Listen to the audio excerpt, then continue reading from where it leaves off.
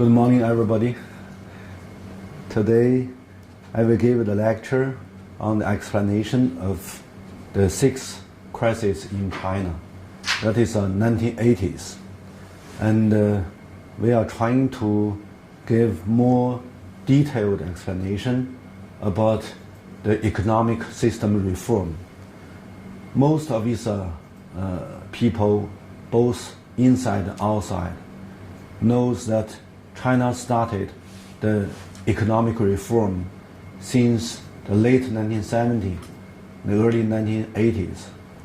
Last time, we have gave the background and analysis to tell people that the economic systematic reform is exactly caused by the crisis, the fifth crisis, happened in late 1970s and the early 1980s. It's caused by large amount of the foreign capital flow into China in 1970s because at that time China reset up the diplomatic relation with Western society, with Western countries. And now this time we are trying to give more explanation about the background. Why that China, since 1980s, China can accelerate the economic reform and also to have so-called high growth since 1980s. The first, we must notice that the 1980s is that it's a new historical era in name of new liberalism. If you have the picture, we have the picture to show that originally since the 1960s, caused by the excess industrial capital expands in 1960s, but most of that time, most of these countries set up the independence after the Second World War, still be very poor. So when Western society, Western countries, they re-industrialization after the Second World War, they can produce large amount of industrial goods, but there's no market. So from 1960s, most of these industrialized country falling into the social chaos, and a lot of left-wing movements encouraged by Maoism in Western society became very serious. And many thousands of people joined the social movements. And until 1980s, you can see that it's very clear to show that what is the historical difference. 1960s, every decade, every year, the foodist and kerosene production as a model declined. So that mass production is a kind of typical foodism for the industrialization, for the industrial capital expansion. But from 1960 to 1970s, they cannot create the capital accumulation. So downgrade every year until 1980s. And 1980s is very important because that the 1970s, late 1970s and early 1980s, when China is the biggest country, biggest population country, and also the biggest market country, its biggest market size, started to absorb these Western countries' surplus industrial capital. It's immediately turned to a new phenomenon. That is here, you can see that the real production downgrade every year, but the overseas capital returns increased since 1980s, 1970s, 1980s. And before 1980s, and most of these Western countries only transfer out their manufacturing industries to so-called four small dragon and 4 small tigers. But these country and the region mainly allocated at the peninsula or islands. So the geographical size is small, and the population size also small. So they cannot absorb too much surplus industrial capitals. So just started from this small economy. But when China opened to Western countries, when China re-set up the diplomatic relation with Western countries, it's very important because China is a big mainland country. So that is why from 1970s to 1980s, especially from the 1980s, this American industrial capital can have a more overseas interest from overseas investments. So we go back to this one. So that is also to show that the accumulation since 1980s increased very fast. And then most of these overseas investments created large number of the overseas returns flow back to Western countries, especially flow back to United States, mainly flow into the stock market, join the speculations. So from 1980s, that is a new liberalism applied to financial capital grow up. So industrial capital declined, and then financial capital increased. So decreased and increased to make the Western capital system, Western capitalist system, have a very big change. A new era, we said, is global financialization, started from 1980s, combining by the new liberalism. That is a very important background to understand what is developing countries grow up. Because that the industrial capital not as originally, not as the past, is play very important role. Since 1980s, financial capital play a leading role. That is we need to talk about the background. So first, we must know that it's a new era. Financial capital leading the Western society grow up of their accumulation caused by they transfer out their industrial capital to developing countries, and then have a large number of the overseas return, and then this overseas return can be very strong force into the stock market, financial market. So they financialized their economy and transfer out their physical production, turn to the financial capital era. That is a very critical background. And because of that time, there's a big change in Western countries. So most of these Western countries mainly taking the revenue, taking the profit from the financial capital grow up. And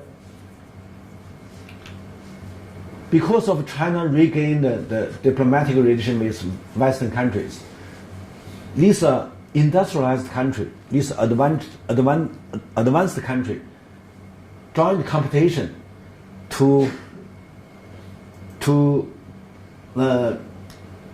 joint competition of the China industrial market, mainly for transfer the facilities to machines to China.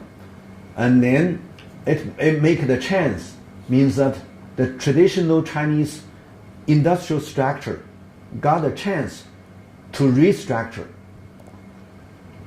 But restructure the heavy industry, machinery industry, and the military industry still need to pay intensive capital investments. It means that the institutional cost still be very high. And also there is a very important event, that is Japan. You know, in 1970s when China set up the diplomatic relation with Japan, China don't want Japan pay the penalty of the Second World War. So, and Japan to be the return and restart to give the official aid loans and also the technological facilities for facilitate China industrial development. And that is the interest rate in 1970s, 1980s in China. Most of these loans is more than 10% of annual interest rate. But Japan gave China the interest rate is just less than 3%. And also the return period can be 30 years. So it means a long-term loan, very low interest rate. It benefits this China a lot, because at that time China still be the country very much shortage of the capital investments. So Japan gave China large amount of the official investments from the governments.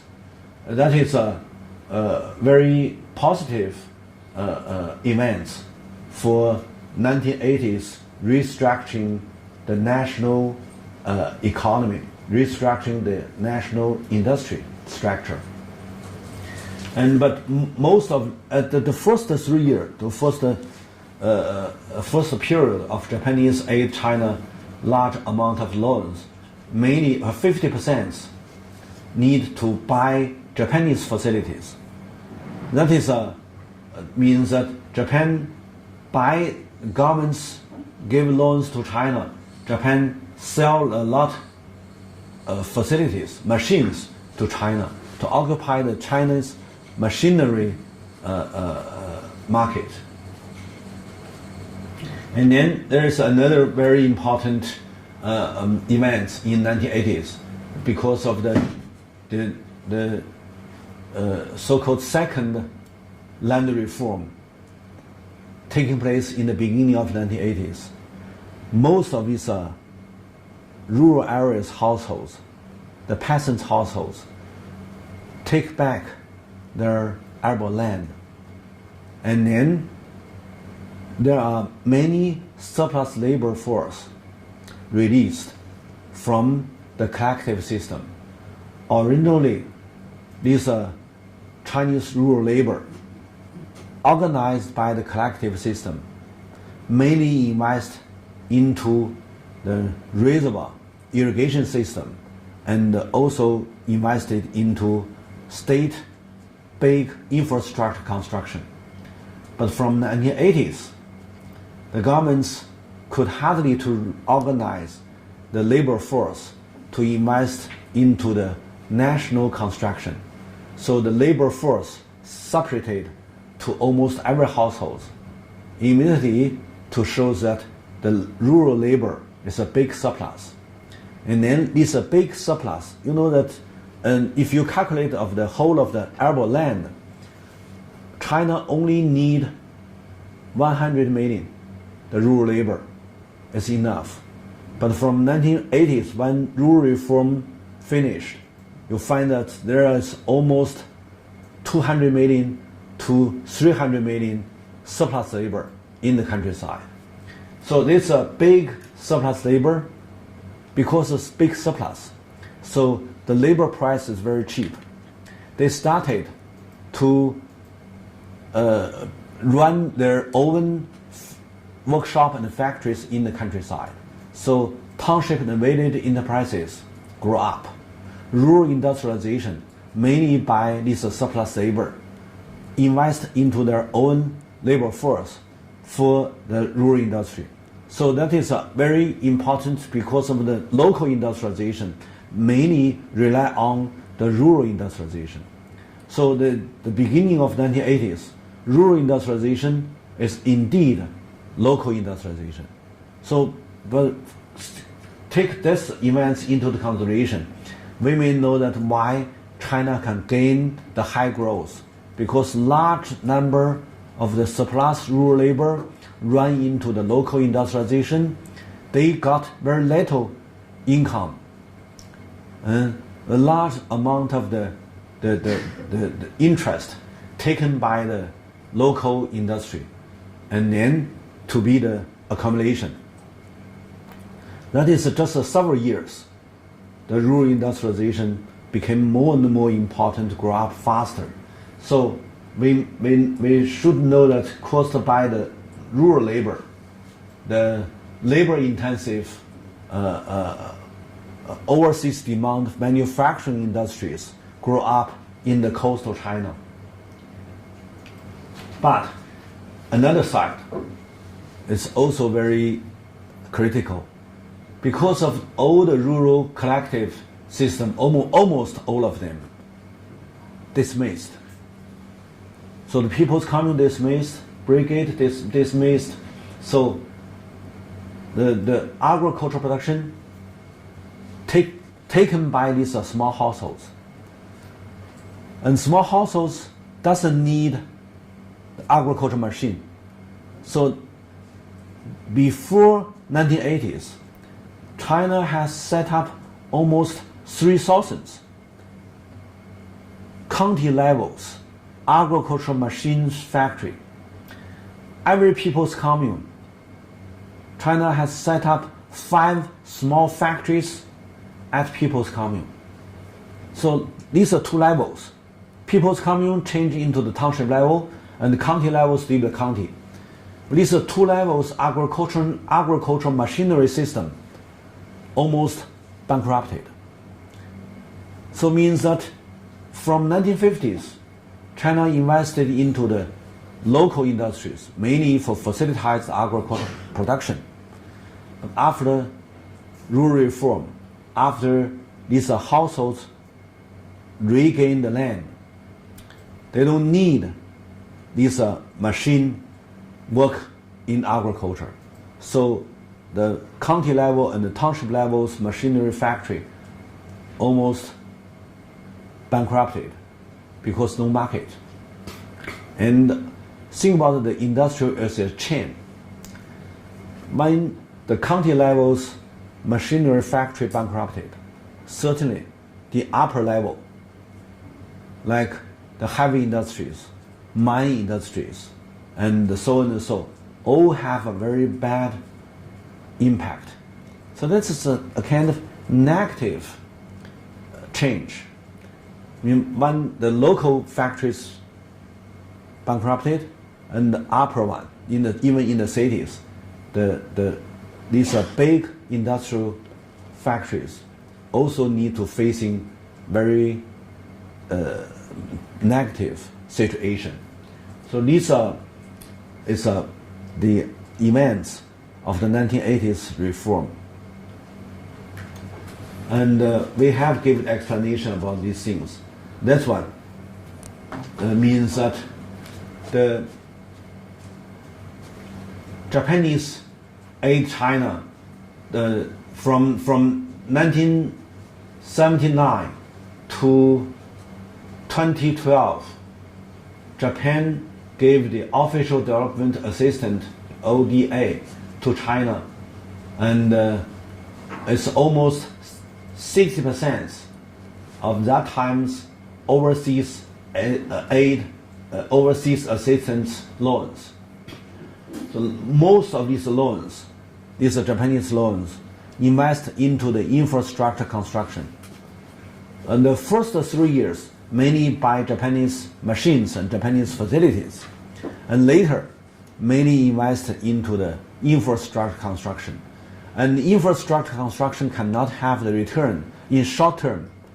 So Japanese development assistance loan became very important because it's mainly invested into the infrastructure construction. And also, because of this loan, mainly invest into the infrastructure construction, means that Chinese governments need every year to have such kind of assistance loan and then to pay back to other countries. When you take the facilities from Western countries, you also need to have a long term to have a returns, and not short term. So this means every year Chinese governments have a large amount of the foreign debts, And then foreign debts to GDP, especially the short-term foreign debts to GDP, is very high. So if you cannot have a kind of sustainable foreign aid, immediately Chinese governments will facing the challenge of the budget deficit. So that is why we give one page to show that Japanese official assistant loan, official development assistant loan, is at that time play a very important role in 1980s. But one thing is somehow turn to the risk, because ODA, mean the official development assistant, and give to China, calculated by dollar. When China paid it back, it started from 1970s. China paid it back, started from the new century. When they pay back, they must give to the Japanese yen. And Japanese yen is somehow the convertible rate, Japanese yen is increased. So means that China payback need to have a more cost. So that is a risk. But most of this Japanese official assistance loan to China is a benefits 1980s Chinese infrastructure construction. And the cost by these foreign aid and foreign investments caused by the large amount of foreign capital flow into China, mainly taken by the central governments. So the central still maintain their traditional policy to use the foreign capital, the foreign loans, to restructure the traditional industrial structure. Means that since 1950s, when Soviet Union gave the facilities to China, that is mainly given to military industry and heavy industries. So this heavy industry, military industry, I have given the explanation, you need even double cost to maintain. Nowadays, Chinese want to restructure the industrial system, and then to develop more light industries and textile industries and chemical industries. But until 1970s, this purpose never been carried out because of the geopolitics, because of they facing a lot of political challenge until late 70s to early 80s. So this time, I mean, Chinese central governments still maintain their policy to change the structure of industries and to make the light industry and the textile industries grow up. That is, they need more capital invest, and then they can carry out their purpose. So for this one, they need to take the cost. The big cost is that it's a capital intensive readjustment, and also caused by the local industrialization, mainly invested by overseas Chinese company. This overseas Chinese company invest into the coastal area, that they have the facilities, machines from overseas, also the markets in overseas. So they don't set up any relation with the inland industries. It means that inland industry, especially national industries, have no markets. There's no relation as a market between central controlled national industrial capital and local governments overseas manufacturing industries. I think that people need to pay attention to this relation cut-off. Originally, the local industry only can be facilitated by the central industrial capital. Central control the machinery industry, control the heavy industries, and central can produce a lot of machines to the local. If any local want to develop their local industries, they need to have the machines from central. But nowadays, since 1980s, because China, especially the coastal area, absorb a lot of manufacturing industries from overseas Chinese investments. They move the machines from overseas, and also the products sell to the overseas. So it means that such kind of industries allocated in the coastal area have no relation with the national industries inside of mainland China. This one is extremely important. Just like I mentioned that when the agriculture separated by the households, they don't need agriculture machine. So this national agricultural machinery system bankrupted.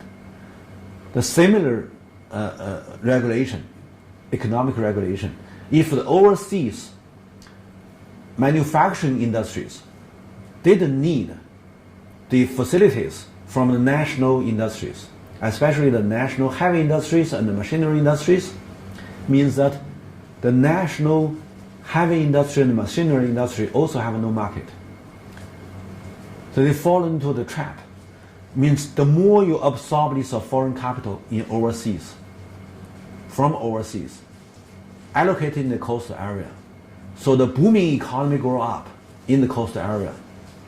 The more overseas investment in the coastal area, the less market of the national industries. Originally, you paid very high cost to maintain the Soviet Union invested heavy industry and military industry. Finally, you found, okay, you have no market. Nowhere need you produce machines to these overseas market needs. So that is when the central take a lot of foreign capital trying to restructuring their state industrial capital system. Finally, they paid high cost, but finally they found there's no market. That is a central central industries, the trap of central industries. And then local.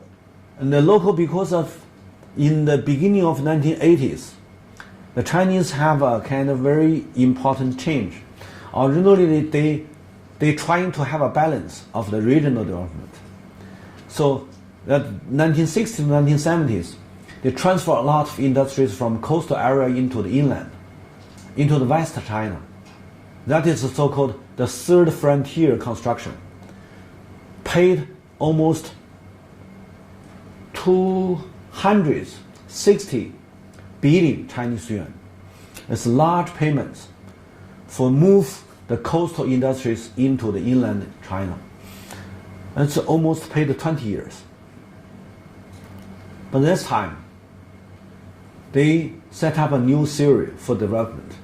That is a floor development. Means step by step. You need to first develop this coastal area. These are provinces. And then when they become rich, and then they can facilitate inland provinces. So they said, allow some areas rich before others. That is a kind of new strategy for 1980s development.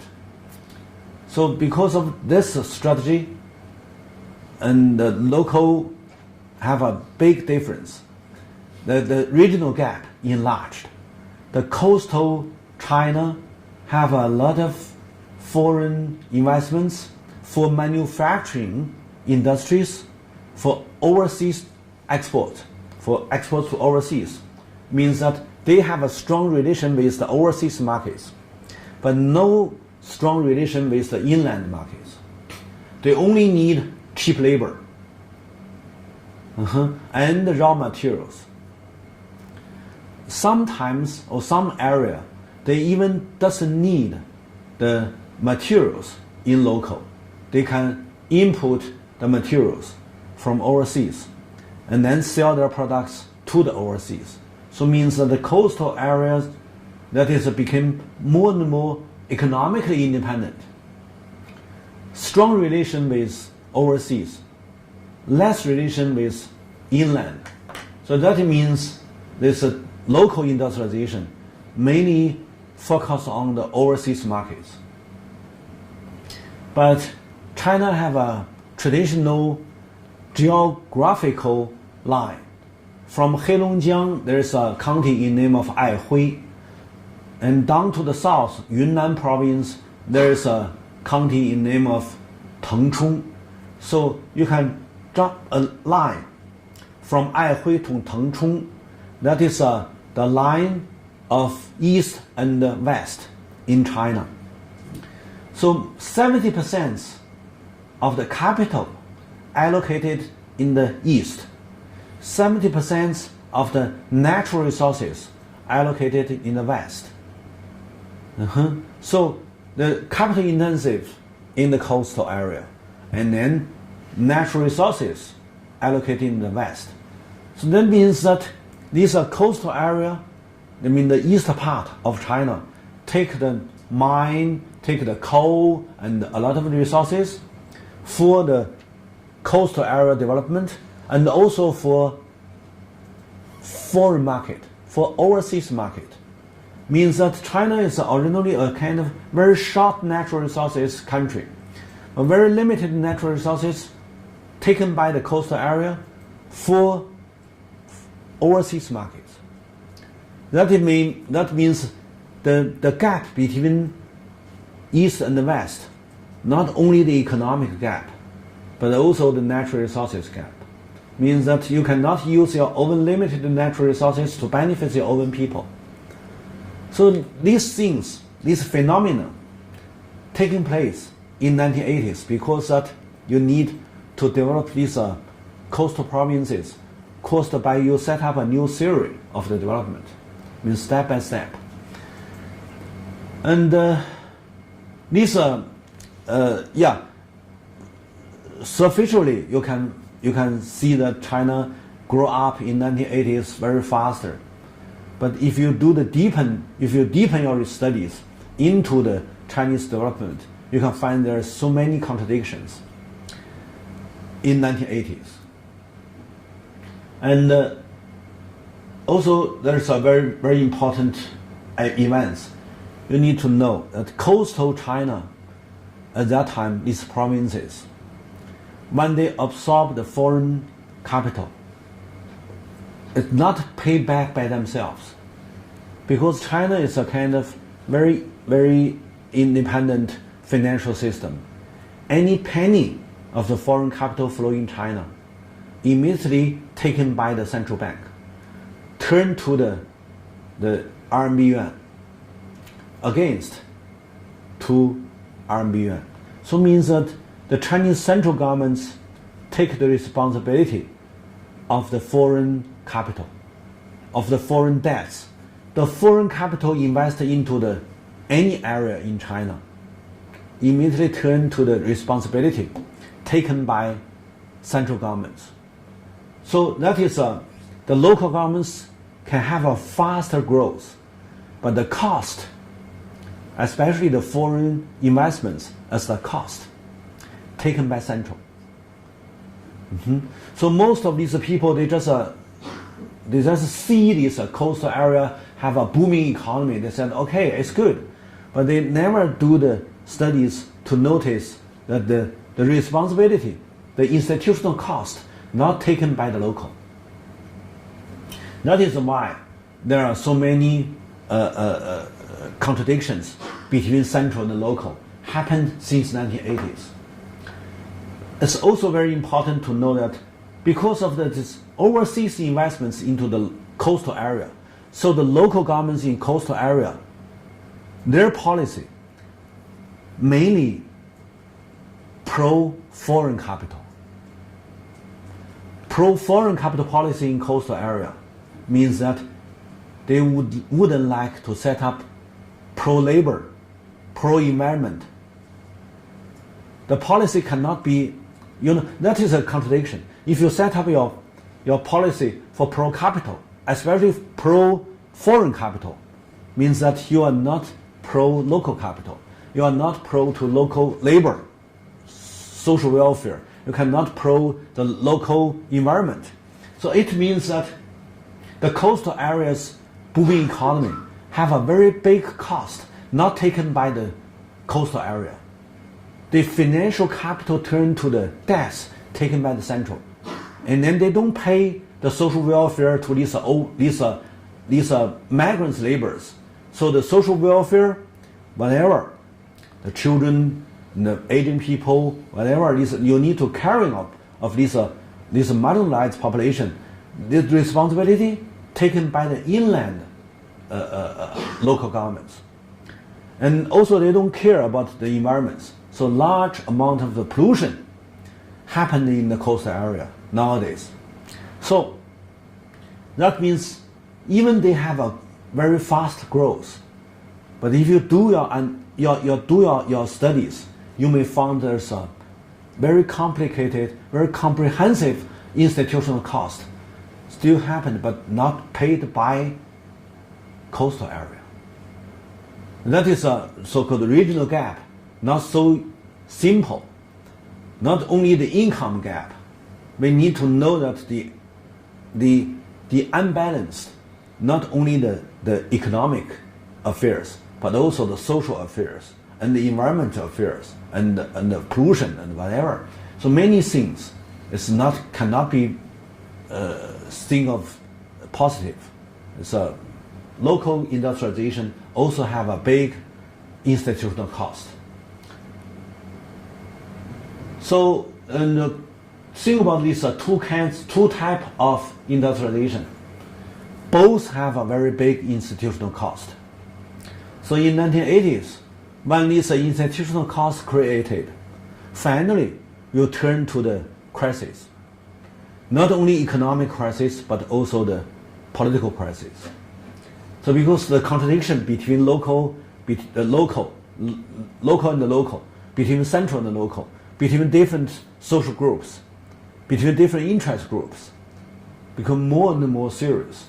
So the 1980s, a lot of people think that it's an ideological issue, but I said no, it's because of the economic growth. Inside of economic booming growth, there are many contradictions, never been analyzed by the officials and scholars. When we talk about these contradictions, we have to say something that is, in 1980s, China also renamed by Western ideology as neoliberalism. And the Chinese leader in 1980s also renamed as the leader of neoliberalism. Because that is just a kind of join together. Western countries move out their industries, their facilities. There must be a big one, can be market, can be the container to absorb these foreign industrial capitals. So that is a so-called international market or international institutions. So why people more interested into the neoliberalism? That's because neoliberalism not only takes place in advanced country, they want to move out their physical productions and then turn their economy into high levels, into high structure. That is a financial capital era. But this financial capital era, they need to find the container to contain the institutional cost. This institutional cost turned to the China, and China, inside China, became multiple contradiction. including of central local, local, different interest group, and whatever. So from the 1980s, when China take large amount of foreign capital for high growth, that is a lot of people think it's a very positive experiences. Few people pay attention to the negative lessons. So my analysis very much emphasize, even you have your economical growth, you need to do some studies inside of the economic growth to notice the institutional cost. So that is this page. We are trying to do the explanation. Okay, so for the central governments almost carried out their purpose because they want to restructure the economic, they restructure the national industries. Okay, they gained this aim. So look at this one. From the 1985, it's close. I mean, by this from 78 started the economic reform, and the light industries grow up, and from 85 it's almost close, and to 90 it's half. So heavy industry and light industry, the structure became close. Means originally it's a heavy industry played more than 60%. In 1950s more than 70%, and 1970s down to 60%, and then 1980s so 50%. Means that the national industry structure originally is imbalanced. It's have a more heavy capital, heavy industries now turn to the half to half. So that is very important. Since 1980s, a lot of people's livelihoods can be satisfied by the national industries. And this one is I mentioned is the line between Aihui and Tengchong. 70% of capital allocated in the east, and 70% of natural resources allocated in the west. And this one is talking about the coastal areas, overseas investments. We have understood the Western countries transfer out their physical industries, their manufacturing industries first. That is from 1960s to 1970s to these Asian small economies, like South Korea, like Chinese Taiwan, like Hong Kong, and Malaysia, and Philippines, and Thailand, and Singapore, and these countries. But it's too small, and small labor force. So less than 10 years, almost all of these so-called the price of productivity increased very faster, and means that these manufacturing industries in these small economies will not very effective. So they got to move. And then when they move and they enlarge their production, the best place is coastal China, because that is time I mentioned, because coastal China can absorb large amount of cheap labors from inland China. And means that these overseas Chinese factories directly move to the coastal area. But it's also very important because when they move to the coastal area, they only allocated in Pearl Delta area. Here also, that is Hong Kong and Macau. This one is Taiwan. Means that the overseas Chinese investments not parted to the whole coastal area. They only hustled in small area nearby Hong Kong because they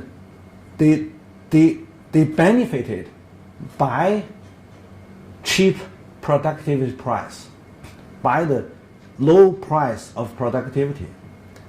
And if they move to some far further, they go into some inland, even in Guangdong province. If they go to the North Guangdong or West Guangdong, or they need to pay more cost of the transportation.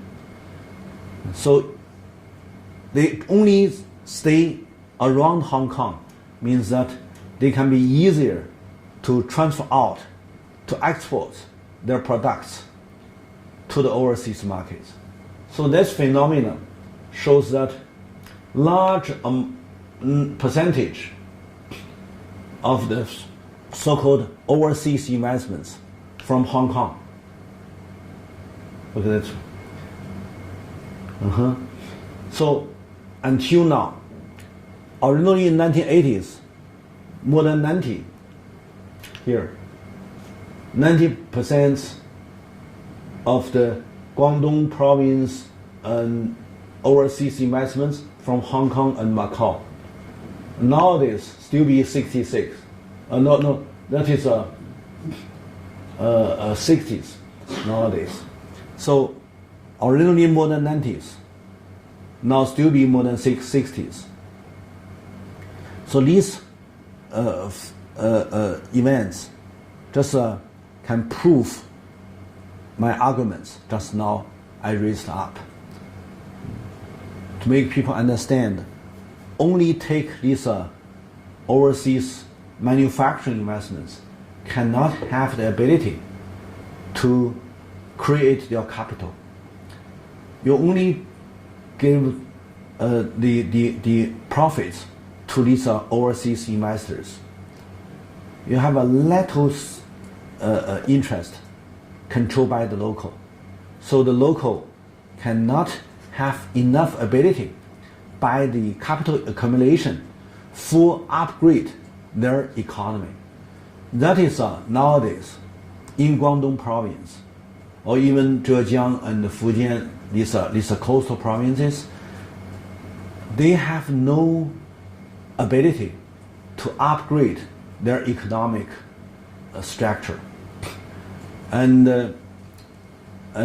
even they want to change these low levels manufacturing industries, but they have these manufacturing industries has very strong relation with the local elites, with the local interest group.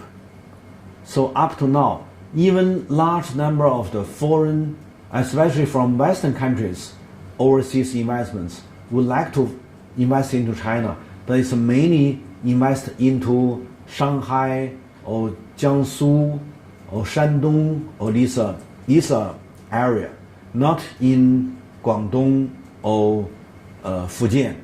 It's because of the most of this land have been occupied by low levels manufacturing industries. So you cannot just kick them out. So that is when we talk about the local industries, we need to know that there are so many things we should going forward to carry out the studies. And then we may have more experiences and lessons to show to other developing countries. But it's a big lesson. If you only can absorb these manufacturing industries for overseas market needs, means that you cannot have the local ability for capital accumulation, for set up your own national industries. Also cannot set up any ability to upgrade your economic structure. So this lesson we we took from coastal China, especially the southeast coast of China, but it may be applied to other developing countries. So it's certainly that they want to have a very fast money. These overseas investments focus on the manufacturing industries. It's faster and easier to move inside. Nowadays, like Vietnam, like Myanmar, or Bangladesh, or Sri Lanka, these countries, they are now taken a large number of the manufacturing industries from China now. Because the labor price and the environment price all goes high, so they moved to these more poor countries. These manufacturing industries only seeking the cheap labor and cheap land, because they have even no exactly interest.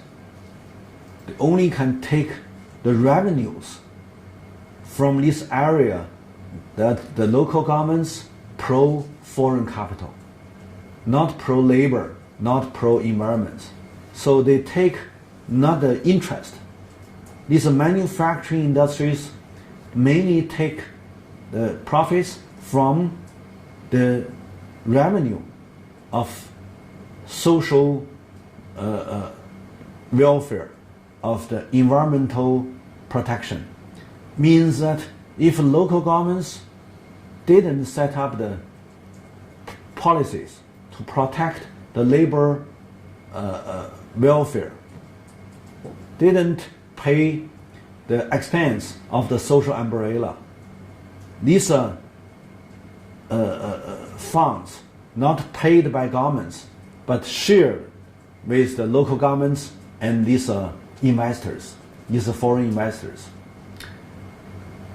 It's in China. It's most of these laborers, they have a generation by generation. Now the old generation has been back. Nobody gave them the pension fund.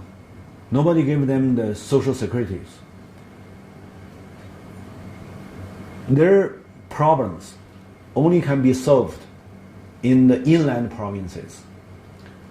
So when we pay attention to such kind of development, we need to indicate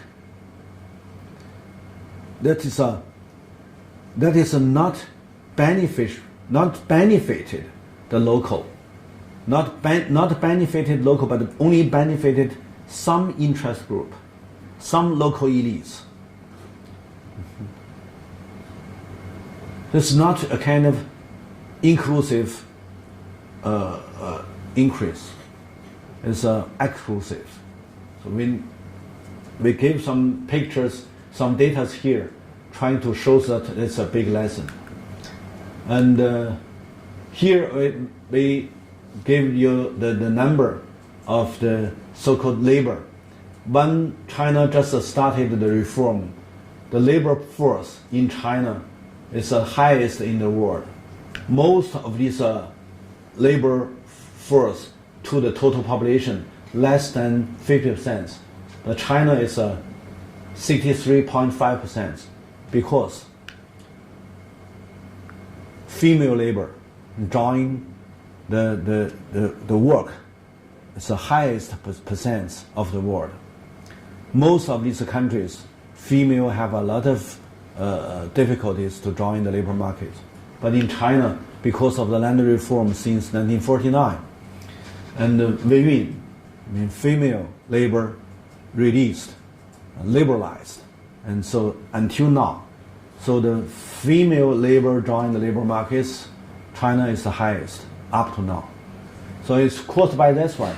So Chinese labor force to the total population is the highest in the world. And think about these manufacturing industries. They hired a lot of young female laborers. So that is quite different with other South Asian countries. So when we just talk about the central industrialization, local industrialization, we will find that the central local, the budget is a change.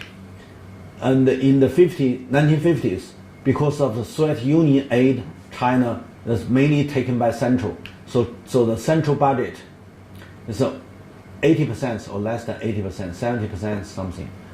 And then, because Soviet Union retreat, the central budget down to the 20%.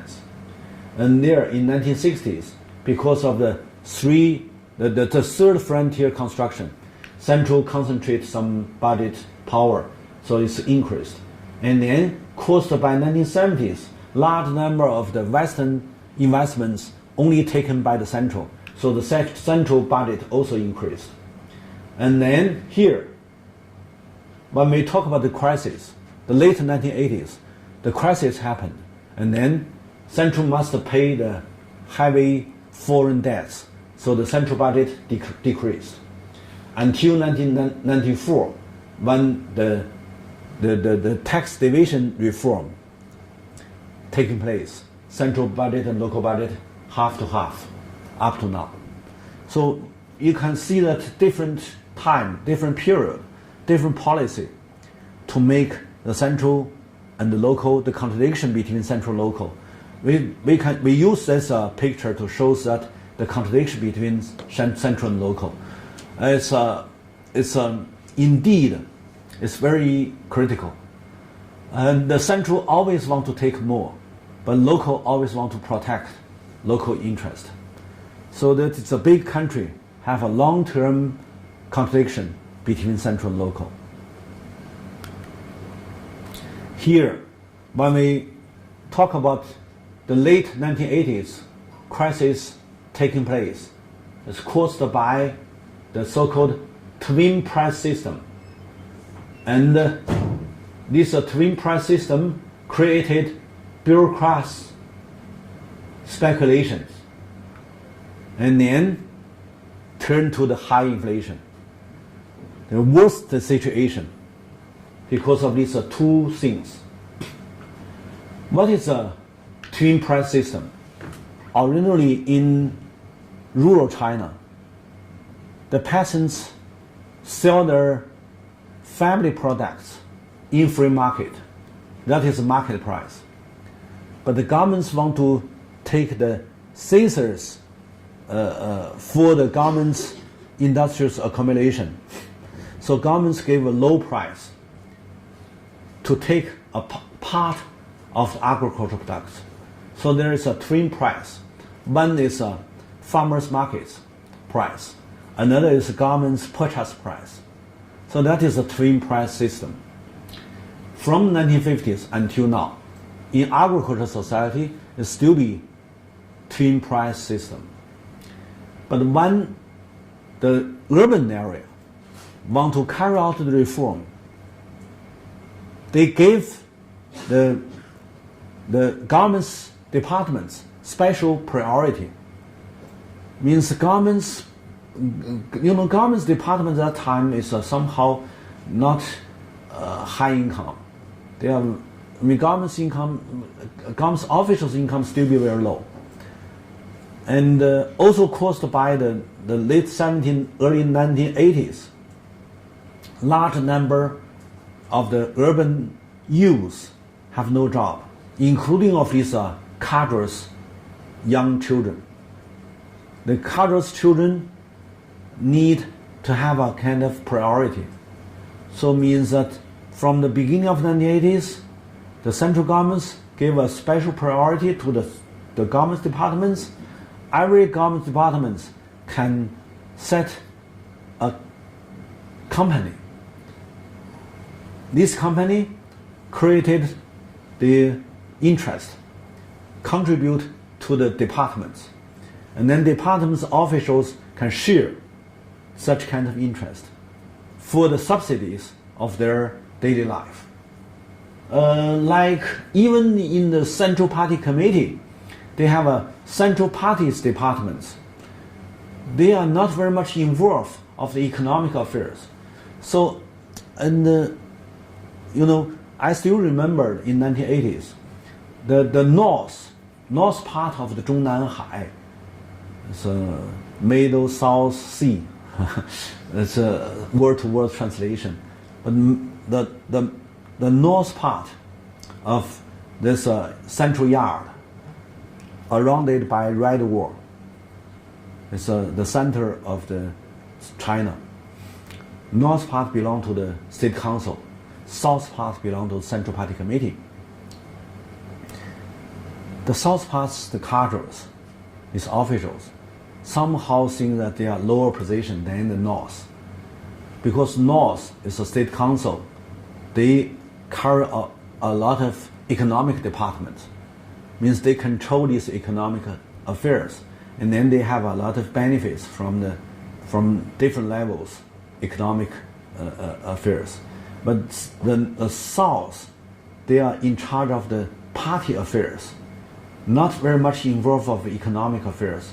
So they have no such kind of benefits. So the South sometimes, especially low levels, cadre, not high levels, they can satisfy their position. And they also can have another position when they become middle age or even elder. So they may take some position in economic department. But these young cadres, they complain, we are very poor. Yes, and in the 1980s, at that time, I was a young fellow in the Central Party Committee's office for rural work and for rural policies. We have no any benefits. So even there's no dining hall in the departments. We got to go to the street to have a lunch or dinner. We are very cautious to save money, and because that time we are exactly poor. So, and when you allow these departments, even our departments, as a kind of office inside of the party committee central leadership, we also have the priority to open a taxi company. And others, anyway, you have a special rights to open a company, and then you take the benefits from the company. So when they have such kind of special rights, and these government departments, when they control the purchase price, they can move a part of these low price materials or commercial goods to their company, and then to take more benefits from the markets, and then to subsidize their officials. That is the started. But when they started by such kind of bad behavior, and then immediately turn to the corruptions, and because the more you take from your purchase price, it's a twin price system, means the more you can have the benefits from markets. So that is a lot of, at that time, a shortage of the raw materials, like iron and steel materials, like cement materials and glasses, and so even the fund. It means that they gave a part of their control, by the planning control, they still have a lot of power. So they use their power to change into the money. That is 1980s. And then who did it? Their children. So their children became, at that time, even older people have a very bad comments to such kind of corruptions. They're from 1980s. And then the people talk about Guandao. Guandao means the bureaucrats' business. So even you are official, you have your business. Your business is just take these low price materials into the markets. And then, step by step, they don't directly use this purchase price materials into the markets. No, they just give the documents how much you can have, and then these documents can be transferred one by another, even 10 times transferring, turn large amount of the profits, but make the market's price increase more faster than before, even to make very bad inflation. So the more shortage, the more high inflation, mainly caused not by so-called the marketization, it's mainly caused by the bureaucrat's business. These things, I suppose that is aroused a lot of social complaint, because finally this high inflation became the institutional cost taken by the society, by the common people. So that is also, no matter whatever you want to carry out as a reform, all turn to negative things, because these businessmen, they don't believe that you have a good policy, because they every day they facing the challenge of the corruptions. So by such kind of twin price system, created large number of the bureaucrats' speculation and the corruptions, aroused a lot of social complaint, and then turned to the high inflation. So we can see here, according to some scholars' study, in the year 1988, that is the high inflation taking place, the total amount of the price difference is 350.9 billion Chinese yuan. It's almost 30% of the total income, of the whole national income. And it's also bigger than the total savings in the bank system. Means that large number of the profits lost by such kind of system. And then not only for these speculators, these bureaucrats, corruptions, they take large benefits, but also make the high inflation. You can see that here is a high inflation. Since the reform, there are 2 times high inflation. One is 1988 to 1989, and then 1990 is down to the bottom. And then second time is 1993, 1994. So that's all. These are 2 crises, close, very close. And this one, I said the high inflation mainly caused by the bureaucrats' speculation. And also, we need to give another events, and then to help you to do the analysis. Local industrialization also need large amount of the raw materials.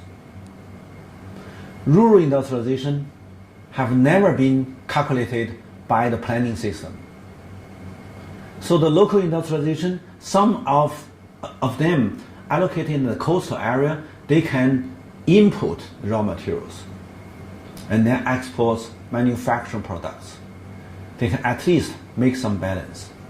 But it's a rural industrialization under the county level, developed very fast, but never been calculated by the planning system.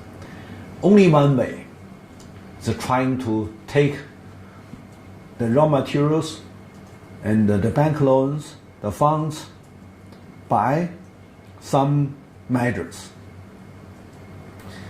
I remember in 1980s, and some local people trying to send the gift to Beijing to some government departments. But Beijing, the streets is very complicated and traffic also bad. So they don't know how to drive into Beijing. So at that time in 1980s, I helped them to be a pilot, to give them the way how to find the government departments. Also at that time, there's not so concentrate. I mean the whole of the officials, whole of the employees in the government departments, they can share similar benefits. Even you are a minister, you only have some, maybe a blanket of the eggs, because local, especially these are rural factories, they send a lot of fresh agricultural products or some local products. They may send you some clothes and some curtains or some pork or some eggs. It's a big truck, drive to the government department's yard, and you can share equally. But just some years later, they changed. They don't need to drive the truck into Beijing. It's too much highway. They just go to send to the key person, to send gifts to the key persons, and then the corruptions concentrate to some small group. That is late 1980s. So the order, the regulation, little bit change, but it's a very bad impact the official system. And so that is but most of them, you can just take their position. You can just imagine if you are them, what you are trying to do as a change. They said, okay, we can do some change. Yes, they did. They did is what? Is that the so-called the price reform, to marketize all the price. But it's immediately when they just have a discussion in the political bureau, trying to issue a new reform, means marketize all the price. Immediately turn to the social chaos. In 1988, in May of 1988, 抢购, how to say that? 抢购, you know, means the mass people hustled in the store to buy whatever they can buy, because they all worry about inflation, and they suffered a lot about such kind of speculation turned to the inflation. So if the store gave some commercial goods, they will immediately hustled to take it. So make these stores cannot open the door. They just open little, and then to whatever you want to buy, you give me money and then give you the commercial goods. So this pictures to show that people hustled in the counter in the store to trying to buy even they don't need. They buy a lot of things, store in their home, and many decades they still be there. And like the clothes, or the how to say that, 肥皂, 洗衣粉, powder of the washing machine, or the what it's anyway, they buy a lot of daily life used commercial goods, and that is when the central just begin to discuss. They said, okay, we can marketize all the raw materials and the goods and whatever, means that marketization. When they want to adopt the reform policy towards marketization. You can compare with Soviet Union, other East European countries. No matter where or whenever and wherever, when they trying to exactly to move the marketization as institutions into their country, almost all of them aroused a lot of trouble, even the big chaos. China did earlier. So in late 1980s, not only China, but also East European countries and Soviet Union all believe marketization, all believe free market system. So when they started, a lot of social chaos happened. Here is also. And then when they are dissatisfied, they go to strike and campaign. Here is a down with bureaucrats business, and also it's done with bureaucrats. It's even the young kids. I think it's pupils in the school. They go to street because they also suffered of high inflation. So and then finally turn to the 89 political movements in Tiananmen Square. Here also anti-corruption in name of ceremony of Hu Yaobang. It's one flag have a two slogan. This one is in name of Hu Yaobang because Hu Yaobang at that time is somehow not corruption. And another side is anti-bureaucrats and also anti the corruptions.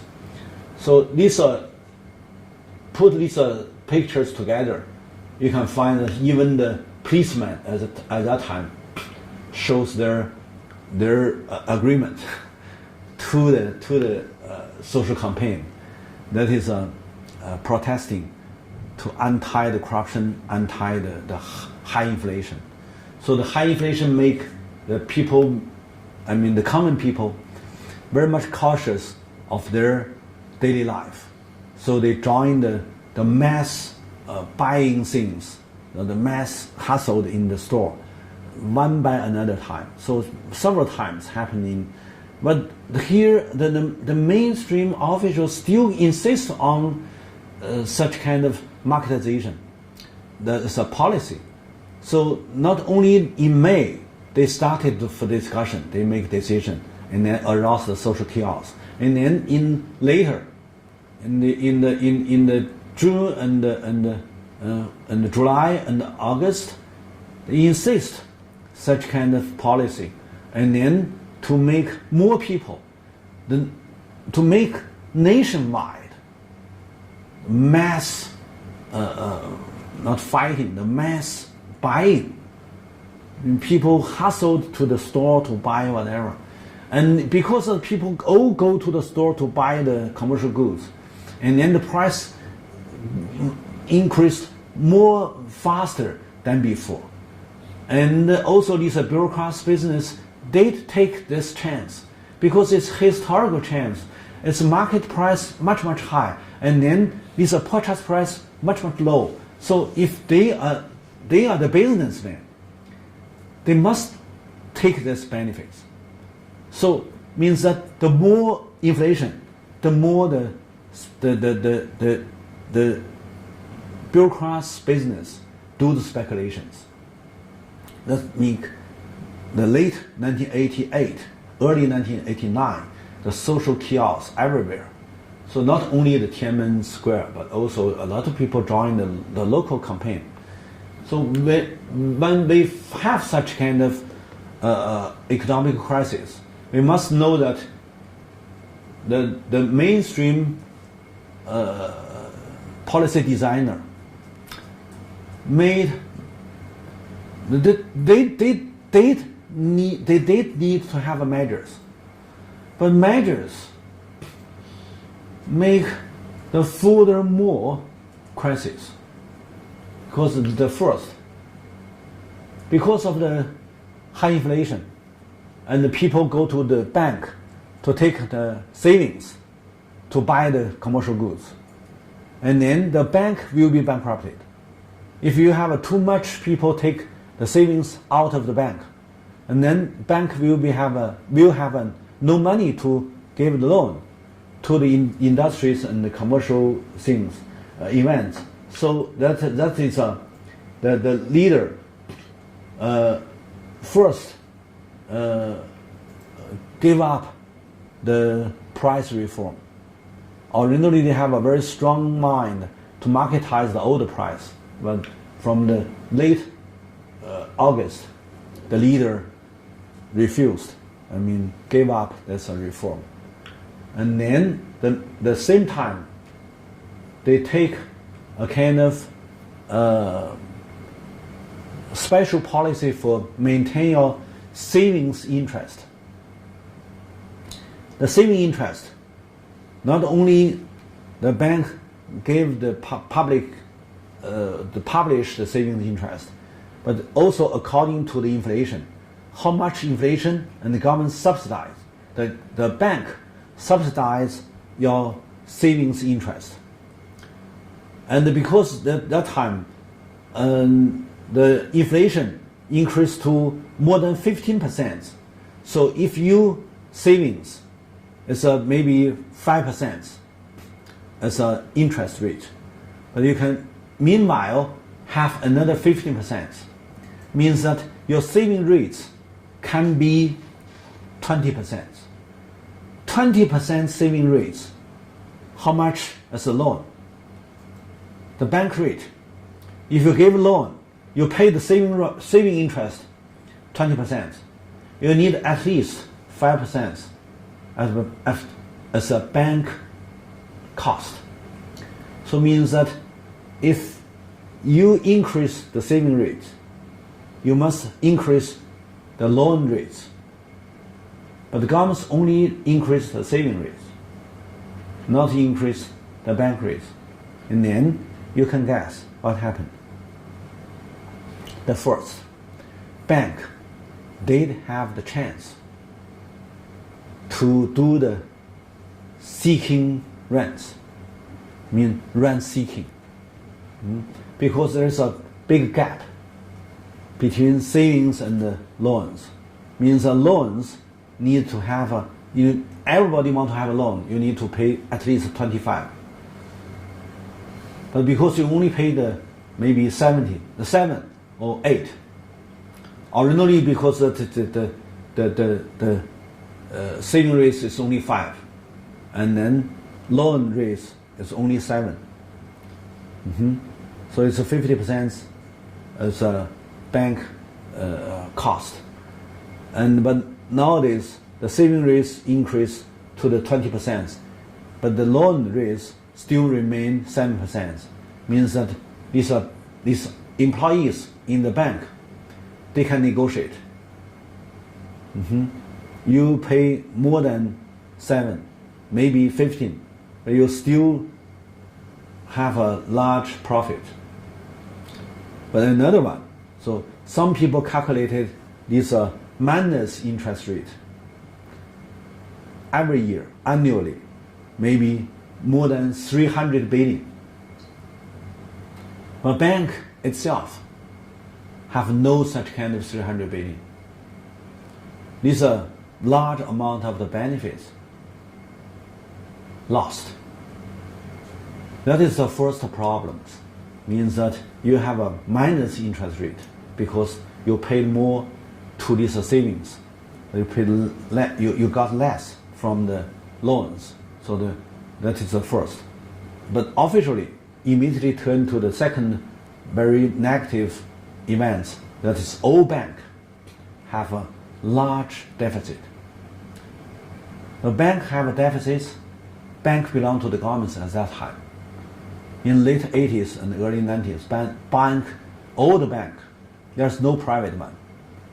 So the bank is the government's hands. So the governments immediately take all the bank deficit into the budget deficit. So the late 1980s, December, the government's budget deficit increased more faster than before. So also means that the governments have no ability to invest into the industrialization. It also means a large number of the employees have no job. So in the 1989, caused by the high inflation and also caused by the government measures, in 1989, immediately turned to the social conflicts. It's a very popular regulation. Any ism, any institution, if you're facing the challenge of the high inflation, you need to take some measures. Most of these government measures made negative impact. That is unemployment increased. So in 89, because of the governments have a very big deficit, short of the investments ability, so in 89 started unemployment problem. And also because of the governments got to increase the bank rate for the loans. So in 1989, a lot of business in reality, they don't take the bank loan. Like these stores. These business, they need to take the bank loan and then to buy the products from the factory and then sell these products from the factory. They sell the products and then pay back to the bank. That is a cycle. But these stores, these shopping centers, they said to the upstream, to these factories, they said, okay, I can sell your products, but I cannot pay your money because money is too much high price. So I have no fund. You can give me your products, and then I sell for you. And that means that this shopping center need they owe these factories, but they need to pay the salaries to their employees, so they never reduce any fees. The costs still be there. So the whole of the economic system became chaos. And then this 连锁负债 means that the debts became a kind of chains. And because the factory produce these products, need to pay the machines to the upper stream factory. They have no money, so they said, okay, I owe you. Wait. The whole of the industrial chains became a kind of debt chain. That is in 1989 and until 1990. So that means that the whole of the industrial segment cannot run because the whole of this cycle stopped, caused by the financial capital problem.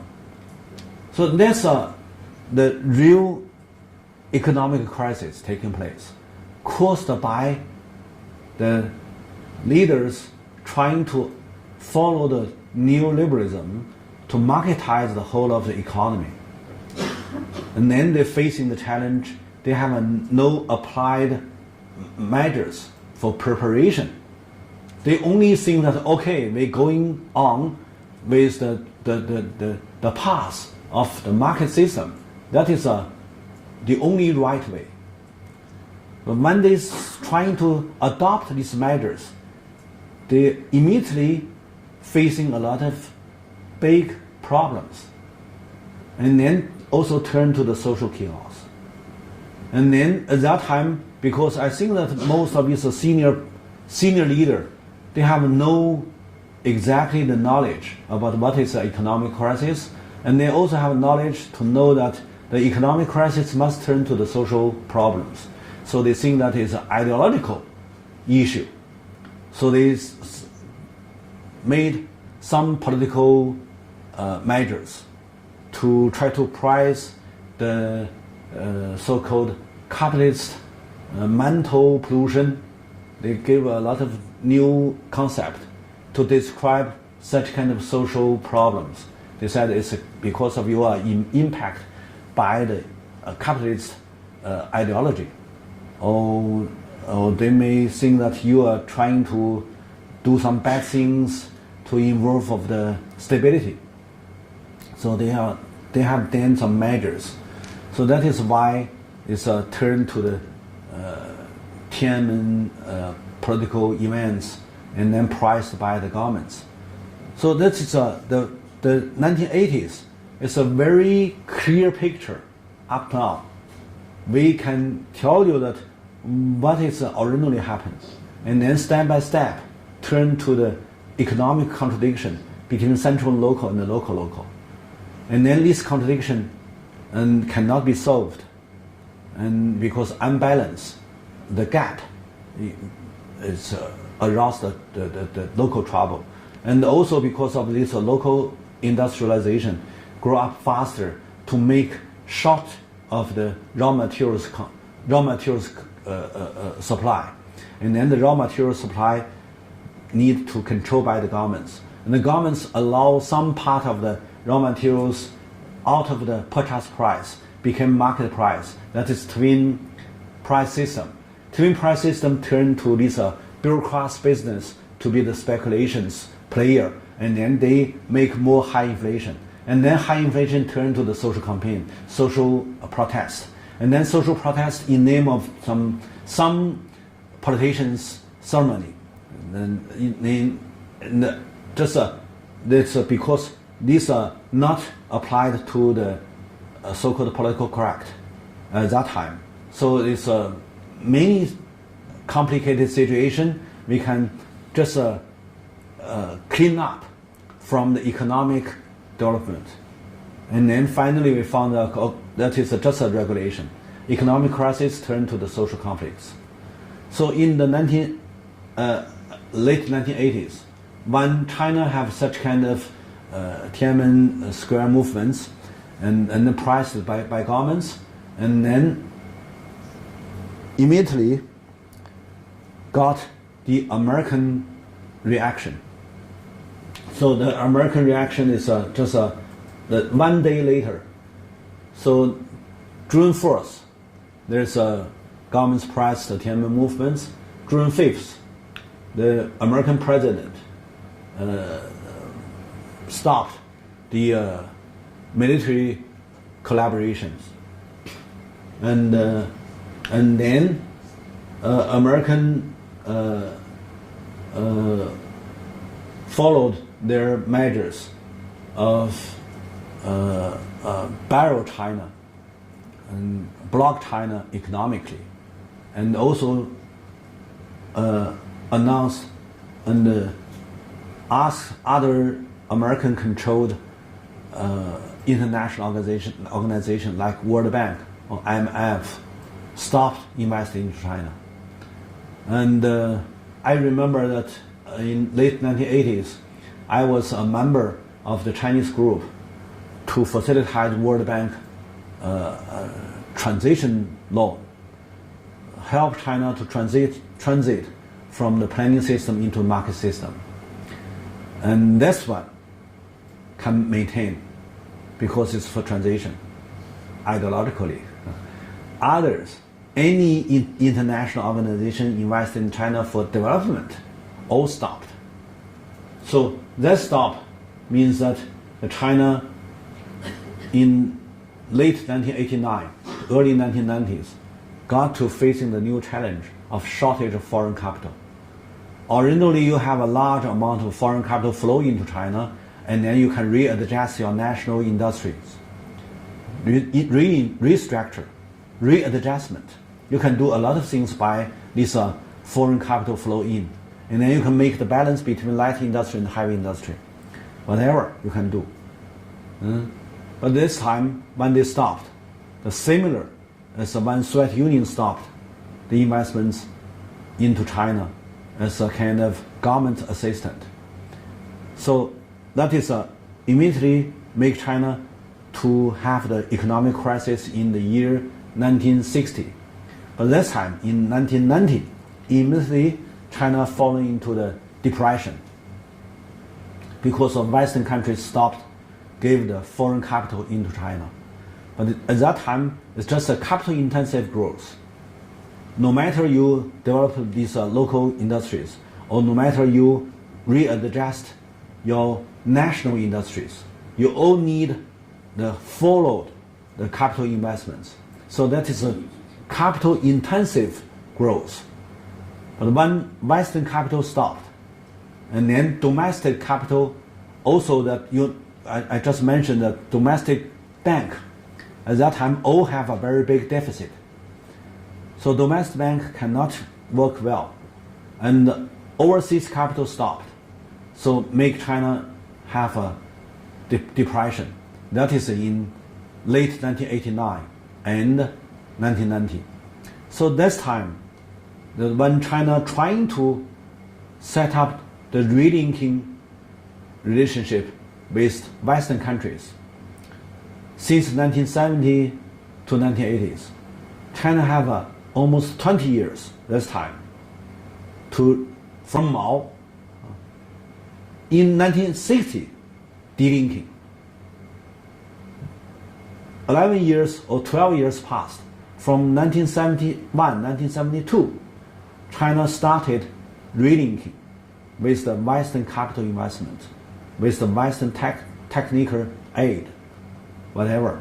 And then, when you have the Western facilities, you need to use the Western management system. That is started the economic reform. And then more open to any kind of the Western investments. That is from the beginning of late 1970, early 1980s. Means that Mao started the relinking, and then Deng fully relinking. Any kind of foreign investments can directly settle in China. So they said we are linking with international system. That means that relinking became a very popular event in 1970 to 1980s, and not along 2 decades. From 72 started to import the foreign facilities until 88, 89. Means that China has 16 years to 17 years relinking to West. It is extremely important, not only to China, how to remember the historical lessons, but also to any other developing countries. If you do want to relinking, you need to take the Chinese lessons as into your consideration. You cannot only take a look to notice that China have a high growth. China fulfilled the industrialization. You also need to know how China paid the cost. How many times crisis happened in China? When China restarted the linking with the Western capital since 70 to 80s. So this time, when we talk about that, we got to say that when American this time try to block China, it's not so long. You know that from 1950, because of the Korean War, American lead other Western countries block China until 72, 71. So this is 21 years. This time, from 89 to 93, American gave up. It's because most of these Western countries did have their interest in this biggest market, that is China. So they cannot follow American. And even that time, some of these Western countries keep investing into China. So that is American cannot stop. They just suggest. Also, they can control this international organization, but they cannot stop other countries keep invest into China. Even it's small, but it still be there. So not keep longer, just 4 years or 3.5 years. It's changed. So, but when we see that curves, we can see that it's very smoothly. But here, you can see that high growth in 84, 85, and then downgrade. Or from 88 to 89. This 88, this 89. Decreased to only 4%. Originally, it's more than 10%. And then down to later, not minus, but less than 4%. This one is so these are 2 years. The crisis happened very serious. And you also can see that because of this is external debt, short term to the normal GDP. Because of 1989, the foreign capital stopped flow in China. So these short-term external debts also decreased to the GDP. So many things happened in the late 1980s. And we got to give the final conclusion about this one. That is to calculate into the whole of the 10 crises. This time, the late 1980s, is the sixth. The sixth crisis is the first stagflation crisis caused by the first time by marketization. Means that first time marketization in China in 1980s and encountered the stagflation. And that is a stagflation is a kind of economic crisis type. You can be easier to learn from Marxism. But in China, few people talk about stagflation because they don't think that it's a kind of economic crisis. But it's indeed. We said positive experiences is that the country, the state, passed from the 1960s, 1970s, and 1980s. They passed 3 decades.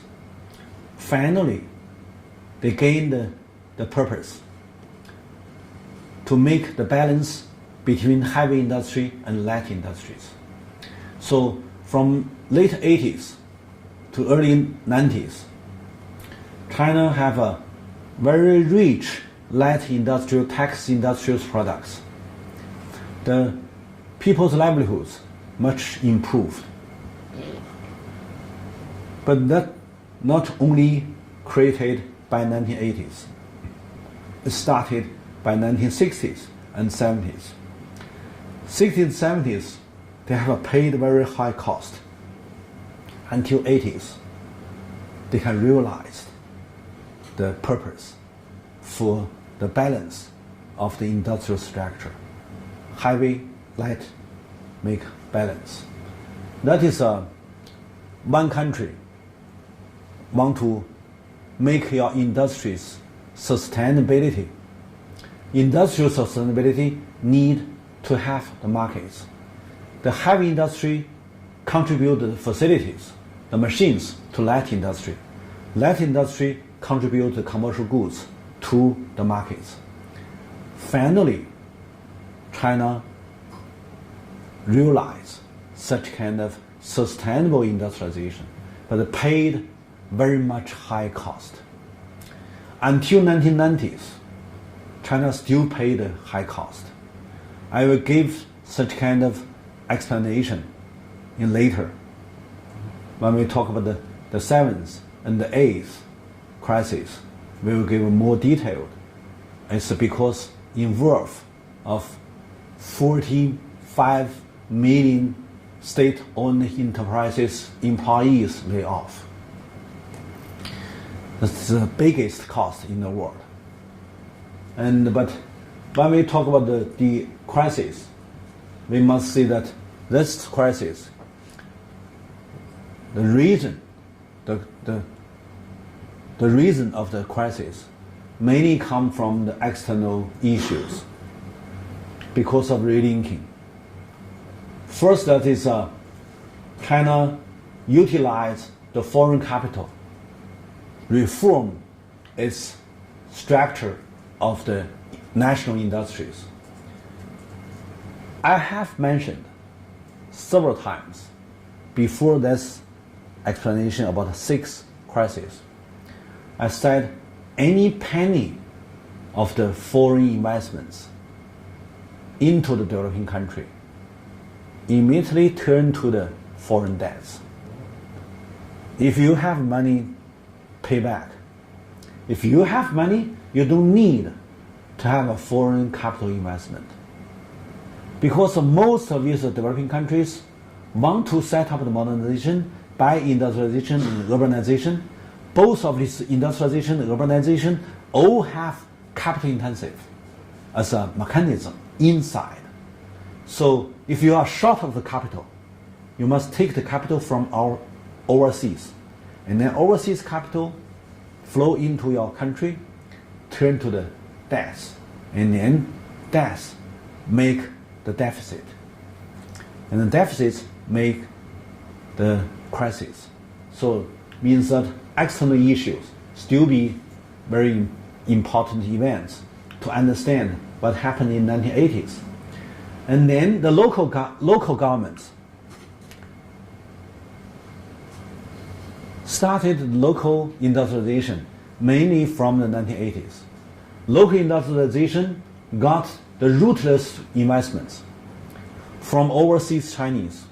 As I mentioned in Guangdong, Palo Delta area, more than 90% of the overseas investments come from Hong Kong and Macau. Many come from Hong Kong. So these are rootless investments only seeking the social revenue and the environmental revenue, cannot create large amount of the interest.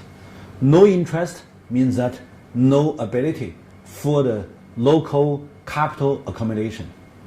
And then means that local have a very important shortage for readjust the local economic structure. That is from the 1980s to nowadays, almost 40 years in coastal China. The local governments still feel very difficult to readjust the local economic structure. They cannot have a high-tech industries. They cannot have heavy industries. They cannot have machinery industries. Nowadays, still be a kind of manufacturing industries play important role. So that is why when these manufacturing industries move out to Vietnam, to Bangladesh, there is a kind of local worrying, especially the governments, because that these laborers will have no job. And also when they have destroyed the local environments, if they move out, you have no tax to protect your environment problems, to solve the problems. So that is a very important negative impact. Another one is that when they input the facilities, means that the upstream industry, national industries, cannot supply the machines to these coastal area manufacturing industries. Means that they cut down the market relation. So make the national industries become more and more falling into the trap. Finally, they got to be bankrupted. So when we talk about such kind of problems. We need to know that the national industry capitals originally is their products is shortage. We have a shortage economics. But after 1980s, few manufacturing economy for overseas demand need the national industries to produce machines to facilitate the manufacturing industries in coastal area. So this one, I said, is also very important. Even they can short terms to create some tax or can have this foreign reserve. They can have the trade surplus. Nowadays, China became a trade surplus country, mainly by the coastal area. But that is a return. But you also need to think about the cost. So here is the cost. And the external issues also including of this American bloc China, that's from 1989. Because that you rely on foreign investments. So when you have the conflicts with United States, political conflicts, they stopped foreign investments into China, and then you immediately fall into the trap of the deficit, means reserve deficit. And we will give you more explanation about next crisis. When we talk about the seventh crisis, we will tell you how much is a foreign reserve debt and how it's impact the Chinese economic growth. And then we can turn to the internal issues. The internal issues, the first is because of the 1949. The urban economy started to use the twin price system. Originally, this system only applied to the rural China, not applied to urban China. But when they trying to take this one as a positive experience into the urban reform, they found that it's applied to this bureaucrat's business. This bureaucrat's business, the big benefits, more than 300 billion annually. I mean, in 1988. 1988 is the worst year of the bureaucrats' business because they took too much and make the highest inflation. Up to now, the data has been readjusted. Originally, in 1980s, the governments committed the high inflation is 18.6%. And now it's readjusted down to the 15%. But 15 is also very high because nowadays a lot of countries like China only have a 3% or less than 3% inflation. But at that time, it's 18%, 18.6. So it's high, very high inflation. And in this year, because of the high inflation happened, and the government's mainstream officials and scholars, they had designed a kind of reform plan or reform project. I said it's similar in most of these East European countries, including of Soviet Union. In China, it's when they utilize such kind of reform projects, when they try to utilize, they just make the pre-decision, because all the decisions need to be made in political bureau, and then give such kind of decision as a suggestion to the State Council. There's a very complicated the system, not exactly taught by these State Council's economic department. No, first it's in the State Bureau. But there's many information channels.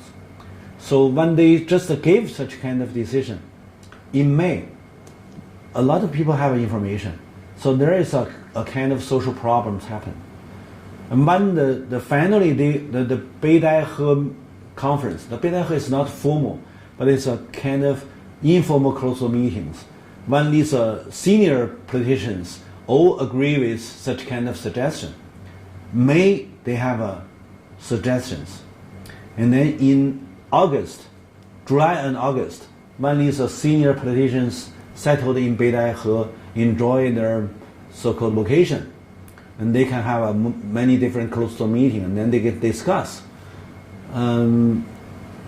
like a lobby, something, and then they make decision. They support this reform, and when they just give such kind of information, immediately the social problem aroused again. So these are things. I mean, you can see negative, but you also can it's a positive, because these are things to make the central politician, these are senior persons, seeing that it's a too much negative things happen. So they immediately make decision, stop. So the 30th of April, of August,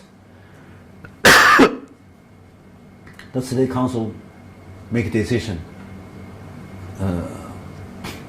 stop such kind of reform. But the bad impact has been expanded to anywhere. So a nationwide fighting for buying things, not fighting, but trying to compete to buying commercial goods has been, you cannot stop. So that is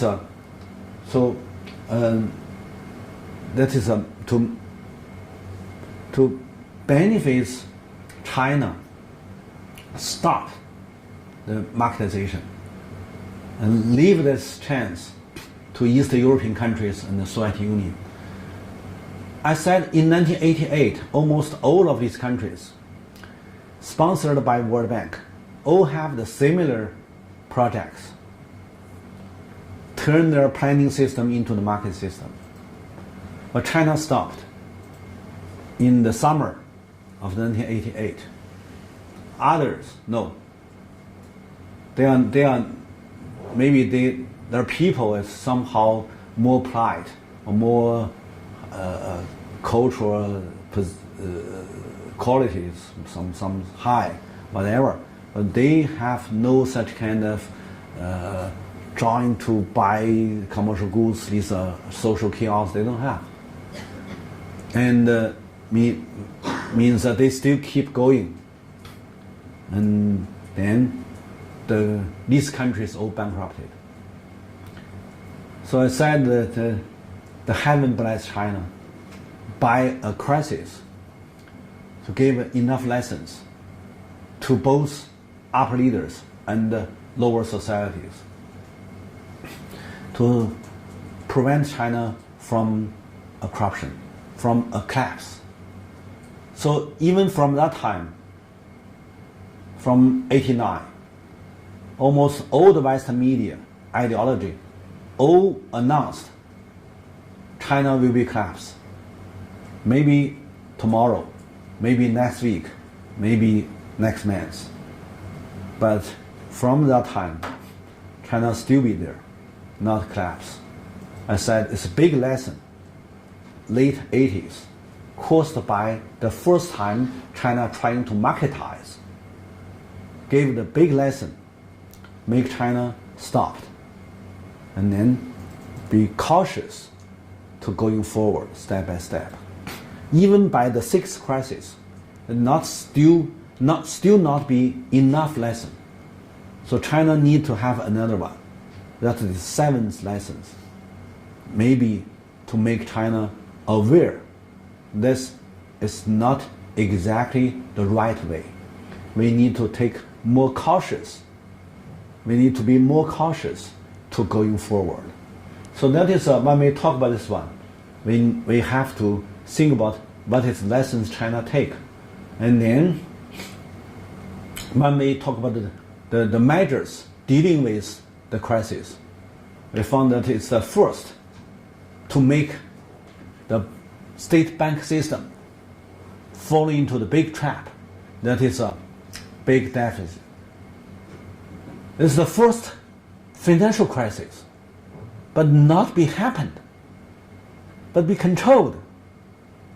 That is also very important issue we need to take into the consideration to think about. At that time, I mean, in the year 1988, all Chinese banks need to be bankrupted because all have a very bad deficit. As I know, because at that time I was a policy researcher in Central.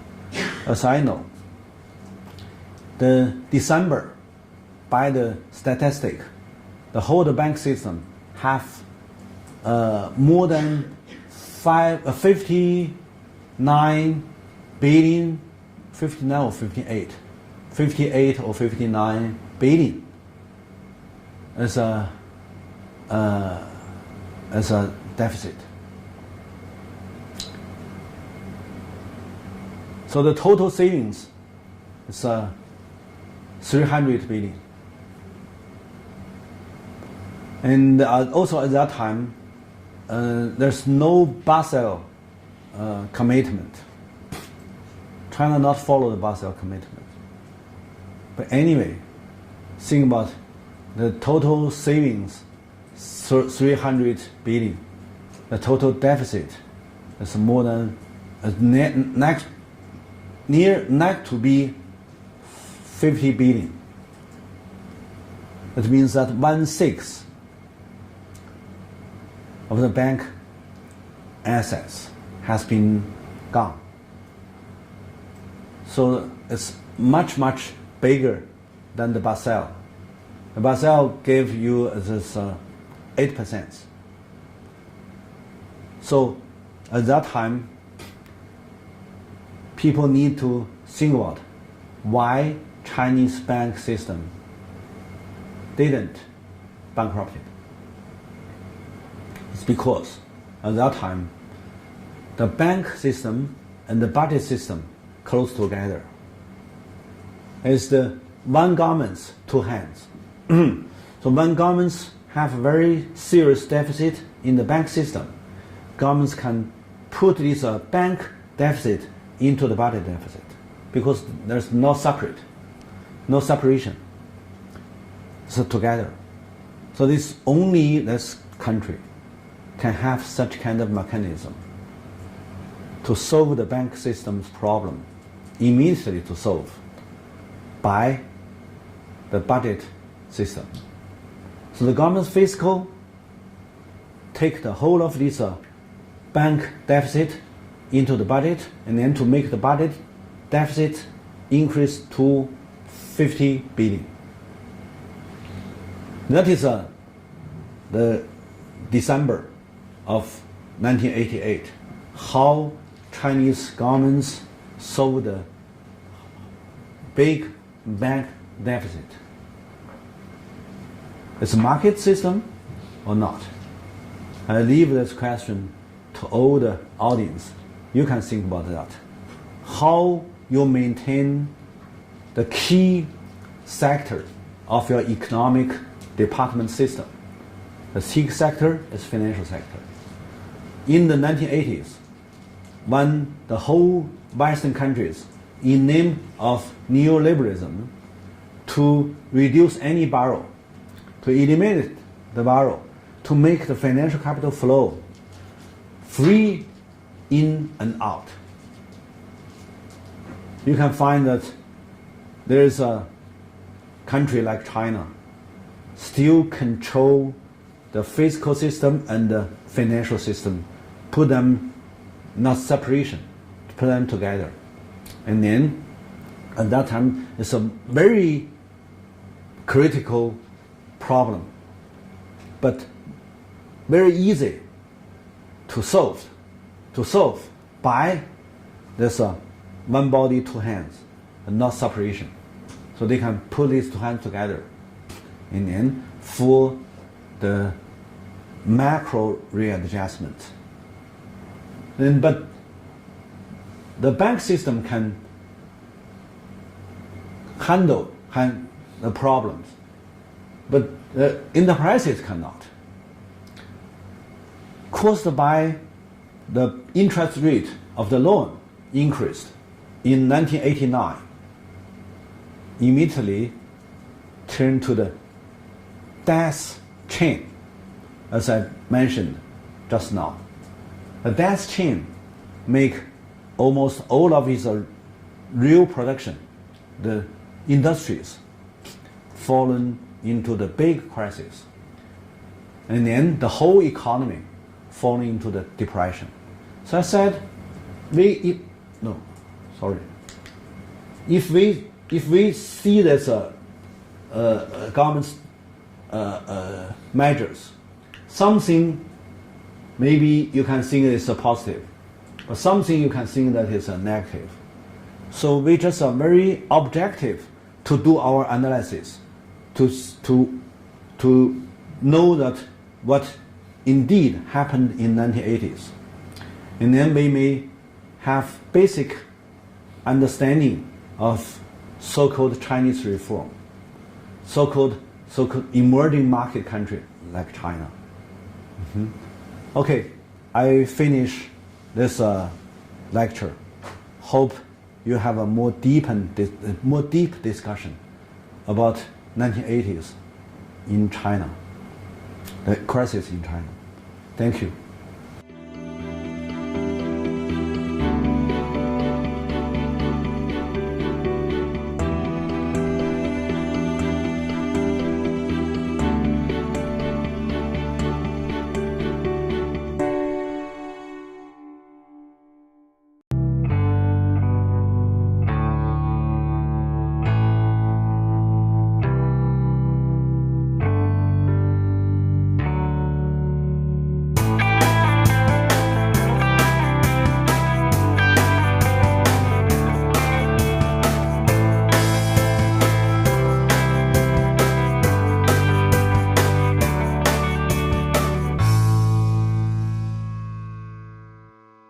Now let's start the lecture on the seventh cyclical crisis happening in China in the since the year of 1991 to 1995, 1996. That is very close to last time. The last crisis happened in 88, 89, and then it's very soon. It's because of very complicated international current situation, especially caused by American-led Western countries block China again since the year 89. And also the 89 is the year of East European socialist collapse. And caused by different events happened in international society, and China got to deal with not only domestic issue but also the international issues. So that's just the 88, 89 stagflation crisis happened just several years later, and there's the other crisis followed. So that is the seventh. So last time we talked about the sixth cyclical crisis happening in the year of 88, 89. And it's mainly caused by the marketization.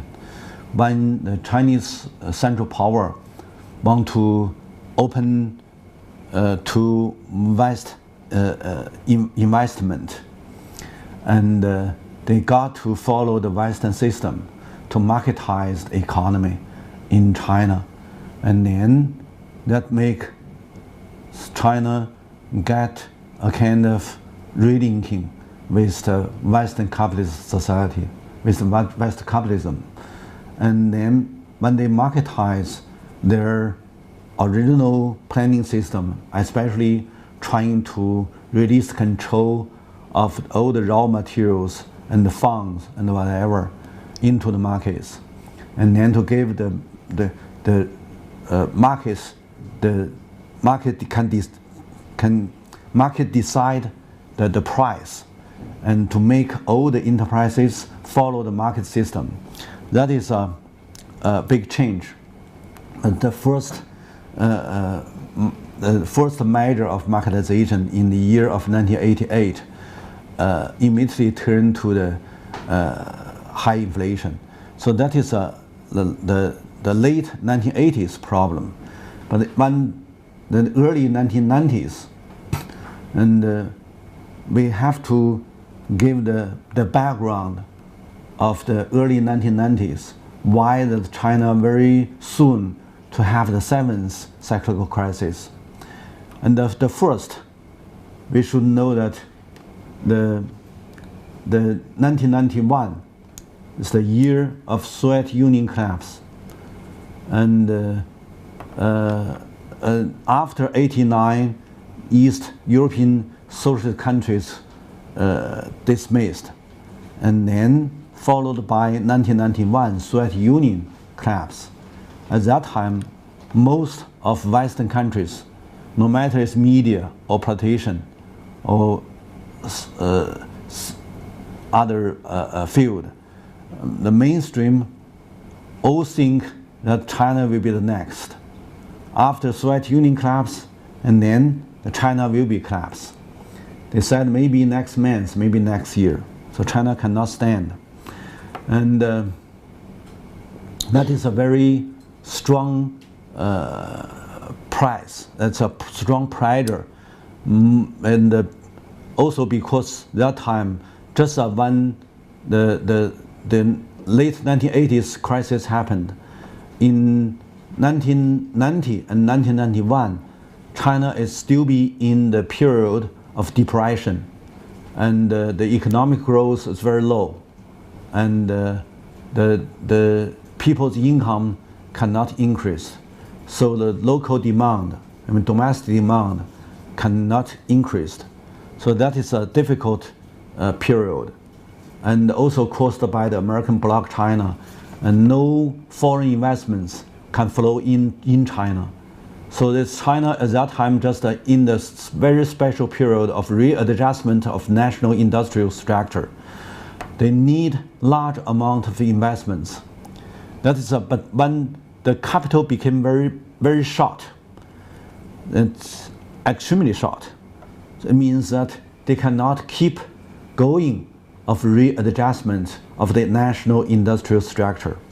So most of these problems put together and make the China fallen into a kind of very difficult situation, and also caused by the Soviet Union collapse. The American power can be a kind of polar power in the world, and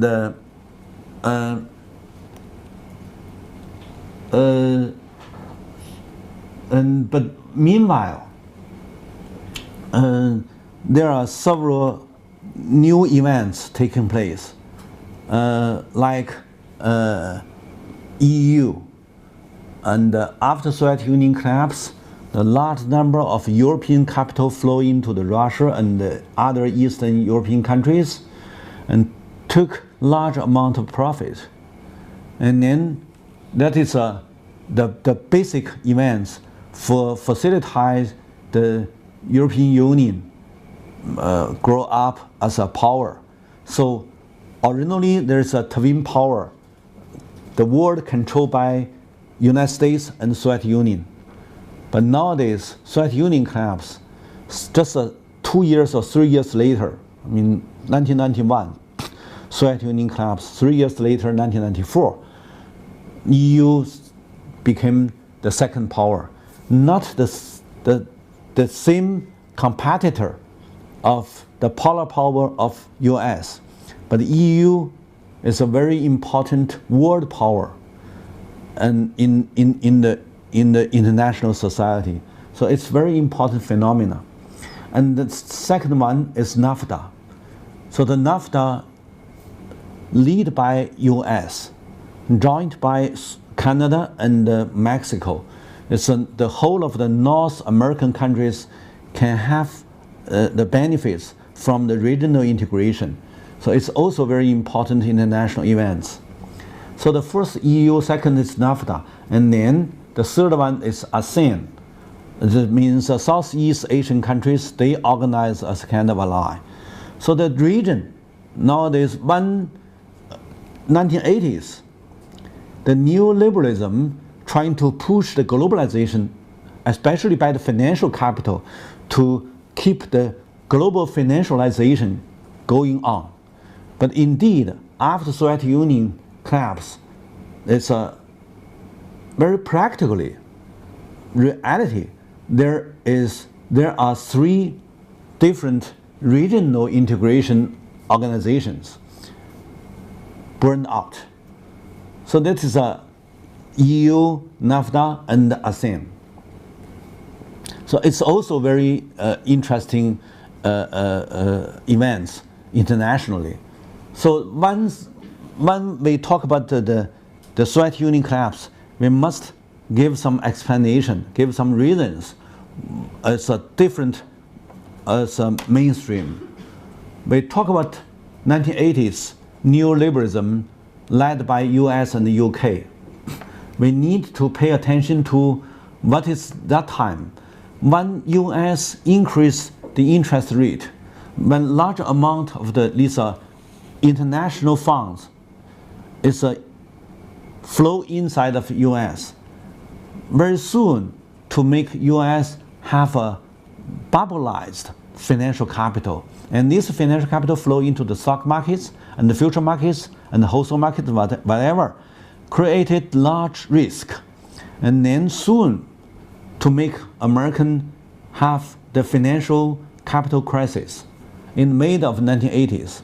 And at that time, American transfer out their financial crisis by decrease the oil price, increase the green price in the international future markets. And when the oil price decreased, it means that the American's competitor, Soviet Union, originally they have the interest by export the oil. So the oil price decreased, means the Soviet Union have a little trade surplus. And then Soviet Union short of, especially in 1986 to 87, Soviet Union have a short of the grain. I mean, that's because of the natural disaster and something happened, and then they are short of a grain supply. But the grain price increased, even doubled. So it means that Soviet Union must pay more hard currency to buy grain. So one side, when oil price decreased, they have a little surplus. They have even no surplus. Another side, when grain price goes high, they need to pay more hard currency to buy grain. So that means unbalance. That means the deficit in Soviet Union. And then that is one reason of the Soviet Union, the society cannot be satisfied. It's similar as nowadays, in the new century, Venezuela, Iran, and Russia, they all have almost the same problem. When the oil price decreased and the grain price increased, these future markets have such kind of similar phenomena. Happened in 1980s to exactly towards the Soviet Union, now towards to other competitors. These events happened again. So that is help us to understand why that the late 1980s and the early 1990s, the East European countries, the socialist countries collapsed, and then Soviet Union collapsed. There are somehow these international market impact play an important role. And also caused by Soviet Union at that time just rely on this barter system, means that they just exchange the products, the commercial goods, and they calculate it by the account. They don't need the paper currency. So means that the whole of the Soviet Union and the East European socialist countries at that time, not the monetization. So means that if you calculate how much as the real products produced, if you calculate the real products, they are very much high. So if you calculate the industrial products and the textiles products, whatever, these raw materials products, you can have a big number. But if you calculate it into the GDP, you know, from the 1980s, when American lead their economy from the real economy into the financial economy, from the industrial economy into the capital economy, financial capital economy, they change. Sorry. So the Western countries change the calculation system, the statistics system. Statistic not calculate how much real products, and they calculated how much by market. So if the Soviet Union lead this socialist countries not use the market system, means that if you compare the GDP, the socialist system, these are socialist countries, GDP much lower than Western countries. And GDP means that you need to put your commercial goods into the markets, and then you sell it, and then you can calculate how much is the added value. But if you just exchange how many grain, how many cotton, you change to how many steel, how many automobile, that is just right into the account, not use the currency. So that is a quite different system. So these are difference made that the superficially Soviet Union and other socialist countries economic competition is lower, it's backward, not so advanced.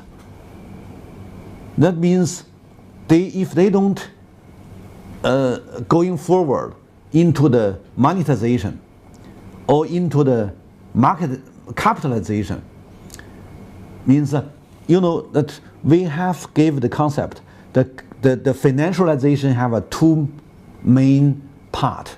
One is monetization, means that whatever you produced need to be monetized, and then your country can issue a lot of paper money, and then to all of this monetization can calculate it into your economic growth, so you have a more competitive growth. And that is monetization. Another one is a capitalization, means that your firms, your enterprises, your companies, you need to go to the stock market to capitalize whatever you have as properties. Yes, you do have a large number of the properties, but these properties, if not, you just stay there, store there, not put into the stock market. Stock market means intangible markets, the intangible events to describe whatever you have as properties. So there is two things. One is monetization, another is capitalization. Put together is financialization. So most of these socialist countries haven't stepped in the financialization. It's because of they rely on the barter system. That means that they just exchange their products. It's a physical products, and that is enough. They don't need to have a lot of money. So they did not use the money as a symbol to symbolize their properties. So that is the difference. Nowadays, most of these social movements in developing countries, they have no such kind of basic knowledge. They only think that the socialist system collapsed. But socialism never been collapsed.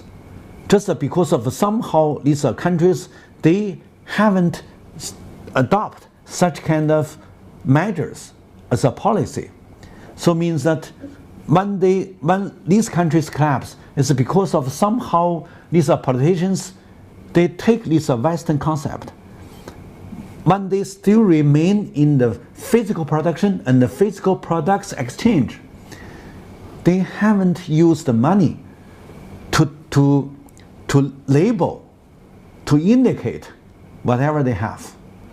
So that is another important event, make people notice that what is a reality. So, but it's a big lesson. We have to know that it's a very big lesson, because that time China also just started to marketize their economy. I mean, Chinese economy. China also haven't issued a large number of the paper money to monetize their physical economy. China at that time, in the late 1980s, has the similar problems. China has no stock markets, no future markets, and also the real estate also have no markets. So they have, that is a very interesting. Late 1980s, China almost have a similar economic system as other European socialist countries. But when other European socialist countries, and including of Soviet Union collapse, and Western society believe China will be the next, that is reasonable. Also, that is a kind of a rational thinking, because you have the similar problems. You have a similar systems, and then maybe the problem is similar. So that is a very important background. But something different. Look at the last one. In the year 1990, the agricultural production in China increased fast, and China produced 451.8 billion that is kilos. It's a grain. So the grain production in China, not like made 1980s, Soviet Union facing the challenge of shortage of the grain supply, but in China, when they're facing the challenge of Western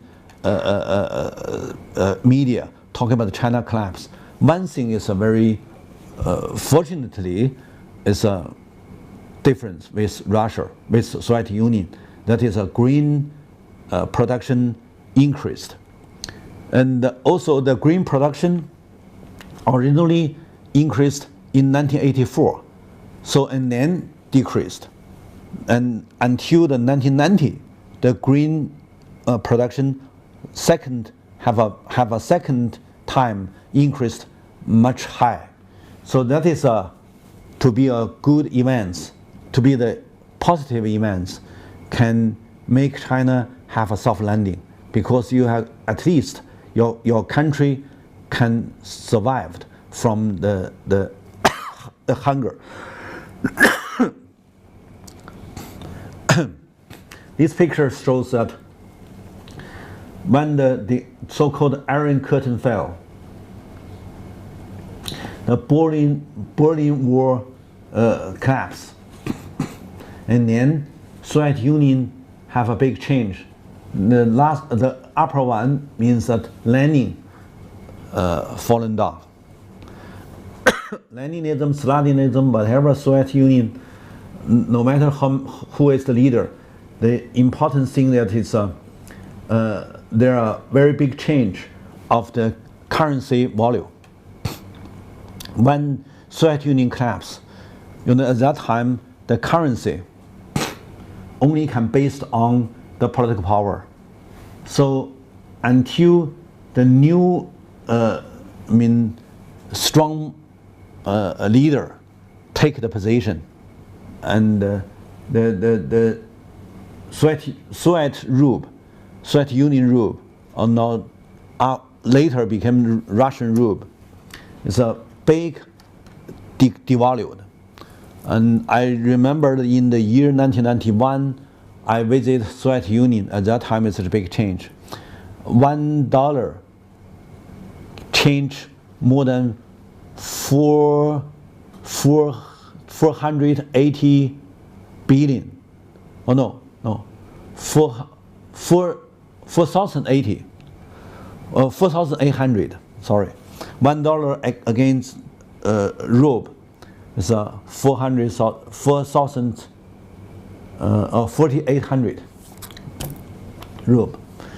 And but originally, before they have this big change, 1 ruble against dollar is 1 ruble can exchange $3.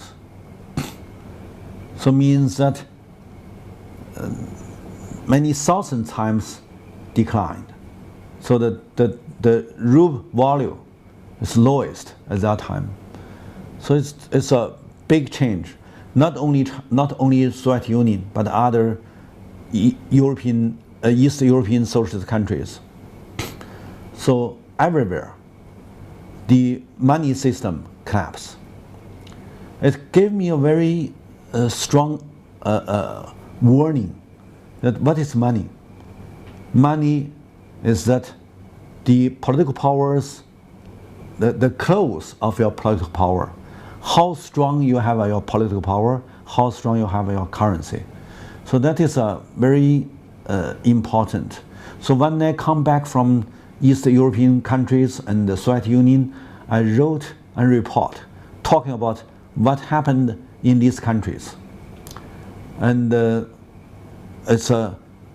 also trying to give a kind of awareness to the Chinese economic reform. That is a policy society, the policy circle, trying to make them to understand what's the real problem happening in Soviet Union.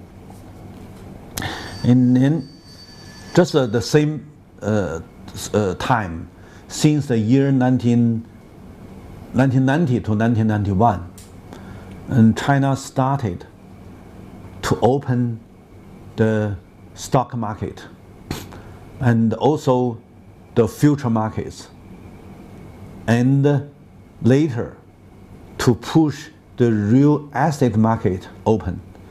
So these are three markets, high risk. Besides it's a venture market, but all of this market can absorb large number of the currency. So meanwhile, at the same time, the Chinese governments can issue large number of the paper money, just printed. So when I remember that this is a big difference. Soviet Union stopped, never going forward to monetization. But when China take this lesson, China very fast to going inside of the monetization. When they open the stock markets, they gave this opportunity to the that is a printing factory, 印刷厂 means that printing house or something. This printing house, it's a printing factory special for print the paper currency. So but that time I got information, I don't know if it's true or not. Means they 24 hours use this printing machine to print this paper money, RMB. Because it's too much use these machines, so it's too easy to worn out. And they got to change a new machine. And also this company going to the public, to issue their stock. And that will be very high value. A lot of investors join the stock market to buy the printing house stock. So that's the beginning of the 1990s. Means that China changed their way. Originally, China have the similar economic system, but when they took the Soviet Union's collapse the lessons, they very soon to change to the monetization. So one side to give the room for the central bank in China to issue many paper money. Another side, they open these venture markets to absorb these paper monies, these currencies. Means that you have your money, you have currencies, you're paid not only to buy the commercial goods, buy the real products. You also need to pay your money to buy the stocks, to buy the shares. That means that this change, one side to make China avoid the same problem as Soviet Union.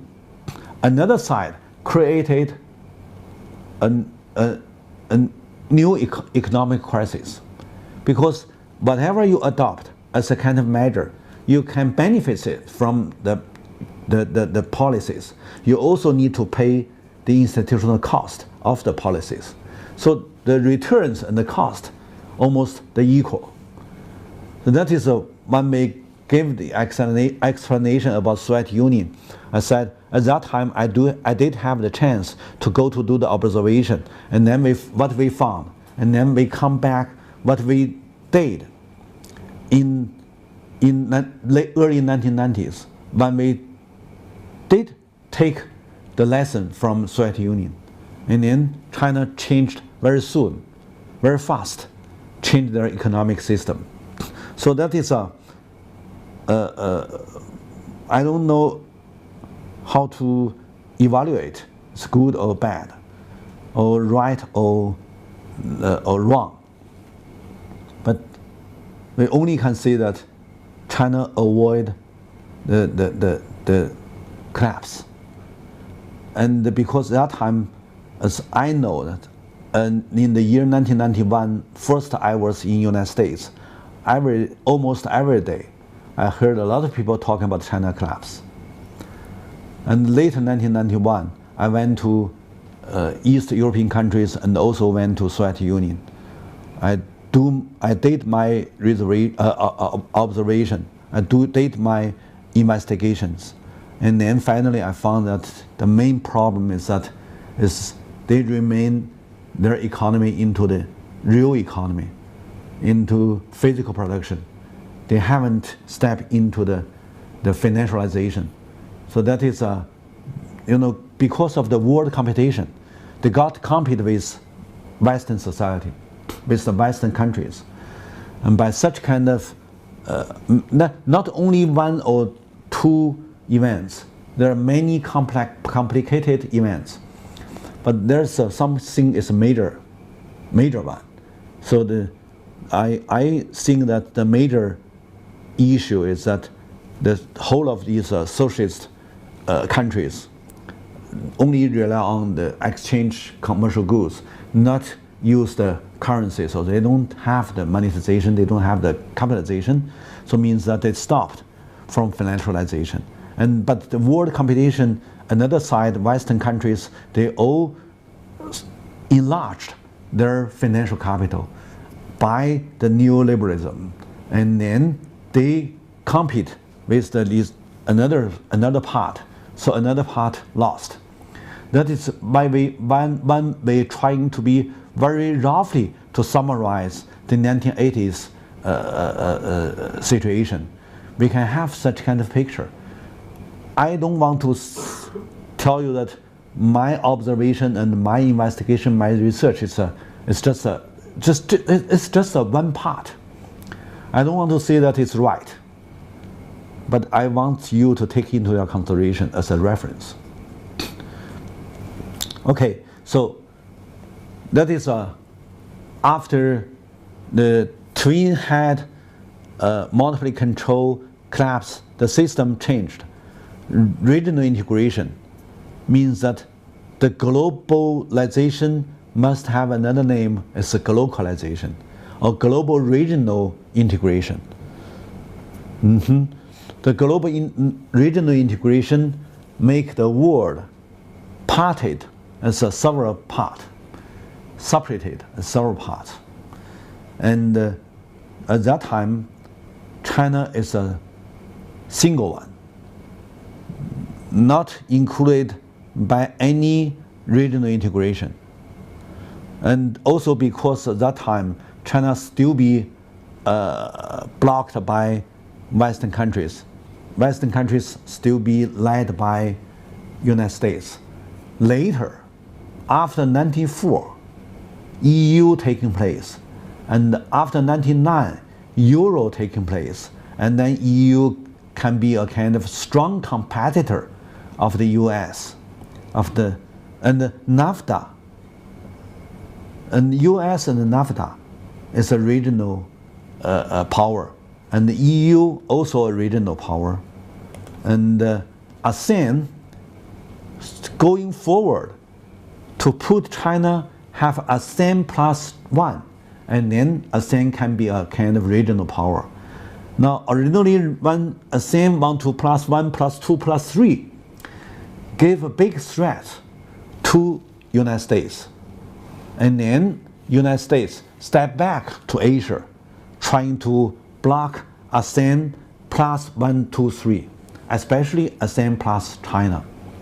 So that is originally there will be a triangle, ASEAN plus China, and then NAFTA, and then EU. So this triangle can make this world more stabilized, more stable.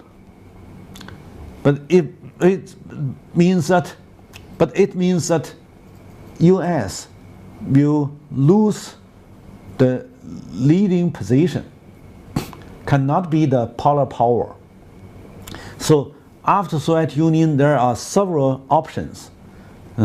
Regional integration is a very important trend. If people can do it, can keep going to have the regional integration, the world will be more peaceful, more stable, not by a one polar power to be the world policeman.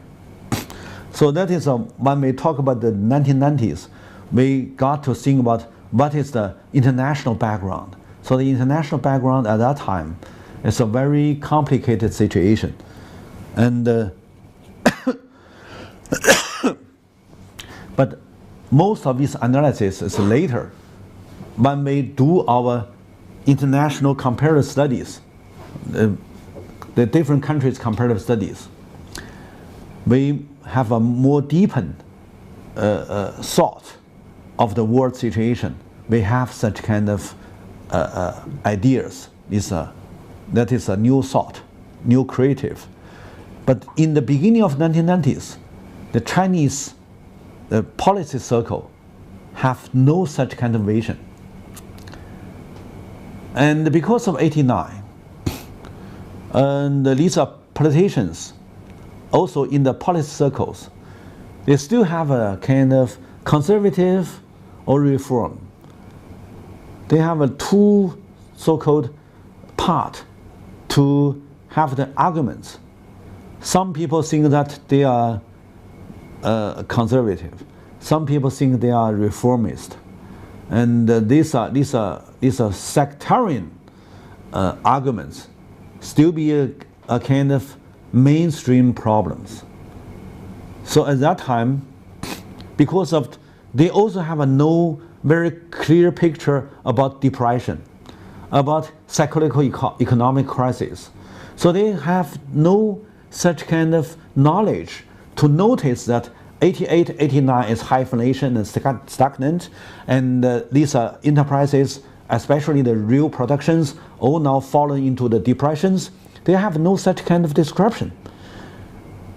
Also, they have no such kind of knowledge. They only think, okay, it's maybe some conservative to play a role and then whatever. So that is an ideological competition. Ideological arguments still be a kind of the leading trends of the media, the policies, it's not good. And they also have no measures to deal with the depression. So, but that time is very important things. That is Deng Xiaoping going to the south, because that American lead Western capitalist countries block China, but doesn't mean that Hong Kong and Taiwan and these are small manufacturing industrial country and the regions followed these Western countries, because that they have these overseas Chinese entrepreneurs. They cannot stand on the high price of labor. At that time, Taiwan, Singapore, Hong Kong, and so on and so, the labor price increased more faster because they have settled their 10 years. And 10 years enough. They have a very little labor resources. So when they hire almost all the laborers, the first is that the Chinese from Guangdong escaped to Hong Kong to join the Hong Kong labor markets. That is a Taogang. In the late 1980s, a lot of people think that Taogang means escaped from the Guangdong to Hong Kong. Is that they are trying to take the liberalism. They are trying to gain the freedom. Ideologically gave a many report about Taogang, but indeed it's just because in Guangdong that time it's agriculture production, and then Hong Kong is manufacturing production. Manufacturing have a more high labor price, means that they can have a more high income. So a large number of this labor, they have the same language and the same behavior, same culture. It's more easier to be absorbed by Hong Kong production, so they flow to Hong Kong. That is quite easy to understand if you are a normal people, not controlled by the ideology. So it's easy to understand. So that time, the first large number of the labor flow to Hong Kong. And then the second is Hong Kong move the facilities to Guangdong, especially move to the Pearl Delta area. So when Deng Xiaoping think about this Pearl Delta area is booming economy, so he visit. And then to encourage these people going forward to absorb these Hong Kong investments. And also in Singapore. So that's almost the same time in 1990, Singapore, the leader of Singapore, Mr. Lee, come to China to, even in Singapore is the final one to set up the formal diplomatic relation with China in ASEAN countries. It means that ASEAN countries is all signed the commitments to regain the diplomatic relation with mainland China. Singapore is the last one. But Singapore at that time is meaningful because at that time American blocked China. Originally Singapore is a kind of strategic ally of United States. But when Singapore signed the commitments, Singapore regained the diplomatic relation with mainland China. The very important events Singapore did is that to set up, to move the Singapore facilities to Jiangsu, to Suzhou, to set up Singapore-Suzhou Industrial Park. These are very large foreign investments because they want to duplicate the second Singapore in Jiangsu, in Suzhou. It's also because of the very limited resources in Singapore. Singapore is just a city with several million. At that time, it's less than 3 million population.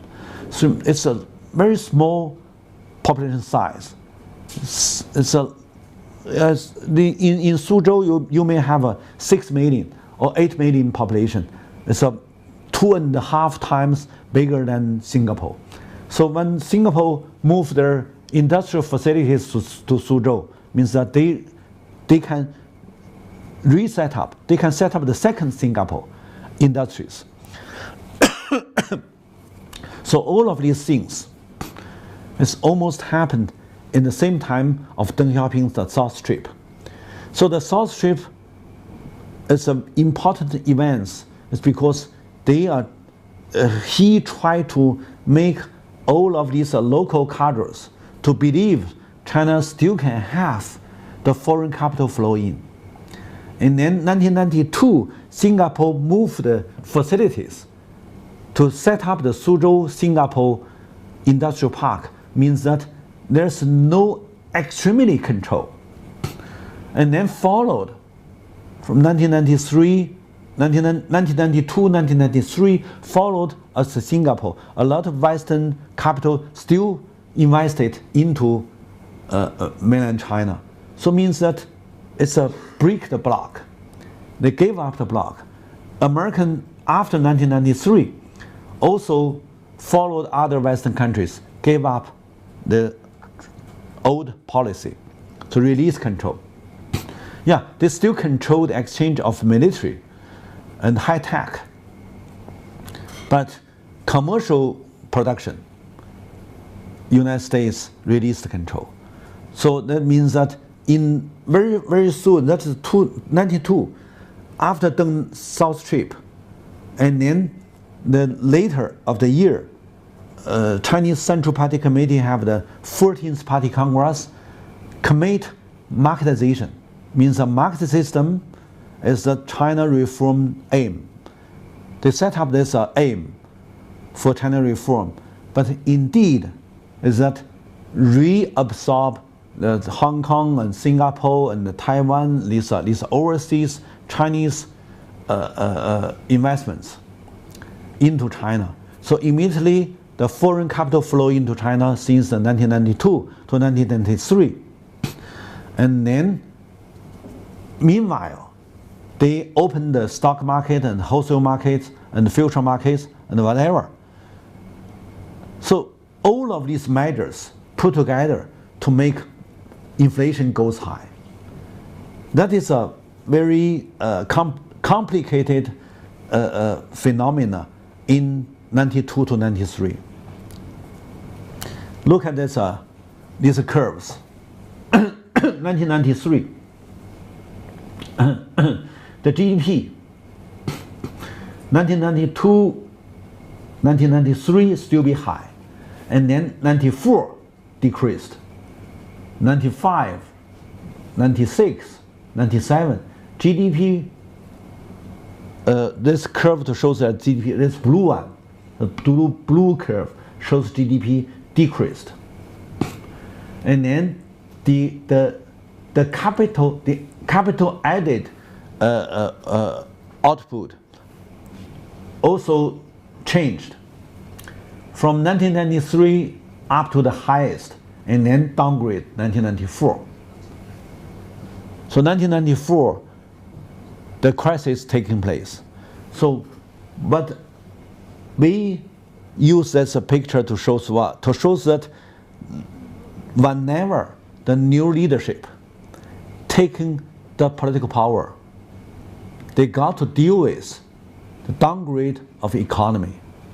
Means that economic crisis combining of the political leaders change. No matter who is the leader, whoever taking the political power immediately need to deal with the economic crisis. So almost the third party Congress, every time the third party Congress, when they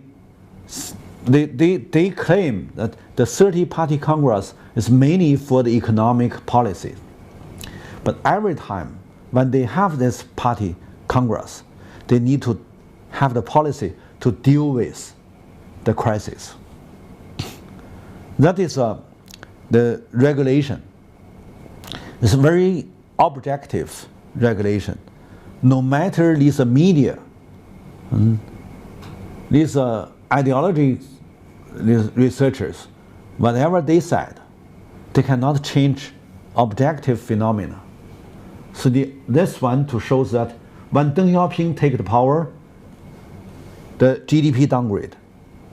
When Jiang Zemin took the power, also Zhao Ziyang took power, also downgrade. And Jiang Zemin, the third highest, when he took power, GDP downgrade. Only Hu Jintao, fortunately, he met GDP upgrade. It's because of last time the premier is Zhu Rongji.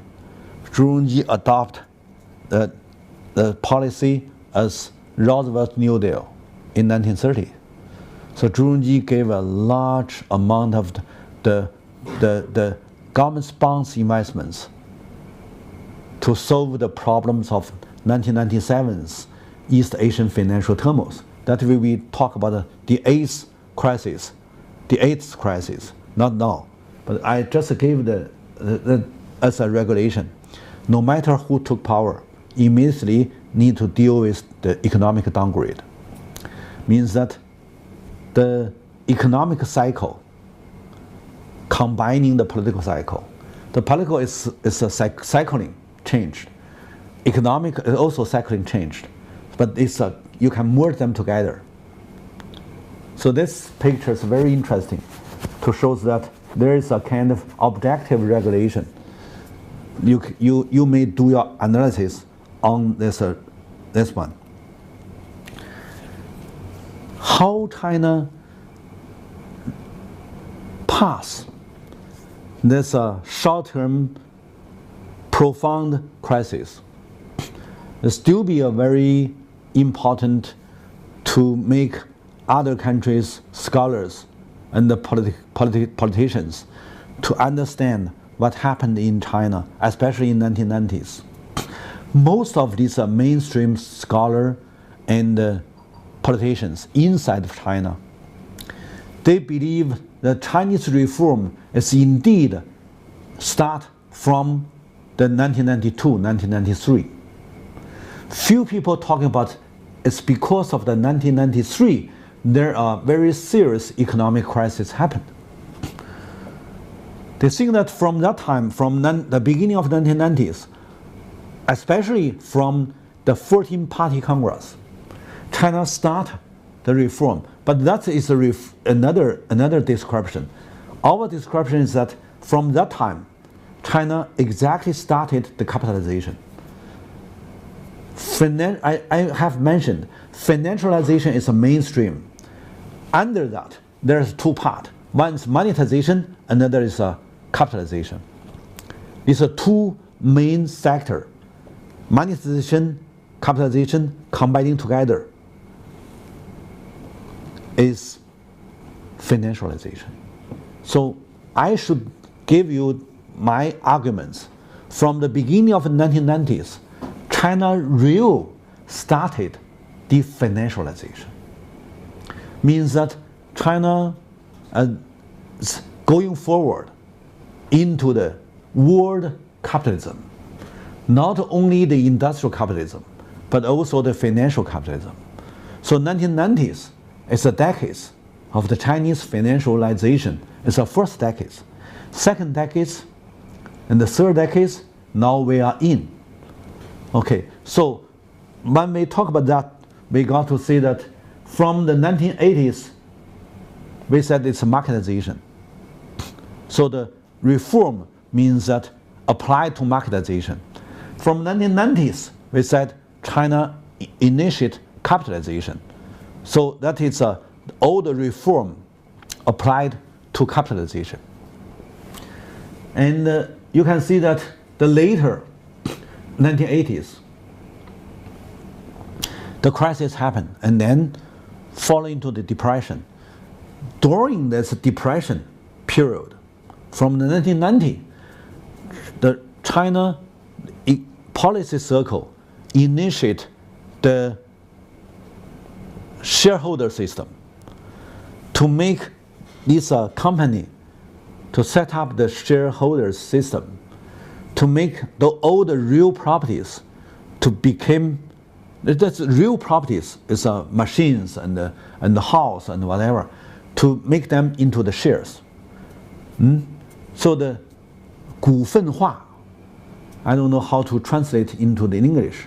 股份化 means stock, not the stock. Share, shareization or something. Shares holding? Shares holding, but it doesn't mean 化. 化 means that to change the real properties, physical properties, into value, into a kind of intangible value. Understand me? Means that you put all the properties into the shares, and then to use these shares into the stock markets, and then you can absorb large number of the paper money in, and then even that it's the high risk. So every time the risk can make a lot of money vanish. So this means that you can play the game of financialization. So that's a very interesting period. So, but when we have such kind of shareization, let's just give a hyphen, shareization, you can think that how much value you can create it to be the added value. That is very, very important. And then monetization. So originally China have a barter system, means that every commercial goods, you cannot directly use your money. So your currency cannot be currency. So I remember that I have given a lecture talking about which year is that Chinese yuan, RMB yuan, can be the money, the real money, real currency. Before 1992, Chinese RMB yuan, not the currency. Because at that time you need to use these vouchers. All the small books. Whatever you want to buy, you need meanwhile to use your voucher. So voucher at that time also play a role as money. Means that even you have money, you cannot use the money. So the money cannot be money. Money can be money started from 1992, because 1992 Chinese governments abandoned the voucher system, the barter system, and then almost everything you can buy only use your currency. So that is why I said it started year is 1992. Means that monetization started in China from 1992. Shareization starts from 1990, and then monetization starts from 1992. When you have the share, you must make shares go into the market. So 1991, China set up the stock market. Shanghai and Shenzhen stock markets all set up in 1991. So 1990, we have shares. 1991, we have a stock market. 1992, we gave up this voucher system. We have a monetization. So these are 3 years, one by another, step by step. That is so-called reform. But indeed, it's capitalization. It's monetization. So by these very radical reform, radical measures to push China from the physical production country, from a kind of industrialized country into the financialized country. So we should know that the 1993-1994 crisis exactly is that the institutional cost caused by very radical to push China from the physical industry country into the financialized country. That is why I said that the seventh crisis in China is very important, because this big events, it's a big change. Even I can say it's essentially change, basic change. That's from the beginning of the 1990s. But this change happened in the depression period. Few countries in the world can do such kind of change. Basically, essentially, change a country's economic essential from real production country, from real industrial country, physical production country into the financial country by depression, by crisis, also by the block, by Western countries block you. That is a very strange. That is also need a lot of people join the research. I hope our scholars not only focus on ideological description, do something to the real economy, to what happened is reality. And then we may have some kind of knowledge to know, to understand what is China. So that is why I talk about that. Shareization, open stock markets, and then start monetization. And also caused by Deng South Trip, these southeast provinces, coastal area, absorb a lot of rootless overseas Chinese investments. And then to absorb a large number of these rural laborers as migrants flow to the coastal area. It's also very important. When I talk about the background, I said in the year 1990, China have the highest yield, green yield is the highest, much higher than 1984, because 84 is the very high, it's the whole of the 1980s. 84 is the highest yield, and then 1990, China have the second high yield grain. But the more you have the yield products of agriculture, the lower price, because you have marketized, you have give up the quota control. So when you marketize the agriculture, means the agricultural price, the more they have a yield, the lower price. And then the producers, the peasants, have no income. And then when you do some reform and you absorb this manufacturing production into the coastal area, certainly these low-income farmers, these agricultural laborers flow out. That is also, I mentioned that China is a large labor resources country, the largest. And in rural, we have a 500 million labor force. The agriculture only need 100 million. We have a 500 million, means another 400 million can be used by industries. But we haven't such kind of big industries. So means that there still be a large number of the labor not stored in the agriculture.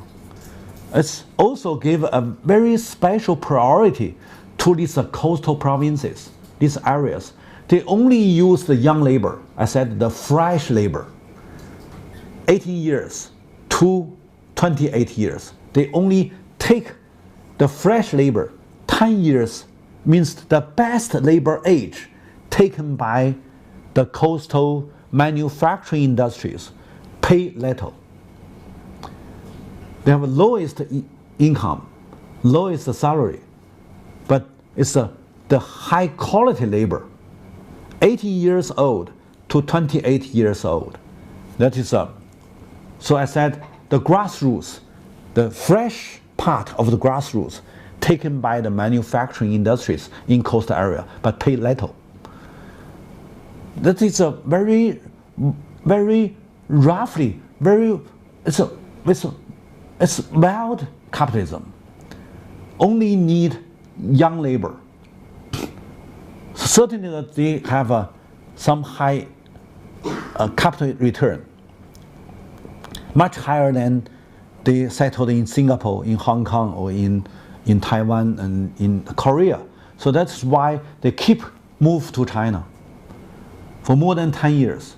Even that China have so many bad comments from the Western media, but this capital investment still flow into China because they can take the best quality labor, pay very little price, and also they don't pay the environmental cost.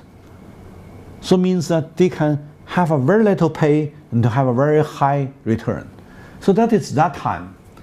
So when all of these foreign capital flow into China, immediately by the central bank against this foreign capital to issue large number of the RMB yuan. That is also accelerate the financialization. So these are things, these events, very short time to happen, and then to make very soon in 1993 Chinese economic grow fast. It's a very interesting phenomenon. Originally from 1991, these 2 years depression. 1992 recovered. 1993 high growth. And then this high growth also make a lot of tension relations. And also because of at that time they have issued large number of the currency. So the inflation, the base of the inflation has been there. So when you have a large number of the domestic demand, all the raw materials, oil, energy, and also whatever, all have a very strong needs, immediately turn to the high inflation. So 1993, when they take too much foreign capital, they have a large number of the foreign debts, and then turn to the budget debts.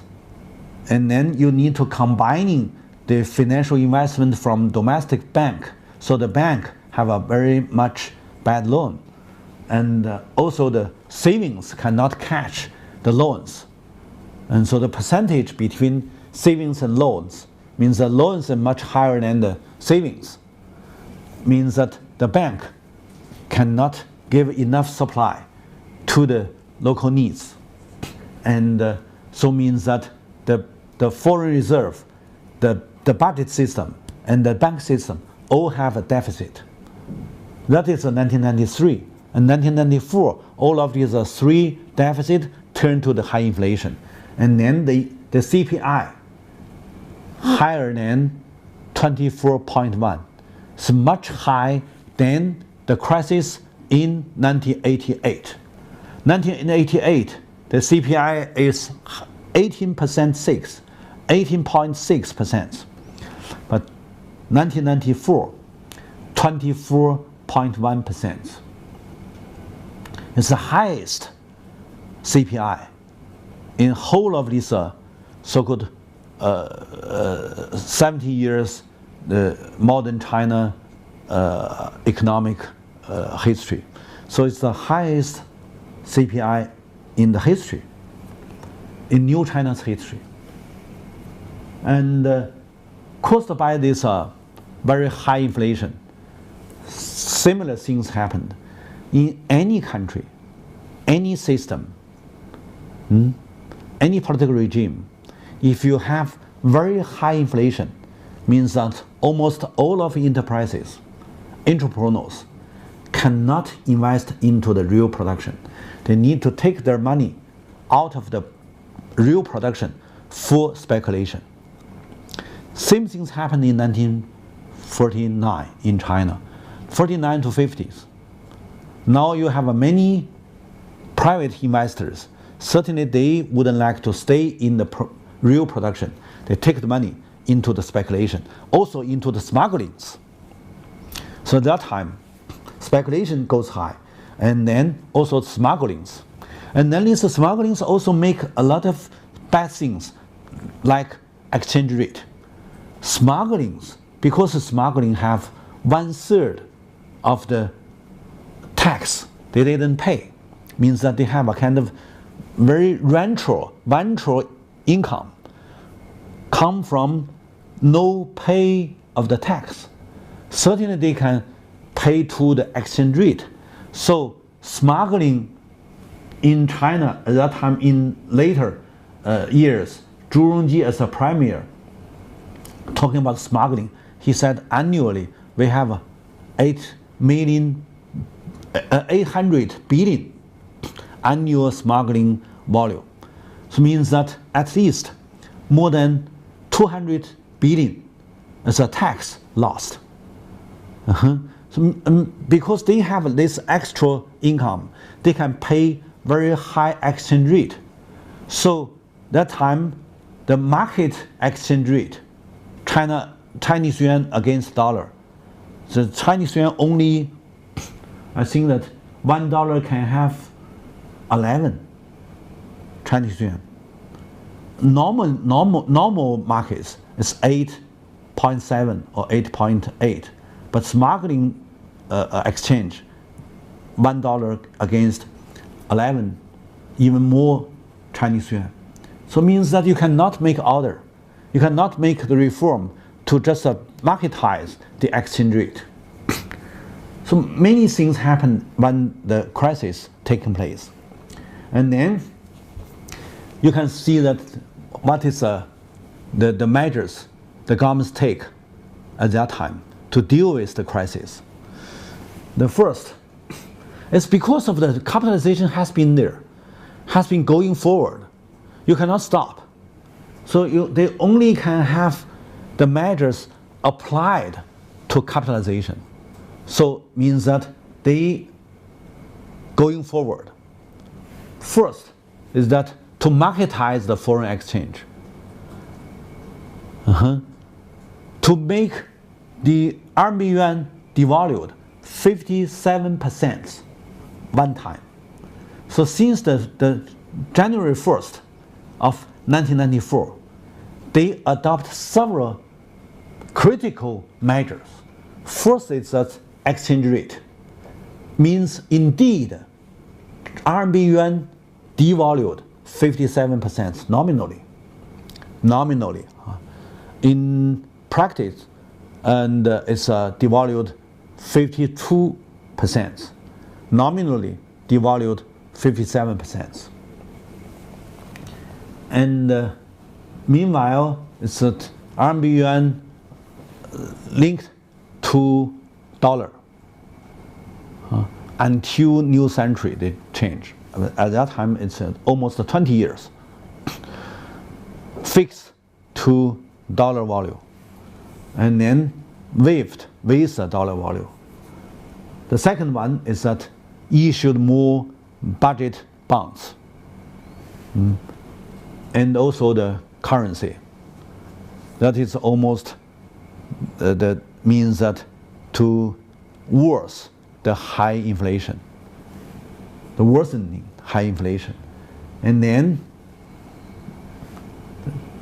the same time to have the taxation sharing reform to make the central part of the tax increased and then local part decreased.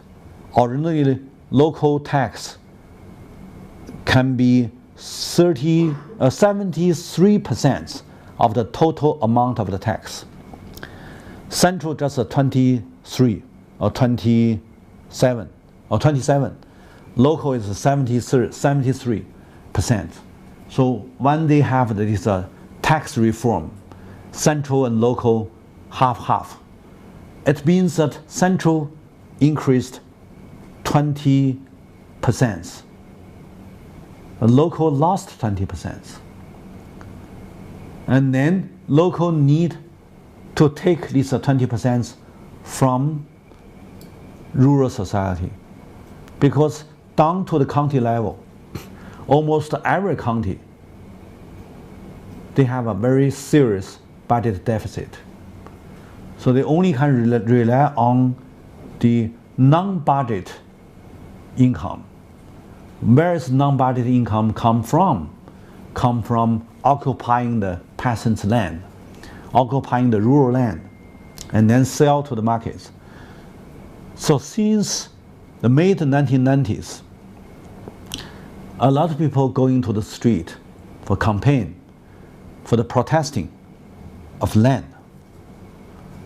But you cannot stop this local behavior because they are short of the budget income. So these things means that to change the cost, to turning the capitalization's cost into the local, into the rural society. Also means cost transferring. And also for low class income decreased. And also because the budget cannot pay for the education and the medical care. So they have the marketized reform of education system and the medical service system.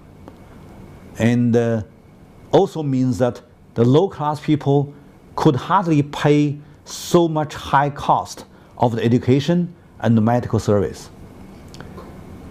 Certainly that the teachers and the doctors, their income goes high, but low class cannot pay such kind of high cost. It also means that change the institutional cost to low class people, to marginalized population. So that is these are measures. And then finally, they got to turn the measures into the state-owned enterprises. They raise up a new policy. That is take big one, release small one. You give up small, means that these are small and mid-sized enterprises originally belong to the state. Now release them to go into the market, means that you can go into the bankruptcy. So these measures also means that to turn the institutional cost to the SOE employees. So when the crisis happened, you do your research on these measures. What government did in 1994 when the crisis happened? You can find that most of these measures means that they are trying to apply the capitalization and then to change the cost into the marginalized population, into the low class. So that is the mid 1990s, in name of the economic reform, but indeed it's transferring the institutional cost. Let's see these measures. That is the picture. The new China issued, authorized the first share. That is in Hainan. Hainan at that time is experiment province to carry out the share reform. So that is the reform. Very soon, from 1990, they set up the share system. And then 1992, many hundreds, thousands enterprises turned to the shareholder system. And we can see that after share, you have a share in 1990, and then 1991, you can have a stock market. So 1990s, December, Shanghai have the stock market, and then 1991, in July, Shenzhen have stock market. So these are one by another.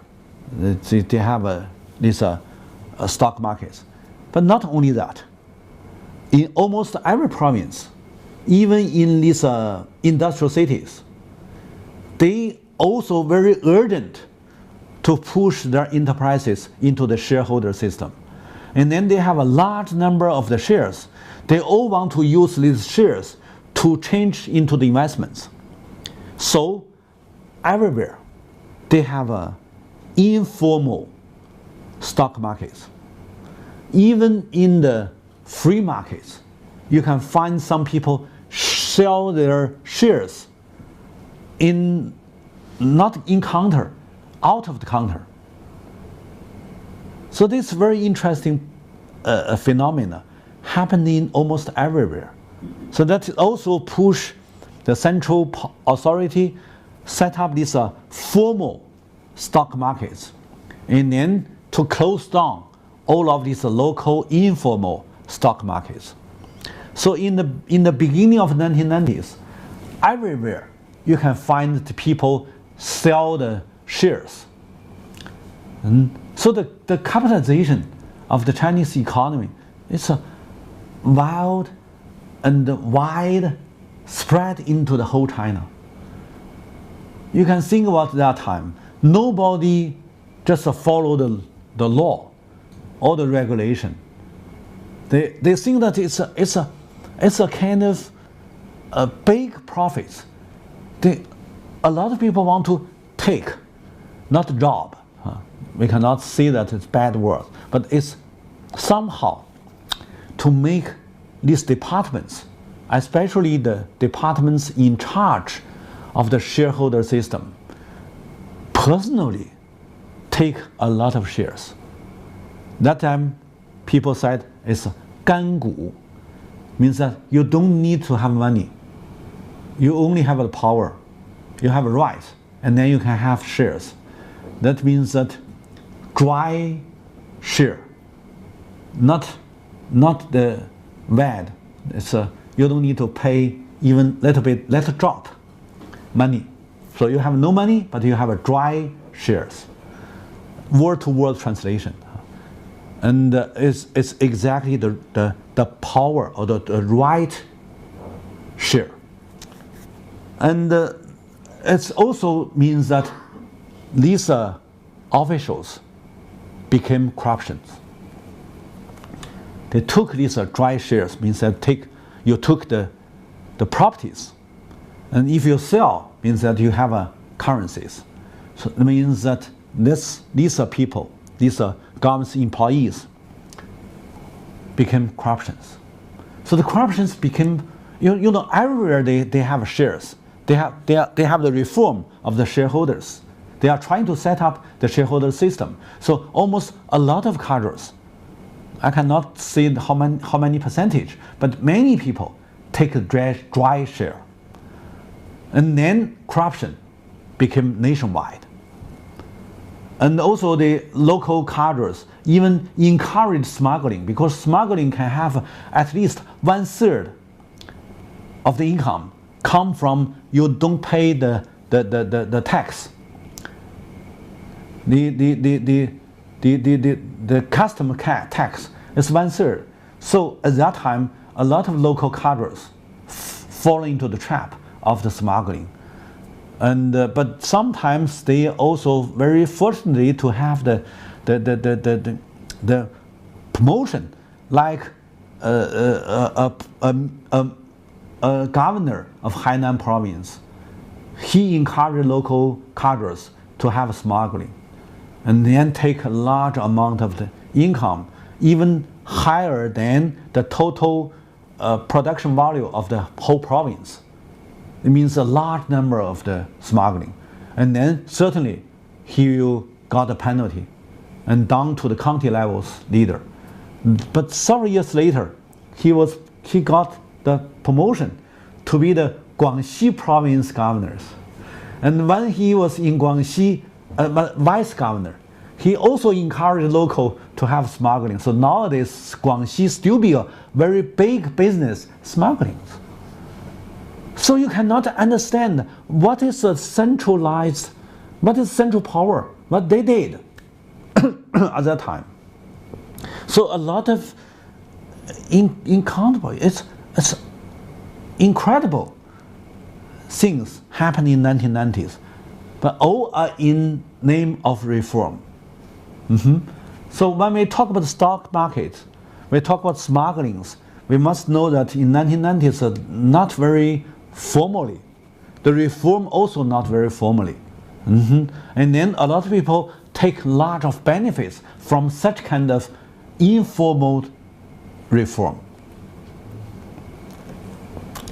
Next one to show that in 1993, 1994, M2 to GDP goes high and then pass the gate that is 100%. Originally that GDP goes high and the money goes high. Yes, more GDP need more money. Yes, that is combining. But from 1994, we said the monetization means that you give more money, more than GDP. Nowadays it's almost 200%. but started from 1994 when they issued more paper money.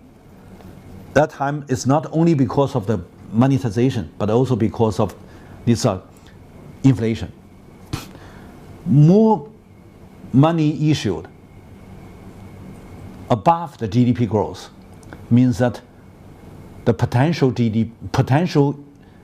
inflation has been created, has been set there.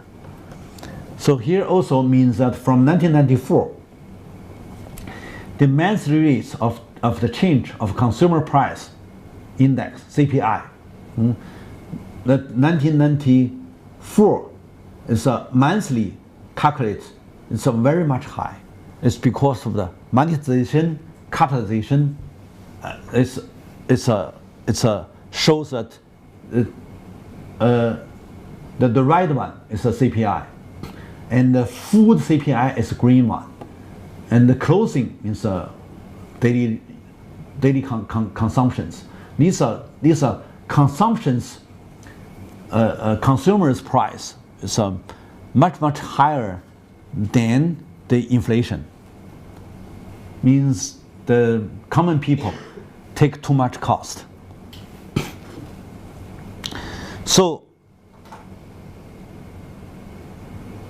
apply to monetization, you need to have the instrument. So the governments did a big change. Originally, the bank belonged to the state, play an important role for implement of the policy. So the bank is another pocket of the governments. The first pocket of governments is budget. Second pocket of governments is a bank. All carry out the government policy. But because of monetization and the capitalization, and China have first set up the commercial bank in the year of 1993. Same year. When you accelerate monetization, you need to have a tool, that is a commercial bank. So since the 1993, Chinese governments issued new documents to split the policy function from the bank system, and then reset up the policy bank. So we have from that year, 1993, 1994, we have a full state commercial bank.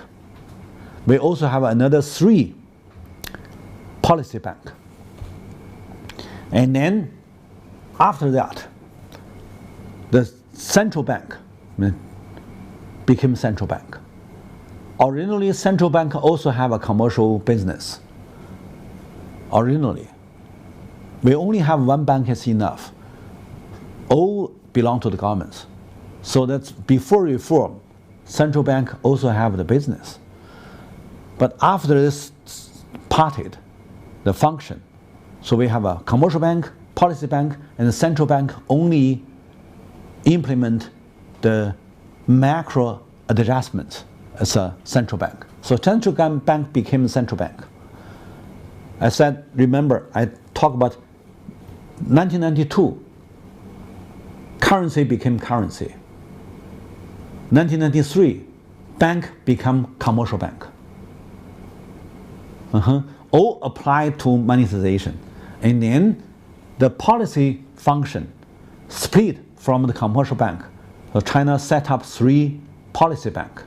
And then when they finished this structure of the financial system, the central bank became upper grade to be the central bank. Only carry out the readjustment, the macro policies.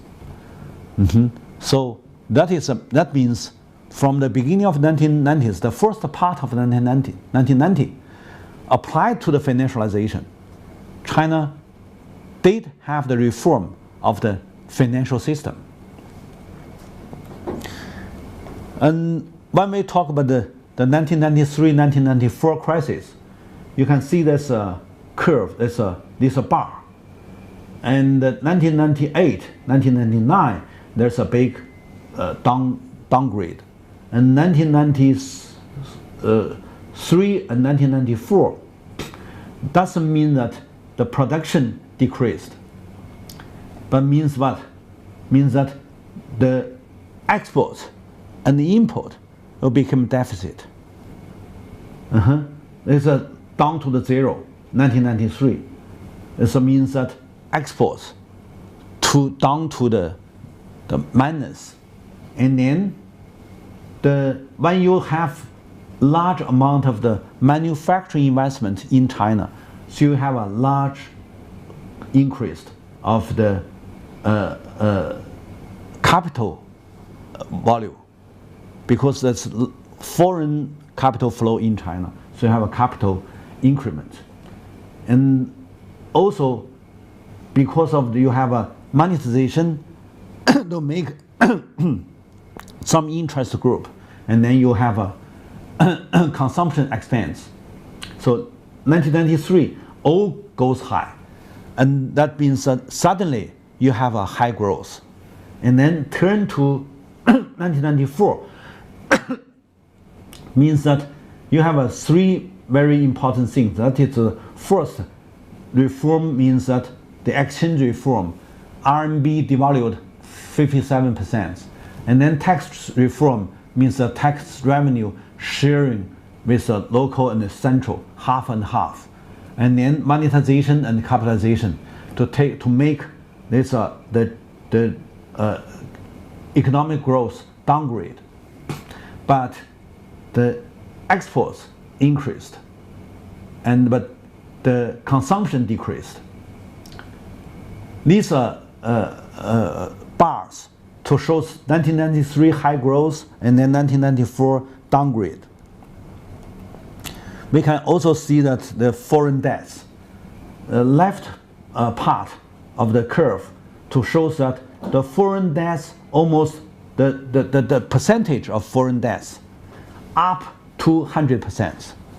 When you absorb large number of the foreign investments, turn to the foreign debts, and then to make 1993, 1994, the foreign debts goes much higher. So that is last time's crisis in late 1980s. The crisis also caused by the foreign debts increment, and then in the year 1994, 1993, also caused by the foreign debts goes high. So originally in 1988-89, the foreign debts climbed to 70%. This time, 1994, foreign debts percentage close to 100%. So these became the very important events of the economic crisis. Here also shows that 1994, 1993, the green curve, the curve green color, means that the current account, the balance of current account, and in 1993 it's down to the minus until 1997. And the red one means that the hard currency reserve, the foreign reserve, and also that time is lower, and the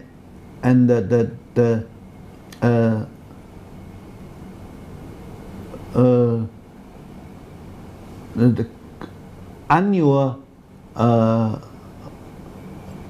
current account surplus in 1993 also decreased to the minus. So this means that you have a kind of budget deficit, you also have a current account deficit. These deficits turned to the budget system, became the budget deficit. And so that is also the reason for China changed exchange rate. So this shows the background of exchange rate reform. That is also in name of marketization. Here is these curves shows that the fiscal system reform, why they have a tax reform. Tax reform caused by the central budget percentage downgrade. You can see that this green curve shows the central income of the total physical income. And in the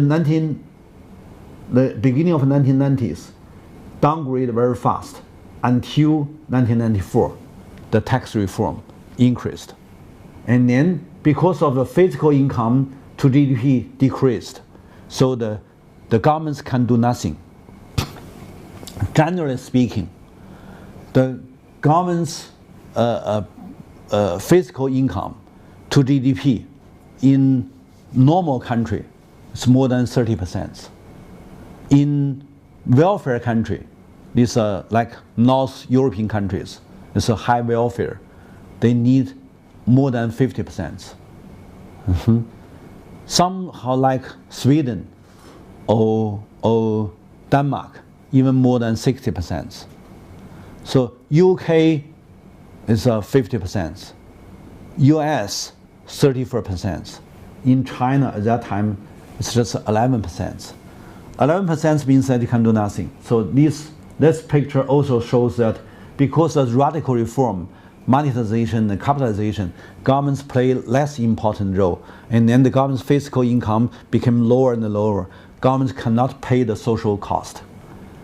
So that time is why the education and the medical service all push into the markets, because there's no fiscal income. Until 1995, it's income, the fiscal income increased. And then until the new century, they can have a little payments for the social welfare and whatever. But up to now, the government still pay little in the education and the medical service. So that is at that time very big change for the capitalization. So when you capitalize almost the public goods, you almost public everything, even the hospital and the university and the schools all capitalized, means that the capitalization gave up a lot of cost, especially the social cost. So the 1990s, the social cost taken by the low class. Here is the case to show that the local budget have a very big deficit. They only can take the non-budget income, because formal budget income decreased very fast. They have no such kind of ability to pay for even the cadre's salary, the teacher's salary. So in 1990s, down to the county level, a lot of local cadres cannot have monthly salary. Means that the county budget, half income, they can pay the salaries to the doctors, teachers, and the cadres. If they have less budget income, they just no pay. They just pay to these retired cadres. Means that because these cadres have no ability. But if you are in the position, you're a cadre, they don't pay you. Means that you need to take money by yourself. It's very strange. None of any people can believe that. But indeed, in 1990s, a lot of cadres have no salary, but still have their life. You can imagine what happened. So this, I don't want to say that all of them fall into the corruption. But if you don't want to use your power to take some interest, to take some benefits, means that you will have no income, no money. So this case, this curve shows that it's a very serious situation down to the county level. This one is one county in southwest China in a mountain area. The yellow one is that non-budget income. the whole county's budget income in 1990s caused by the 1993-1994 crisis, this non-budget income goes much high by selling the land. When they're selling the land, they need to take the land from rural area, from the village. They pay little to take the land and then sell maybe many times high price. So that is a non-budget income goes high, even 80%. In some counties, 80% of budget, 80% of non-budget income as the non-budget income play 80% of the total income. Mainly come from the land occupation, and then aroused a lot of campaigns. So that time, we have a special concept that is a mass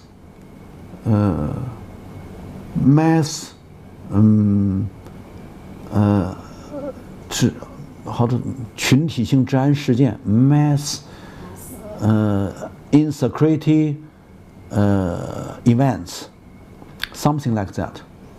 But it means that large number of the people join this so-called mass campaign,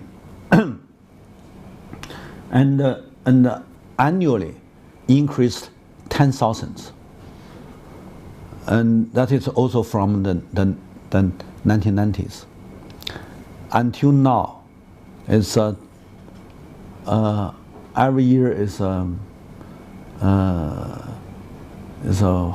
15,000 so-called mass uneven events. So that is a very important phenomena that you must know that caused by that. And then down to the village, down to the county, they can take the non-budget income by occupied land. And then down to the county, everything turned to the debts. They need to construct the road in the village. They need to give the investment into the irrigation.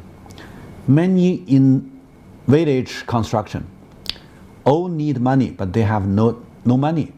Only can take the loan from these rich people, or from not from bank cannot give them, or from enterprise. But all are high interest rate. So the later 1990s, the village deficit, the village bad loan, in average, it's several million, 3 to 4 million, because long-termly they have no investment from upper governments, but they got to care about their own infrastructure construction and the social welfare. They have aging people, they have women, they have children. They need to care about all of these things, and then all these things need to give the expense. They need to money, but no money. They only can take the loan. The loan turn to the deficit. So the village, they have no budget, but they got to take the money to pay all of these needs. Village also became very serious, and township. So the township also need to pay for the public constructions. So 10 years later, you can find that the budget deficit in county level, township level, and the village level all are very bad. So I remember once a time when we do our investigation in the local, we found that the township budget deficit higher than 40 million. The village, they have no budget, but the village bad loan and the village the debts increased to millions, 3 million, 4 million at that time. So this phenomenon still be there and also still be increased. until now. I have no chance to carry out the investigation nowadays, but it must be more than 10 times increment. So the lower levels, not only the governments, but also the village administratives, all have a very serious deficit and the debts since that time. So when we gave the conclusion, when we try to summarize 1990s, the crisis, we got to say that monetization and the capitalization is the two mainstream of financialization. China catch up financialization, avoid the collapse. Not give, not allow this prediction from Western countries at the beginning of the 1990s to predict China must be collapsed. China haven't been collapsed. Avoid the collapse, but pay very high cost.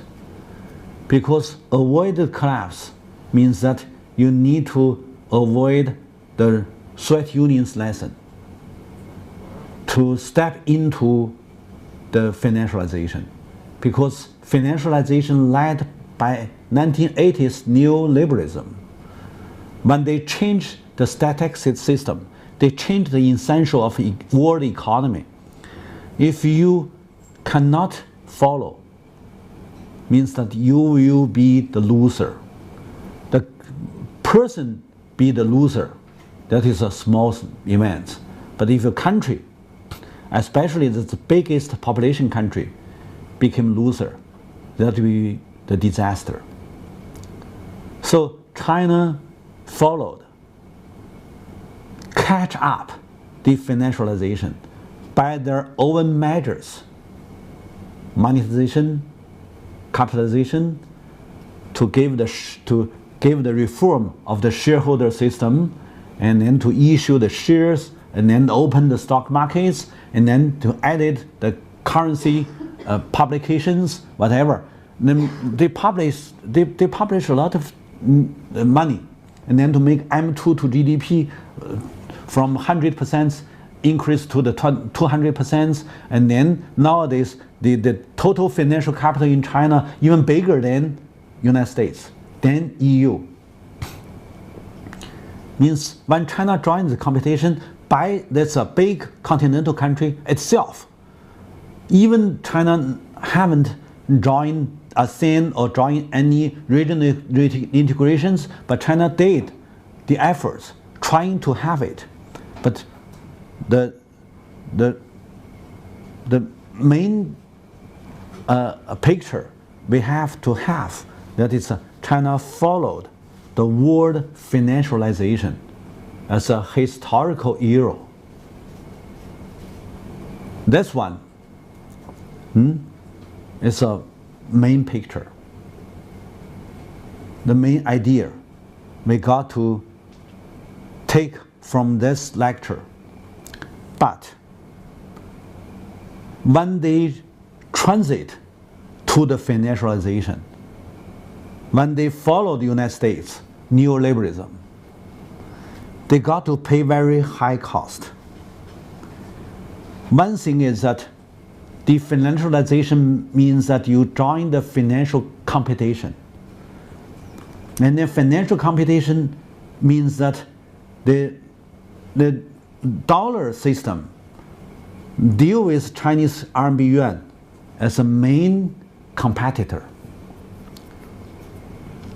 You need to learn how to win such kind of competition. Another side, financial capitalization is a kind of mainstream, mainly rely on transfer out their cost to other region or other countries, mainly transfer out to developing country. But inside of China, when you cannot transfer out your financializations institutional cost to outside. You only can transfer to the inside, to low class, to rural people, to environment, to natural resources. That is the internal contradiction became more and more worse. The tension relation inside also became worse. So, caused by the first period of the capitalization, and then the 1994 crisis happened. The government's radical measures to deal with the crisis means that they transfer the institutional costs lower, level by level, down to the county, and then to make the lower governments give more bad treatment to low class, and also to make the government's departments, especially the economic departments, involved of this capitalization to take large amount of benefits became corruptions. So nowadays, the government's corruptions became big challenge to this new authority.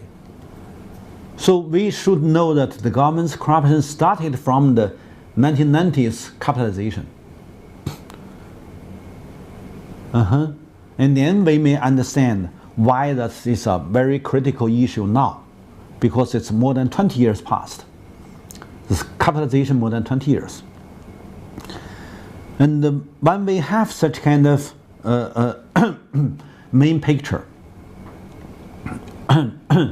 we may understand if China still be China,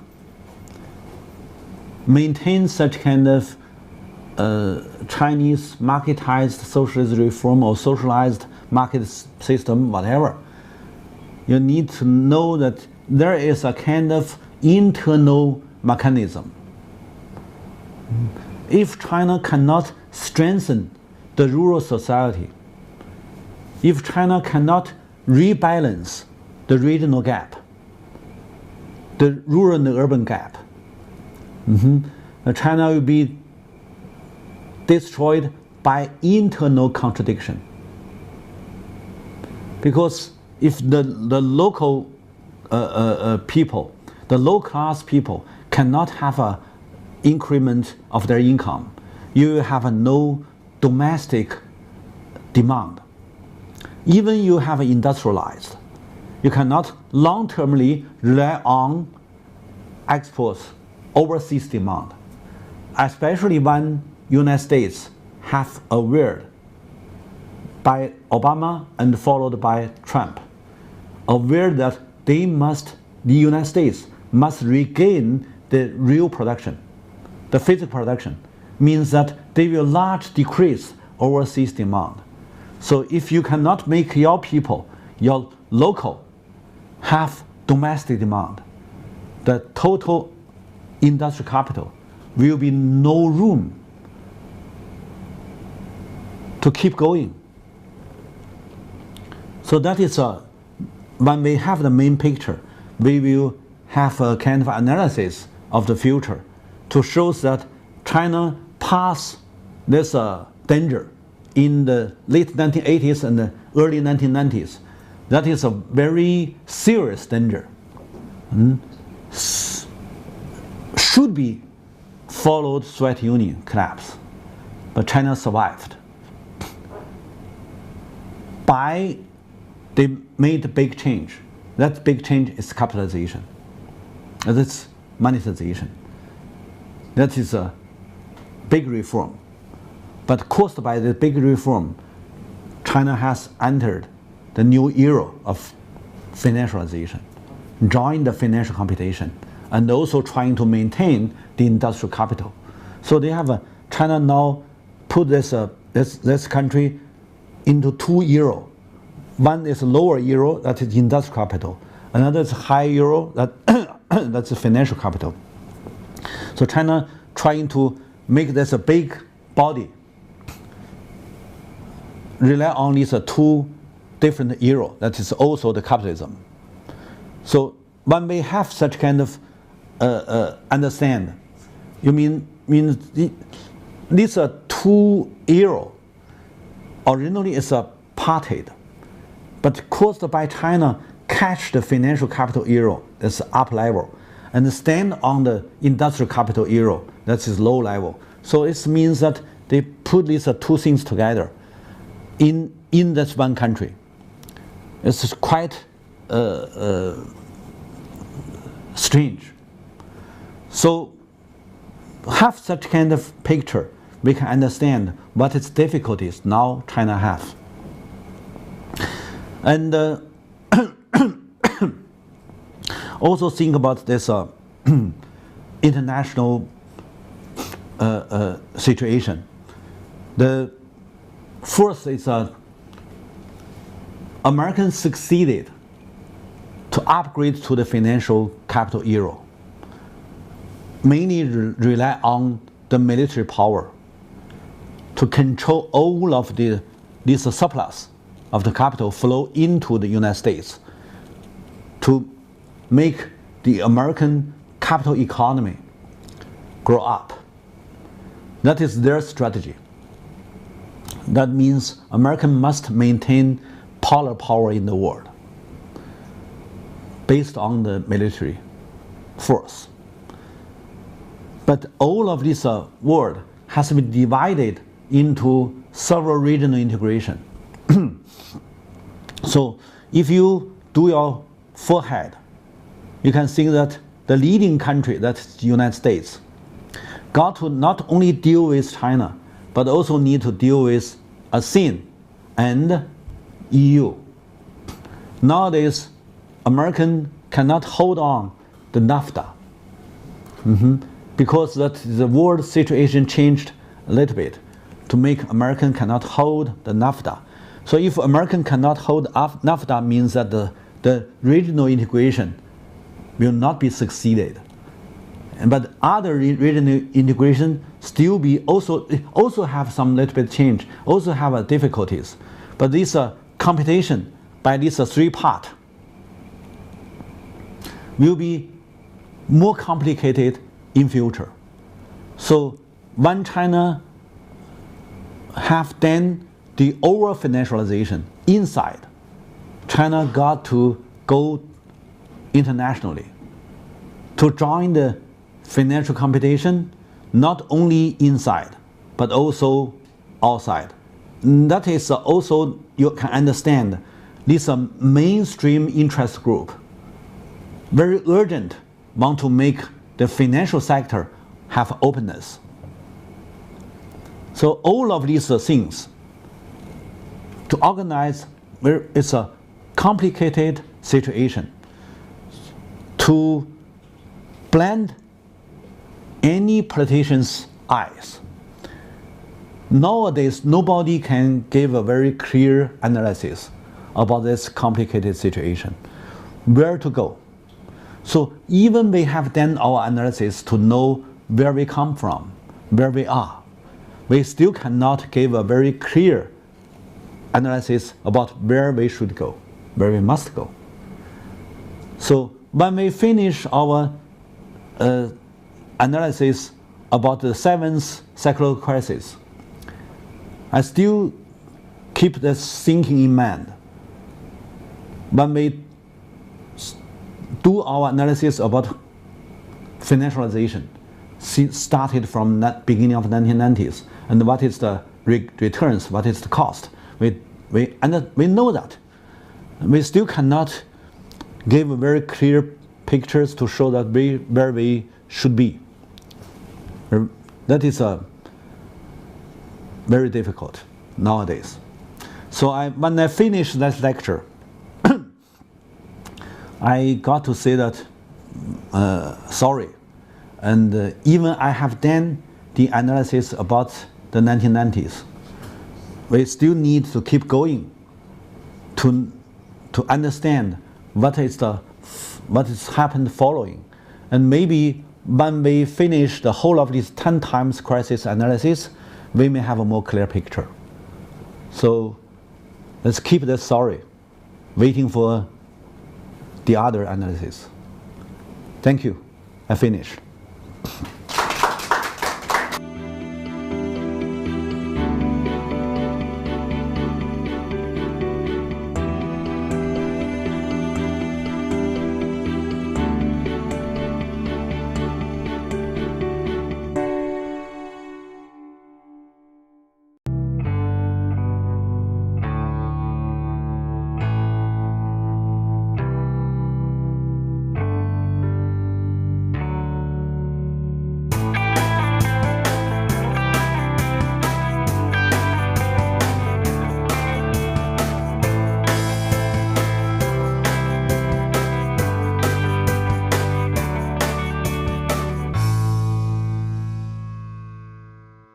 And hello, everybody.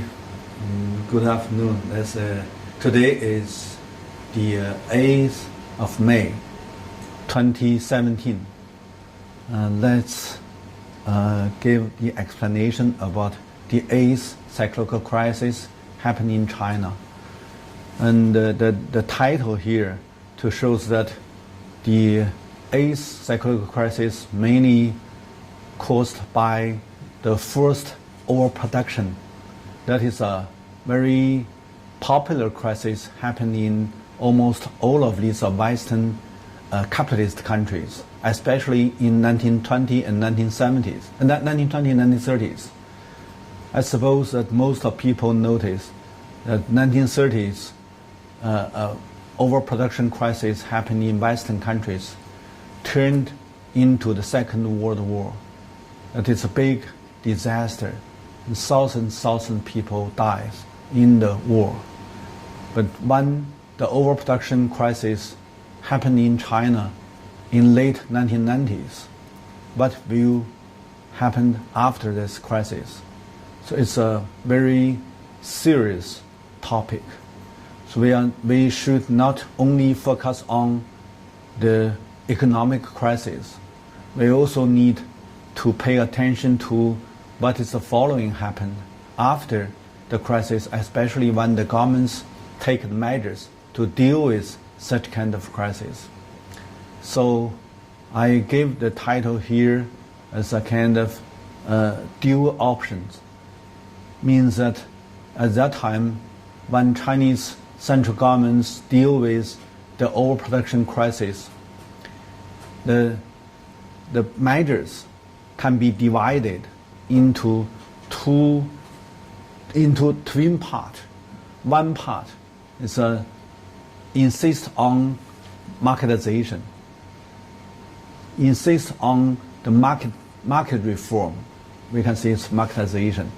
Another hand is trying to use the government's the government's tool is a fiscal system and the bank system. That time still belong to the governments. And so means that at macro level, the central governments still keep the market system doing, that is a kind of going short. Follow the crisis regulation.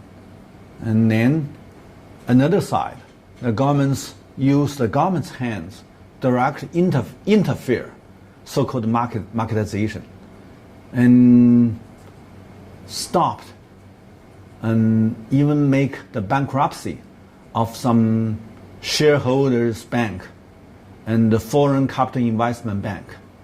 Means that the private bank in that time, in late 1990s, were enforced, closed down by the governments. And then governments, another side means they publish, they issue the government's physical bonds, direct invest into the infrastructure construction to drive the economic from the depression into the growth. So that is one side means the government still be in some kind of procedure of marketization. Another side that when they facing the challenge of the crisis, they have to change something. That is very interesting phenomena. And let's go down to our analysis of this time's crisis. We can first to give you my main arguments, main thesis.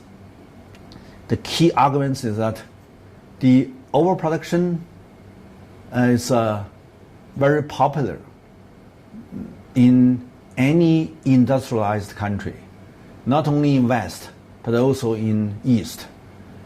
So in 1970s, after Second World War, when Western countries regenerate the industrialization, very soon, from 1950s, Western countries regenerated the industrialization.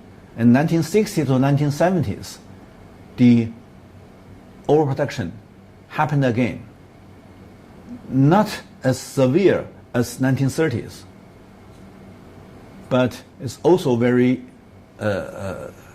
serious, and aroused a lot of social conflicts in 1960s and 1970s. I have given the description last time when I gave the analysis about the 1970s in China, what happened. I said at that time you can compare the China and other Western countries. You can notice that why in 1960s and 1970s Maoism were very popular in Western countries. It's because of a lot of social conflicts and left-wing movements, and even the guerrilla movements in these Western countries, not caused by Maoism, but it's reality caused by the economic crisis, the similar crisis of overproduction in 1930s.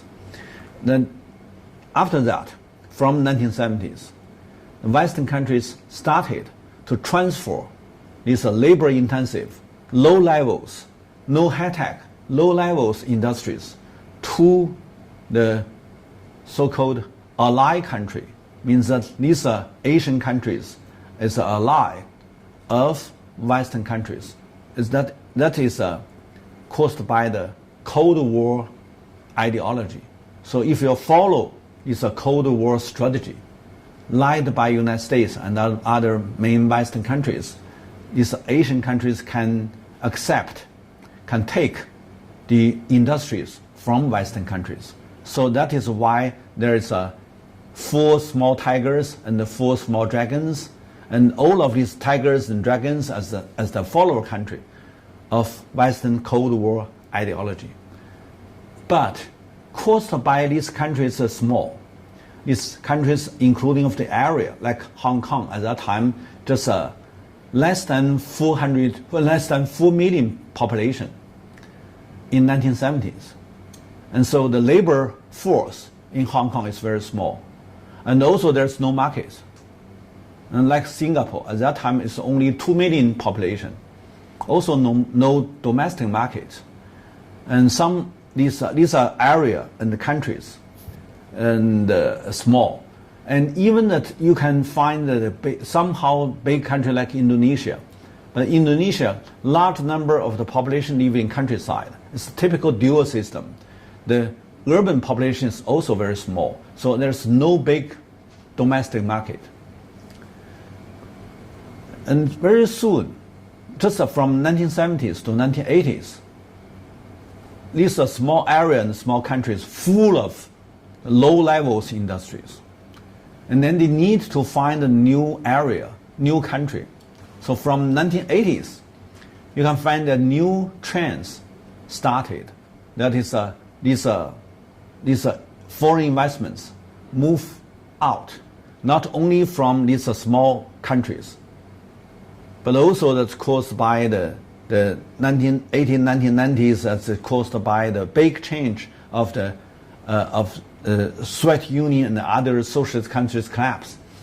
And then there's a more room, it's a big opportunity for the foreign capital. They wouldn't like to just stay in these small industrialized countries. they can take more benefits, more interest from these further socialist countries and Soviet Union. And also, that is to make more pressure to the competition in these so-called East Asian countries. That is also in name of industrialized area. So the capital move, the liquidity movements accelerated. So that is a new trend in late 1980s and early 1990s. The capital flow became more and more popular phenomena in these East Asian countries. So capital flow at that time, few countries in East Asia noticed that they need to give a kind of control. So capital flow in 1990s became a key concept of globalization. So since last time I talked about 1990s crisis in China, I gave the explanation about how the WTO taking place in the year 1994 and 1995, and how that is NAFTA and the EU taking place in 1990s. It's all because of that they put originally, if you want the capital free flow in and out, that it's very difficult to negotiate to different countries. But in 1990s, because the capital flow became very popular, new trends in the world. So WTO emerging out as a kind of new international organization. And because WTO, the main change of WTO, that is the Uruguay round, cannot solve the problem of capital flow, the free enter and the free retreat. But when they set up WTO, almost all of this negotiation just gave up. And then capital flow became a kind of popular concept. I remember a country take this concept and then WTO taking place. So caused by the capital flow, immediately there is a new, very serious international crisis happened. That is East Asian financial turmoil. So, but no matter what happened outside China, inside, China started to acknowledge market system as a kind of new goal of reform, of Chinese economic reform. That is in the year 1992 by the 14th Party Congress. So the mainstream of the policy circle in China, no matter it's a policy think tank or just the policy officials, they all believe that marketization and globalization will be our future. So no matter what happened outside China, inside, the mainstream insists on their new goal, that is marketization and the globalization. So even in the 1997, in the summer of 1997, almost all of these East Asian industrialized small countries, not some countries not small like Indonesia and Malaysia, all have fallen into the financial trap, the crisis. But these big events taken by Chinese mainstream as a kind of events to push on the marketization of financial system means that the mainstream at that time not very clear to understand what happened in East Asian countries. Even there is, at that time, even there was the financial crisis. But in China, it's just a kind of events to push the financial reform to the market system. Just a kind of event. Help them to understand we need to going forward of the financial reform. the financial reform turned to the market system. So a lot of people outside of China, especially these scholars, when they do the analysis about East Asian financial turmoils, they think that China survived is because of China still have a capital control, and other countries all falling into the trap, financial crisis trap, is because of they have the system of capital flow is a free market system. So they still believe that at that time China still be a very strong control in the market system. No, at that time just China, I said it's a misunderstanding, because at that time mainstream in policy circle still insist on the released control. So that is when they facing the economic crisis, the mainstream policy circle didn't make the measures to slow down the marketization. So it's still very urgent to accelerate the marketization, especially the shareholder system and the privatization and the marketization and the globalization, whatever these stations, still be very, very important for the mainstream the policy circle. So that is a very interesting. And then, caused by the mainstream policy, China not only have had the economic crisis in 1998, but also had another depression that in China, the depression in name of deflation. So we said in Chinese policy circle, we said, okay, since 1998, we have a 4 years deflation. They never said that we have a 4 years depression. So think about 1929 to 1993 in Western countries, when they have the overproduction crisis, they have a 4 years depression.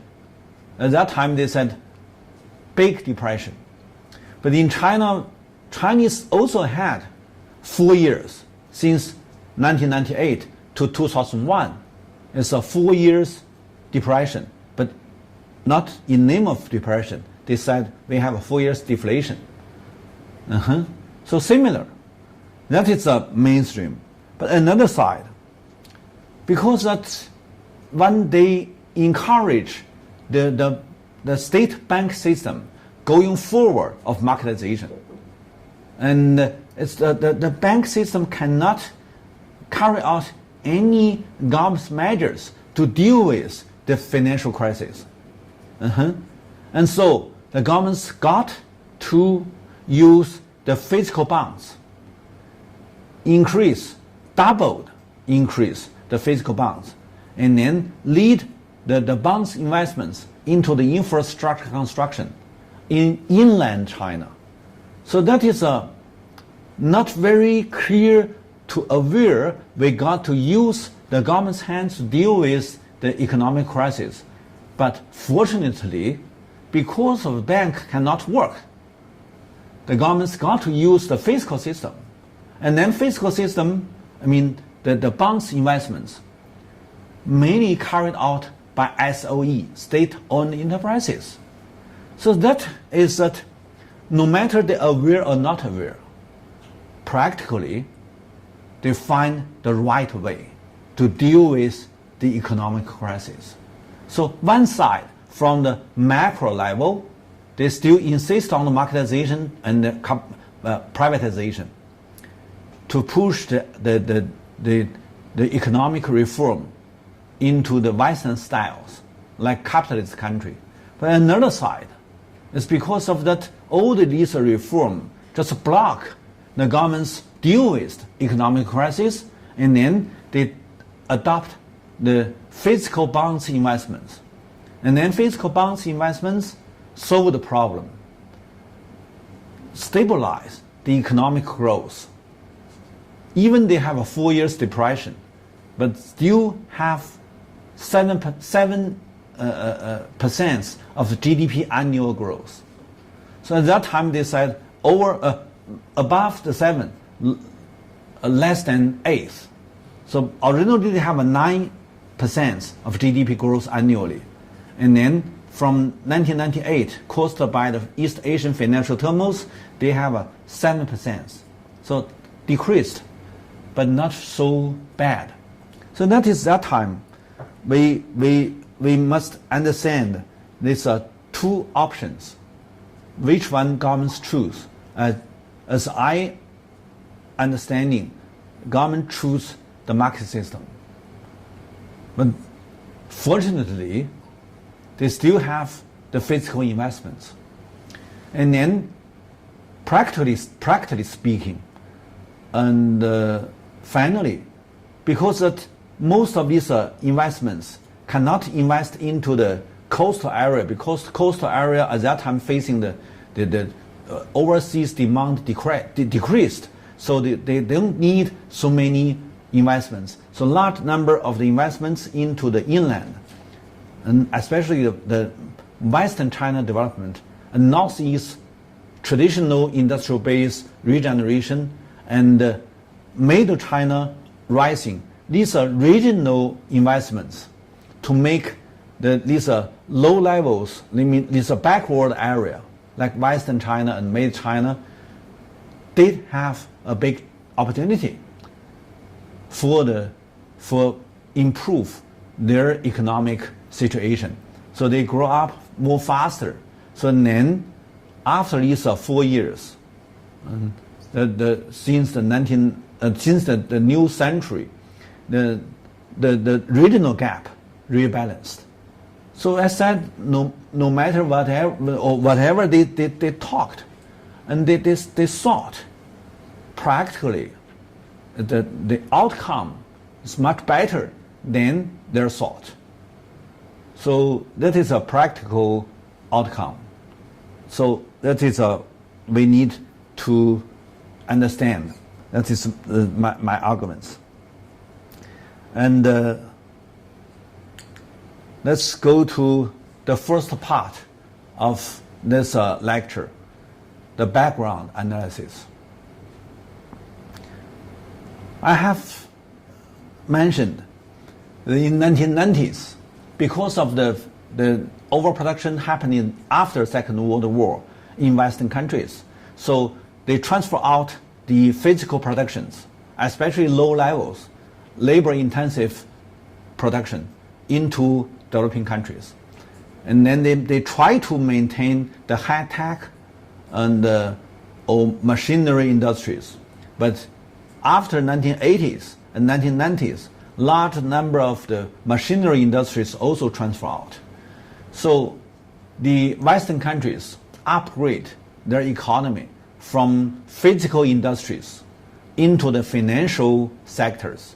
So the financial capitalization or the financial capitalism became a kind of new trends, even new phase of the capitalist era, of the capitalist history. So that is mainly happening in 1990s and the early 21st century. So from 1980s started, 1990s accelerate. In the first decades of 21st century, financialization or global financialization or financial globalization, whatever, became a kind of new phase of the capitalist history. Means that the capitalist economy has upgraded their economic structure from the physical production into the financial production. And then that is the main contents of the globalization, because the currency is a kind of credit. The credit based on the political power. So this polar unipower after Soviet Union collapse, this polar power, only one, that is United States. So when United States took such kind of universal power, is a polar power. Means that this country became the polar power of financial credit. So the biggest political military power can equal the biggest financial power. That is a new phenomenon internationally in the first decades of the 21st century. So it means that nobody, no power can block this unipower to transfer the political power into the financial power, and then to use the financialization to take large amount of the interest from the world. So that is why these Western countries upgrade their economy from the physical production into the financial production.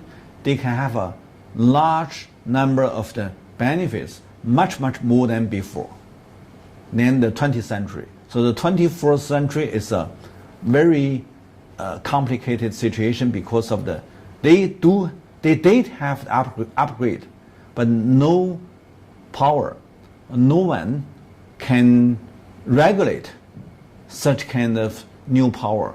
It's somehow like a big giant from this Arabic legend, Aladdin,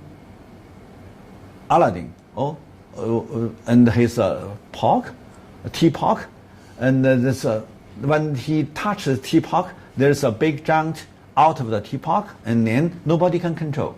So that is a similar story in the 21st century. It's a kind of financial giant.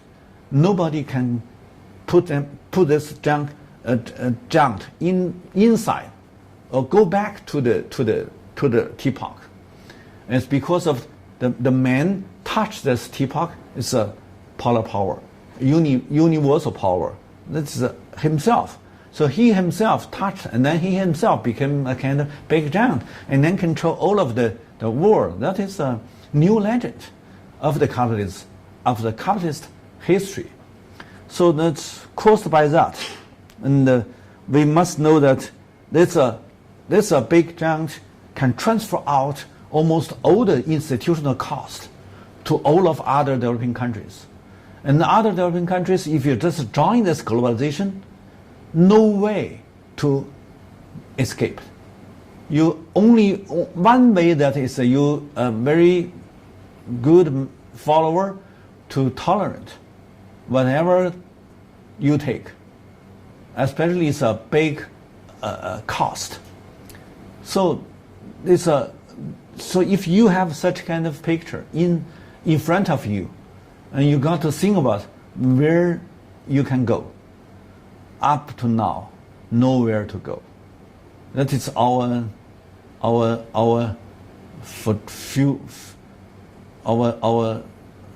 faith. It's unthinkable. And but we need to know that how such kind of phenomena happened. And originally, when we talk about the Soviet Union collapse, we said this, the war, this after Second World War, this world can have a kind of terror balance. It's because both of these are two big guys, all control very big nuclear power. They can destroy the globe many times. So that is a terror balance controlled by these two, with a twin head power they can control. But one head vanished, and then nobody can, there's no terror balance. So there's only one polar power. So this they don't need have such kind of so-called priority advantage. So it's United States as a big power, as a unipower, release control of the military information system construction. There's many high-tech in such kind of programs, and then release control, make this high-tech into the market, and then to be the industries. So this is a big chance for almost all of these venture investments company. So they just follow this new policy and then invest into the high-tech industries. That is in 1990s. But it also means that they can take large amount of benefits because it's a good chance for free riding. Most of these investments, when they have the so-called terror balance, and then they invest a lot of capital for the high tech, for the so-called the highway of information. Many things invest, and then all became the sunk cost. It means that if you take some part of the high tech for the business or for marketization and for new industries, you can immediately have a big return. So for such kind of chance, absorb a lot of venture investments. These are institutional investments fall into the new room, and then to make the American became a kind of big market of the high tech, of the new economy. So the late 1990s, there is a new concept created by United States by this economist. It's in name of new economy. But new economy, very soon, just a 5 year or 6 years, turn to new bubble. Means that then some people gave a critical title is a new economic bubble. Originally it's a new economy, and then follow a bubble is a new economic bubble. This new economic bubble break in the year of 2001, and then 2001 is a China access WTO. So these are two events merged together to make almost all of the people believe that China take the free riding of globalization because China entered WTO, and then China have a so-called high growth. People believe that the globalization save China from long-term and from 4 years depression. In China, it's in name of deflation, but indeed, it's not globalization saved China. It's new economic bubble break, make large amount of this surplus capital escaped from United States high-tech markets, invest into China to make China have a large amount of FDI, foreign direct investments. That's because of foreign capital flow into China and then to have some high growth again. So not globalization saved China. It's a IT bubble break saved China. So that is the very interesting. We give a lot of challenge about this very ideological explanation about this crisis. So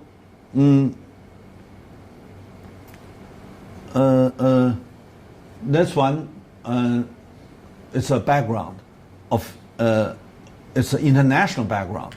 And you can see that in the 1997, these countries fallen into the trap of financial crisis. That is, IMF try to deal with South Korea. And you know that at that time, the worldwide scholars, nobody understand why there is a so-called financial crisis happening in this newly industrialized area, East Asian area. So they give the explanation about that it's you'll have some problem for your domestic institutions, and then you have some kind of anyway. But nobody think that it's because of a large number of the capital flow from these industrialized countries, because that it's the capital in this industrialization take the returns very slow. But if they invest into these IT industries in United States, that will be large number of the profits come from the free riding, because that large investments from the governments became a sunk cost, and then they can have a big return. So it's American markets absorb a lot of capital, flow from the East Asian countries. And that's because of a capital flow. There's a financial crisis in East Asian countries. But at that time, nobody gave such kind of explanation. So they only believe that is your own problem. And then the IMF come to these countries, negotiate with these countries' governments. You must more deepen your free market system. Means that originally your problem caused by the free market system, by free flow of the capital. And then IMF and the World Bank come here and then push them to deepen their reform for the market, for the marketization, for the free flow of this financial capital. Certainly make a lot of social campaign. So this South Asia, that is South Korea, and people lost their job, so they want to renegotiate with the IMF agreements. And they said, I'm fired, means IMF means I'm fired again. So these are people, they crowded in front of the bank, want to take their money back. But the bank has no liquidity. So this bank got to close. And then as Hong Kong means that also attacked by these venture investments. And then there's so many crises happen in these areas. And then to make, at that time in 1990s, China just try to accelerate the globalization. Many rely on the overseas demand to drive the economic growth. But when these countries all have the crisis, the overseas demand large amount decline, so decreased. And then there is no overseas demand increment, so the Chinese GDP growth downgrade. So these are the background of East Asian crisis. And then look at this Asian equity market. And all from the summer of 1997 decreased. And so these are the Hong Kong stock market, Philippines, and Indonesia, Singapore, and Thailand. Most of these countries' financial markets decreased, and a lot of people suicide as investors failed. And here's the GDP. You can see that Indonesia downgrade, and China also. So Hong Kong, a little bit early, little bit bigger than China, but not so serious. Indonesia is Thailand, and these East Asian countries all have a very big decrease. So, and that is international background. Now let's look at the domestic context, and I just mentioned my arguments on the first page. The governments in the macroeconomic level and have some kind of measures, and but it's also reduce the local demand. So we should know that the overseas demand and local demand at that time all decreased, and inside of China, because of the 1990s, the Chinese want to accelerate the market system, and they have several measures trying to deal with the inflation in the mid-1990s.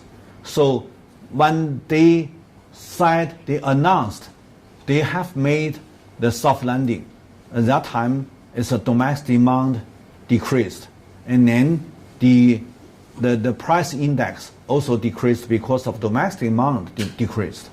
So that is they want to have such kind of phenomena, but they never think about there will be a kind of new threats from overseas. So when the 1996 to 1997, and caused by 1994, the high inflation is more than 20% high inflation. So they have 3 years trying to reduce the inflation. So they have a so-called soft landing. But indeed, it's hard landing. The hard landing make the local demand large decreased, and large decrease, and also caused by the domestic bank all have a lot of bad loans. So these are very complicated. The local situation make China going forward to the domestic crisis in late 1990s. So if there is no East Asian financial turmoil, even there is no overseas crisis, if you just do the analysis about Chinese domestic economic events, you also can find that at that time in late 1990s, caused by these very urgent market measures towards the market system. These are government measures, and also the government measures trying to control the high inflation, and domestic demand decreased, also turned China into the economic crisis. And also because of the taxation reform, the rural area and the large number of the rural industries closed down. Large number of the non-agricultural labor lost a job. So their income decreased. Also impact the local demand. So many different events, all are negative. So what I believe that is in late 1990s, even there is no foreign crisis, the domestic crisis should happen in late 1990s. So, but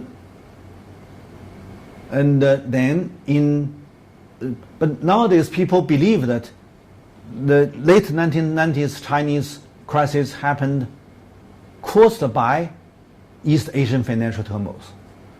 We can still acknowledge, we can still take such kind of concept, such kind of idea, but we need to do more deepened analysis about such kind of crisis happen.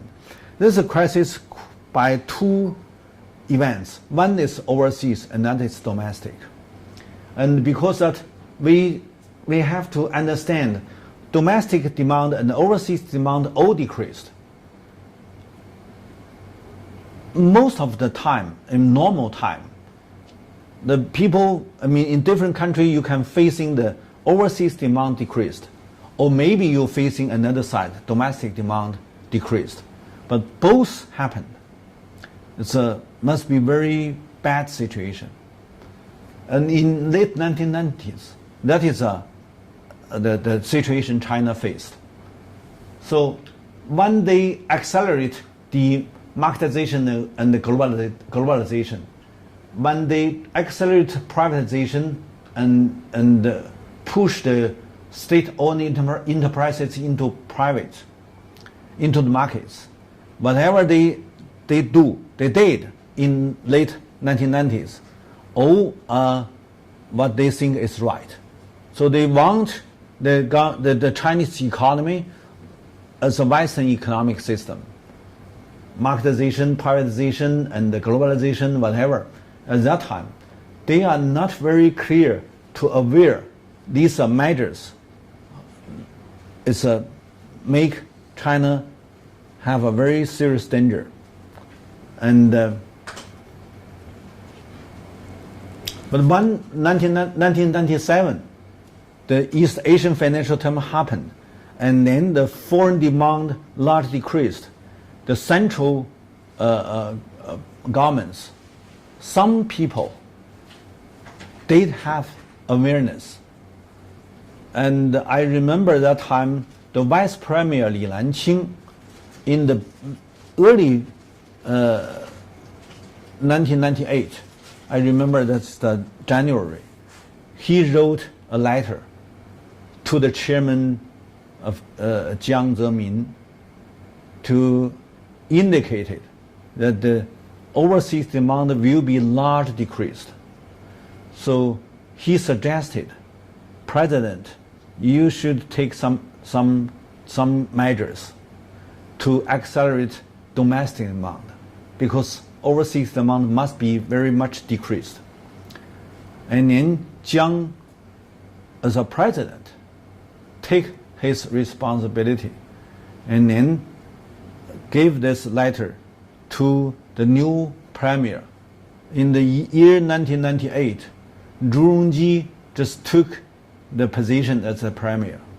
So he got this letter, and then Jiang asked him to do something to stabilize the China economics in the 1998, because of 1997 caused by the East Asian financial turmoil, that the overseas demand will be largely decreased, and then how that we can stabilize our economic growth.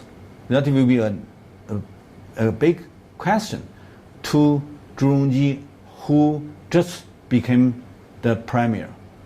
So certainly that is a kind of challenge. So Zhu Rongji immediately to organize these central government's economic departments. And I remember that time it's more than 20 to 30 key persons from all the economic departments, and have had a meeting together for almost 20 days or 30 days. I mean, it's a long meeting. And how can we do some measures to save our economy? Not so quick, not so depressed, so quick to fall into depression. So that they do something very serious. Even that the mainstream as a policy circle still insists on the privatization, marketization, globalization, liberalization, whatever these decisions. But the politician, the leader, the political leader in China, when they have very practical threats from East Asian financial turmoil, they got to deal with. They got to have some measures. So that is we need to divide. The ideological propagandas and whatever. So if you are just a foreign scholar, you do your research, you read these documents, these newspapers, these whatever, they even have no any awareness about the real situation. What happened? But inside of these government's economic departments, they did have the instruction from the top leader, and then they started to do something. No one can have even the holiday, even the Spring Festival. They have no any day for their recreation. They just stay in the office, try to calculate how they adopt these measures to deal with. So that is we can say maybe that's caused by some kind of political regime. If you are a kind of official in this so-called liberalism country, you need to have your concern about your family, and then you got to go back. But these people concentrated in some hotel, and then for more than 20 days, you cannot go back to home. You must work in this room for the new policy and new measures. That is somehow not in the eyes of these foreign scholars, and they never think about that China can do things like this one. But it's truth. So and then they immediately understand, and both domestic demand and overseas demand decreased. The only one way is that Chinese economic growth only can be driven by investments. So we all need, there's a very popular description about economic growth. They said, okay, economic growth driven by three horses. One is mainly by domestic demand, and then combining by foreign demand, overseas demand, and investments.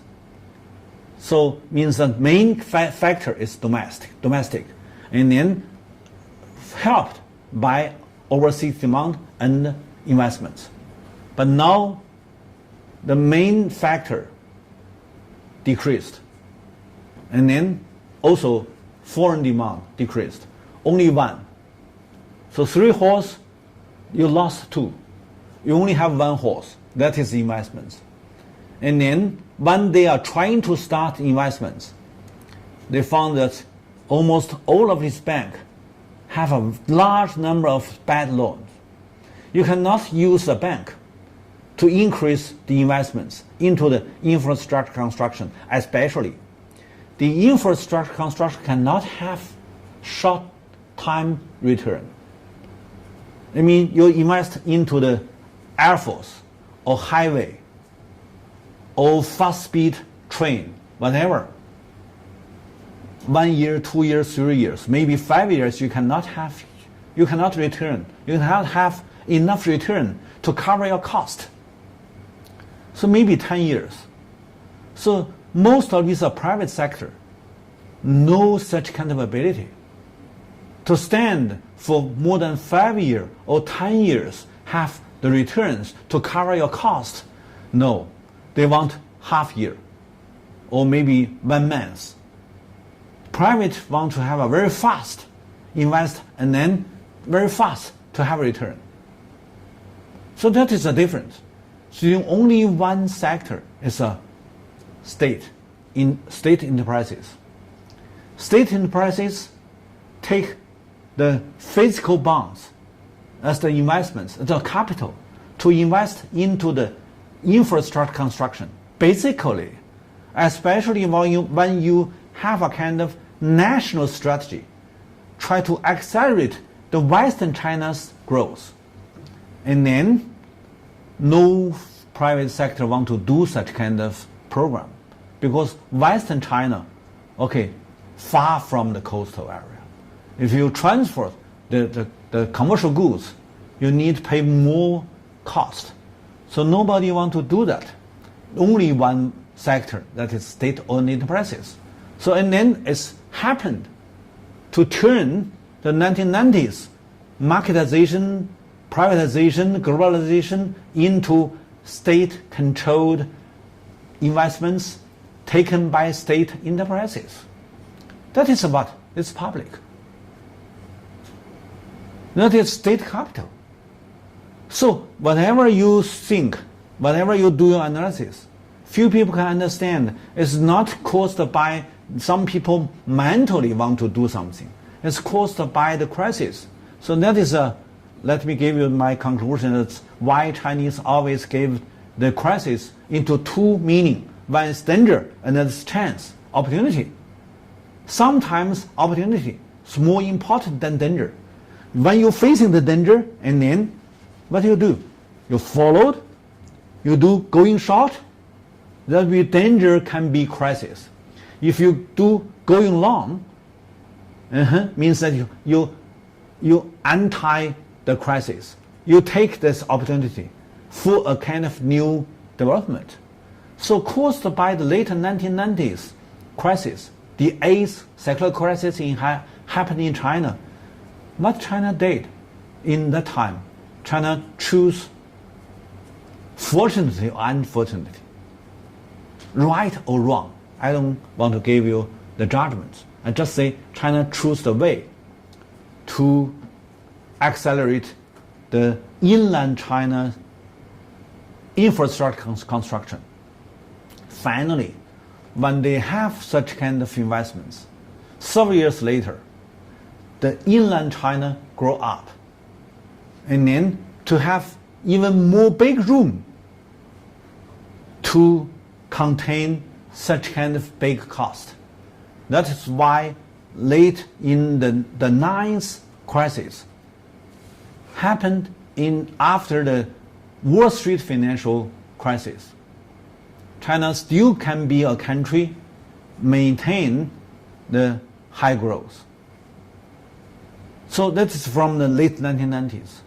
So I said when Zhu Rongji retreat, Wen Jiabao taking the place as a premier, he followed Zhu Rongji's policy, still maintain the physical bonds investments into the infrastructure construction.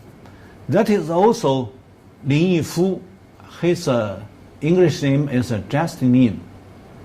Justin Lin, before he went World Bank to be the senior vice president and the top economist in World Bank, he has raised up his suggestions to central governments in late 1990s, when China facing the challenge of the East Asian financial turmoil.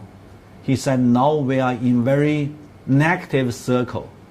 That is a twin surplus. One is a industrial surplus, another is a labor surplus.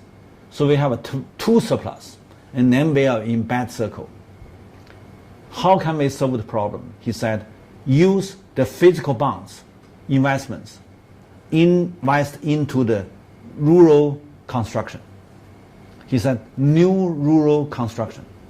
Similar as Korean did in 1970s and 1980s. He said, we have a big room inland. We have a big room for contain the investments in rural area.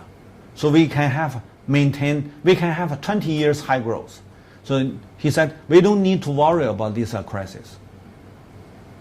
So that is a suggestion. And he said, the only one we should take from overseas, that is the Roosevelt New Deal. So we can have a Chinese version of the Roosevelt New Deal, like 1930s in United States. So whatever he talked, nowadays you can do your own judge. It's right or wrong.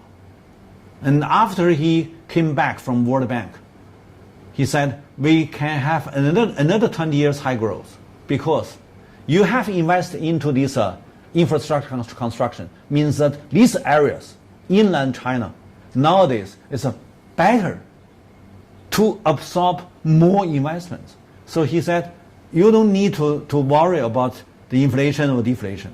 You just do one thing, it's right. It's keep invest into inland.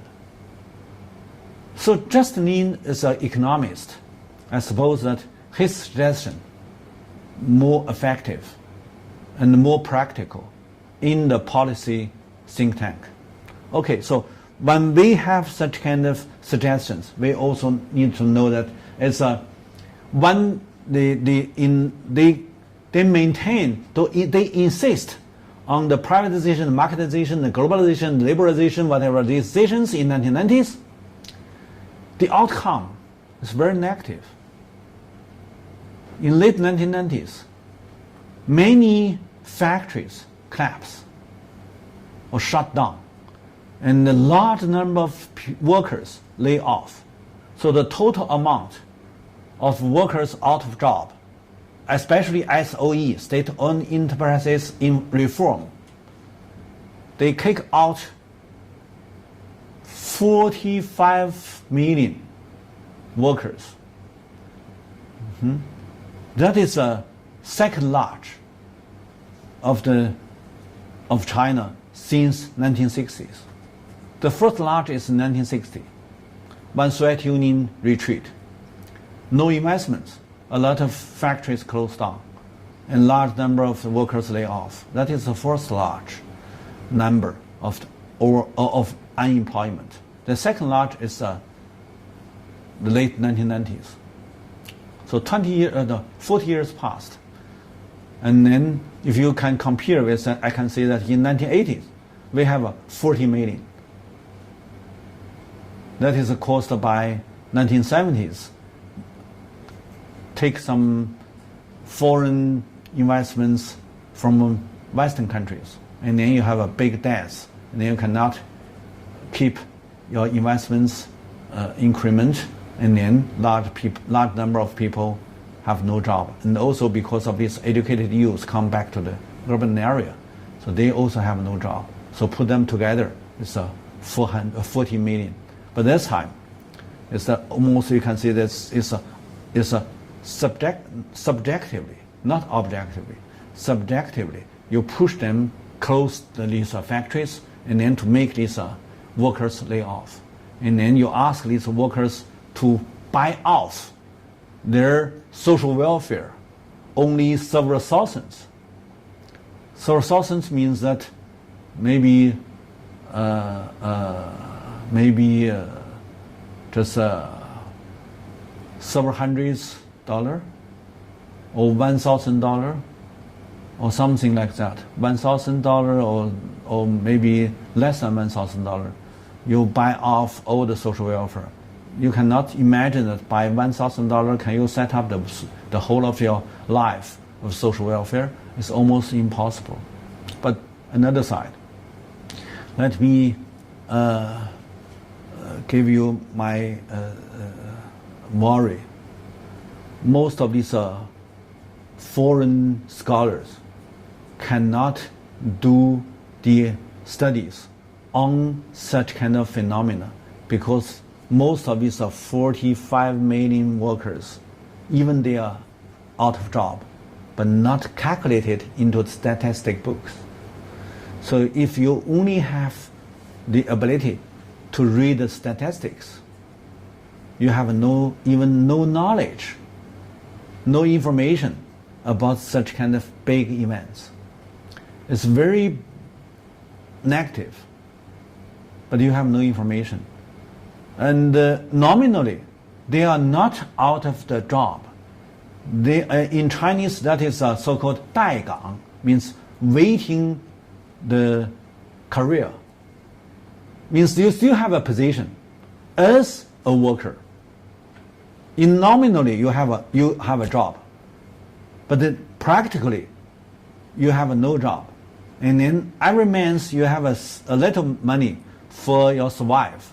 Means that you can buy a little food. But you have no exactly the salary. You have a little money. It's something like a pocket money. And even that some factories ask you every morning you need to come to your workshop, stay there, and read some documents or read something. That means that give you the chance for training. So they have so many titles, so many topics. And also the government still asks the bank, state bank, give the loan. That is a salary loan. Means that these factories not closed down. They still be there, alive, but no products. So many things happened in China in late 1990s. Not like East Asian countries when they have a financial collapse and then the factory closed down and all the workers go into the street and then they have fightings. Not like Western countries, not like these East Asian industrialized countries. It's a special Chinese system. They still control these factories. So the workers not nominally not out of job. So you cannot just read the textbook, the statistic book, to know that maybe that these years the unemployment rate less than 6. But indeed, maybe it's half, maybe 40%, maybe anyway, it's much higher than almost all of these Western countries in new century. You know that in 2010 or 2011, in Greece and Spain and whatever, they have Italy, they have many people out of job. You can see that it's 20% or 15%, but it's all calculated into the stat books, and then you can easier to do your analysis. But you do the Chinese studies, you cannot have the data. So this data not exactly correct, but a lot of policy researcher, they talked about the total out of job, total waiting job, and total have pocket money, join the training programs, all put together, it's 45 million. you cannot see their unemployment. So that is a very interesting research events. And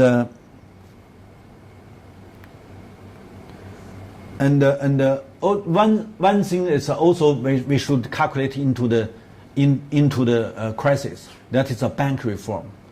And before 1997, the most of these big bank in China owned by the state, and the bad loan percentage 1/3. And that is in any Western system. If such kind of phenomena in any country under the Western system, only one outcome: going bankrupted. So the old Chinese bank at that time need to be bankrupted. And because the bad loan is much higher than the self-capital. You have your original self-capital, that is according to the Basel first, you need to have at least 8% of the physical capital in the bank. But if you have a 30% bad loan, means that much higher than 80% of their capital, means that you go to bankrupted. So any bank lower than 8% must be bankrupted. But in China, few scholars overseas carried out the research on this very special events, how China deal with such kind of more serious financial crisis, much severe than any East Asian financial turmoil countries. Almost the same year, in 1997, all of these Asian countries, they fallen into the trap. All bank collapse. But how China deal with such kind of problems? Okay, let's give you an explanation after our break.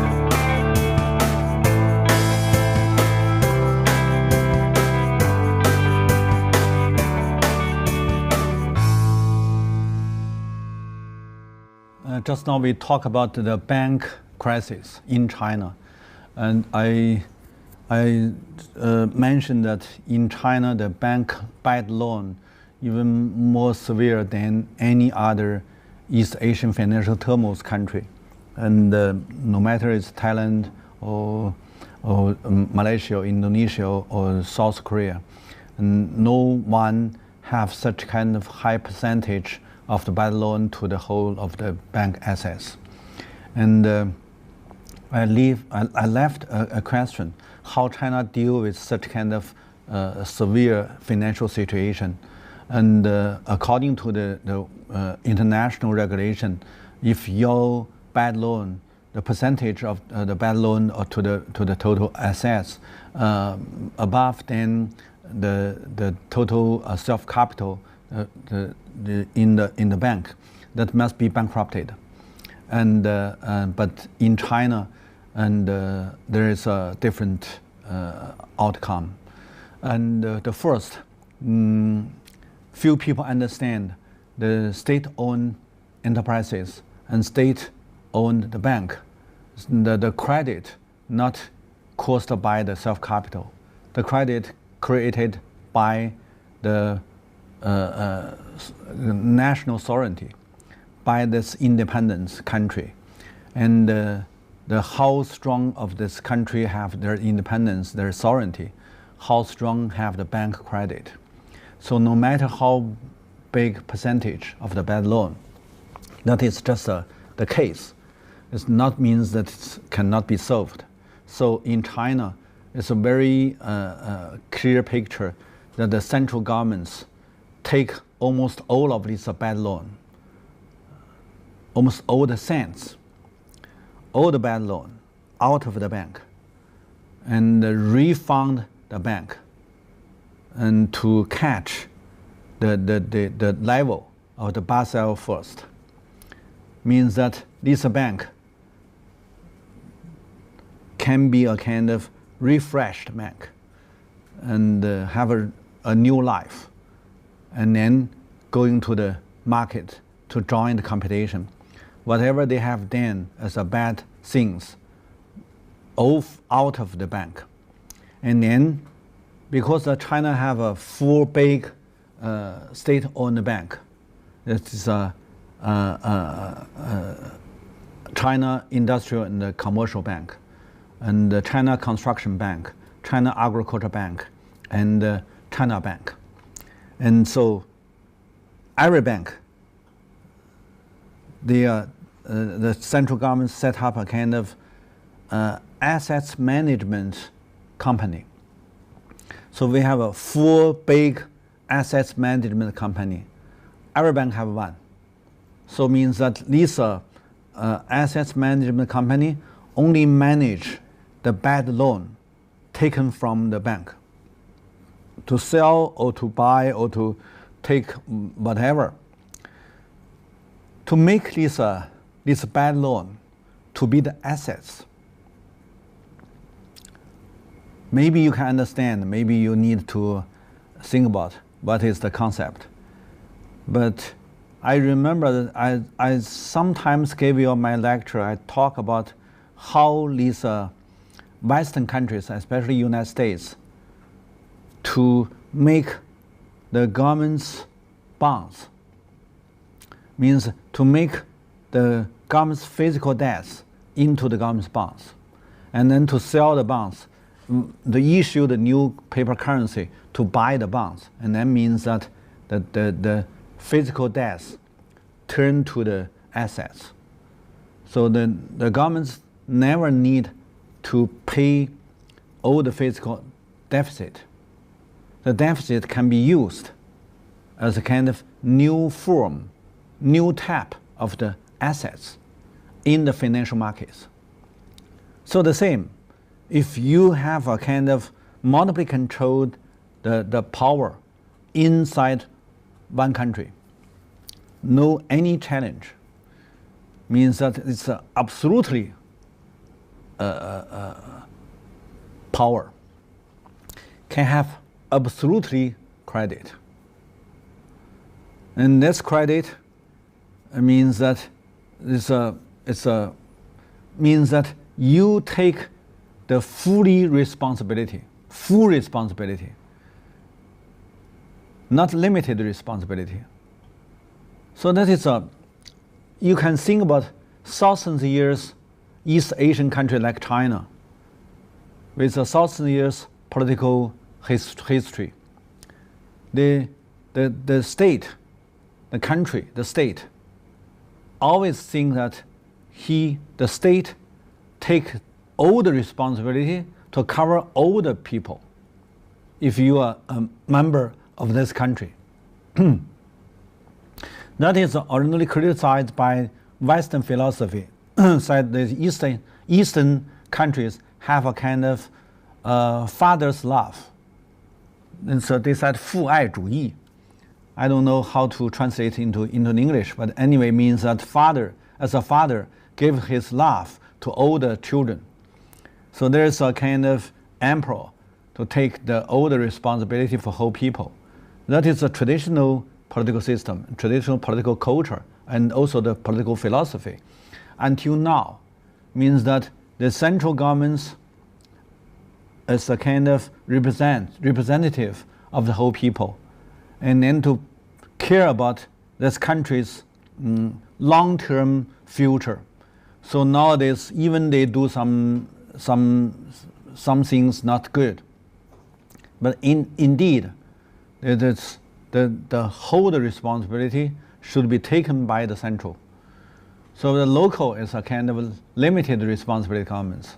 central is unlimited governments. So the unlimited governments control the financial system. So the financial system means that the government's credit became the currency credit. That is a kind of explanation. And you can change another way to think about that. What is this money? The credit caused by what? And that's not come from the gold, because now the whole world gave up the gold reserve system. And then every people knows that almost all its hard currency is soft enough. No any currency is hard currency, because no any currency can be changed back into the gold or silver and whatever, because the system has been collapsed. And then let me tell you that almost all the hard currency, all this paper money, the credit have only one resources. That is source from the political regime. So nowadays, if we talk about the 21st century, it's a financial globalization, it's a financial computation in the world. So there's only country, the only state is join the state joined the global computation, not by individual. No anyone can join the global computation except state. Because nowadays in the 21st century, the computation is a financial computation. It's a financial capital computation, not by others. The financial capital is a credit. The credit only can come from the state sovereignty. So this is why I gave you this explanation about late 1990s. China have a more severe financial crisis, much severe than any others. Out of China, all of others, their financial system collapsed. More easier to be attacked by these venture investments, by these so-called financial evil. They can free flow into Thailand or South Korea and whatever. They all win. In these countries, these venture investors, they win. But in China, they failed. Because nobody can do such kind of things. Like I mentioned, I gave the explanation. I described how Chinese government did it. Just you have no such kind of imagination. How can a government just take all the bad loans out of the bank? Up to now, we still have this 4 big assets management company. They still be there. From 1997 until now, there's 30 years past. They still be there one to another to deal with this sort of bad loan. And then, but it's not loan up now. They became a kind of assets. They sell a little bit and sell a little bit, and maybe this assets can be changed into the shares. So nowadays, some part of the bad loan has been the shares controlled by this company. This company, they are a kind of shareholders company. They have many shares in different SOE, state-owned enterprises. You are a kind of airport management company. You have a large number of bad loans, now all become the shares controlled by another one. So that's the game. Think about it. It's a fantastic game. In this new century, in the 21st century, the country now became the player of the game. Directly join this computation. So which one is the big? The biggest nowadays, you can see the top 1 bank in the world is ICBC.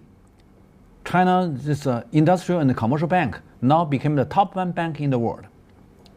But 20 years ago, this bank should be collapsed. The top 4 is the China Construction Bank. And the top 7 is China Agricultural Bank. The top 11 is China's bank. Bank of China. Still be there, alive, and then can be the top, from top 1 to top 11. It's all these four big state bank, but they originally 20 years must be collapsed. So this such kind of game, how does China play the game like this one? We need to take into the consideration and then compare with any other countries. So this game player have a different way to play such kind of global financial competition game since late 1990s. So from the first overproduction crisis, in Western countries, that is turned to what kind of outcome? From East country, especially from China, turn to what kind of outcome? In West countries, turn to the Second World War, to massacre thousands of people, many millions. But in East, in China, you compare historically compare these two outcomes. You can see that why the Chinese as a kind of civilization for thousands of years still be there, include many different civilizations. Okay, so this time when we talk about how the global crisis impacted China to make China have a kind of the first overproduction crisis. This overproduction crisis combining other crises means that this crisis also combining the financial crisis, and the financial crisis is more severe than any other East Asian financial turmoil country. And then how China plays such kind of game, and then recovered, and then 20 years later became these top banks in the world. So that is a very valuable analysis. I hope you pay attention to. Here we can see that these years originally is a great grow up, and then here so-called 4 years depression in the foreign trade, export import, stagnant, no increase until the 2002. Because of 2001 IT bubble break, a large amount of FDI flow China, and then they controlled exports. And nowadays, from 2002, the exports mainly created by foreign invested company. Okay, next. Here also is a CPI, China Consumers Price Index, CPI. The CPI here from 1997 to the 2002, and from 2002 increased, but these 3 years is a so-called deflation. Deflation means depression. And here also, caused by these years, large number of the capital flow out of the East Asian countries, including China, flow to inside into United States for IT industry, for IT industries. So there's a new economy period. The FDI, not increments, remain at a low level, and then until 2002 increase again. So these data shows that in the late 1990s, East Asian as a whole, as an area, have a similar crisis. China not accept, not escaped. China is a single case, but that means that China not had such kind of crisis. China had similar crisis, even more bad situation than others. Okay, so this page detailed tell you that how China choose the measures to deal with such kind of crisis. And so the macro level, I mean, as I mentioned, in 1990s, Chinese central policy circles still insist on the marketization. So they are trying to put the education, even the medical sector, the medical service into the markets, to make a lot of private investments into the education, into the hospitals. And so the hospital need to take the money from the common people. And also education need to take the money from common people. So a lot of family, if they have a case into the university, this family became poor. And if the family have some people ill, aiding people ill, this family became poor. So it's because of the privatize a lot of public sector. So this public, it means that privatization, marketization, globalization, liberalization, all of these decisions in 1990s still be in the mainstream in China. And then they also made very important policy to push these SOE workers going to so-called going to market, but indeed it's unemployed. And then large number of the lay off workers going to the street. There are many social conflicts. And so, but in the macro level, they do a lot of things like marketization. But in the another side, at the macro level, the macro level means that the financial and the fiscal system, and they do something like going long, not going short, but going long.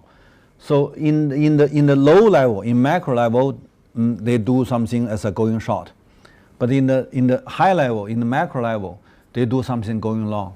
So mainly that is they close down this private investment bank and foreign capital investment bank, and also close down the farmers, the peasants, so-called credit collectives, something like that.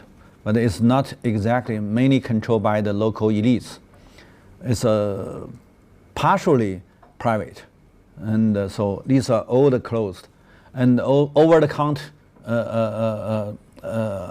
trade also closed, and only the stock market is maintained as controlled by the state. Means that this measures means that almost all these private financial sector, including financial foreign invested financial sector, closed down, and only maintain state-owned enterprises and state-owned financial sector. That is from the macro level, means the high levels measures. They strengthen the monopoly control of the financial sector. That is different.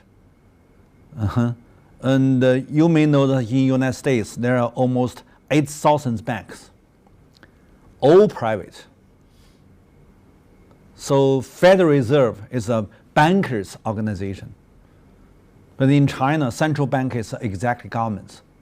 And these are big four. Control more than 70% of the financial assets in China. They are monopoly controlled. The state bank. So that's different system. So nowadays the competition, global financial competition, mainly is a two-system competition.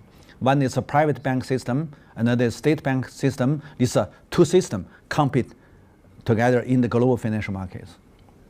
So I will give more explanation later, but nowadays that's just telling you that how that they close down this private sector in financial area.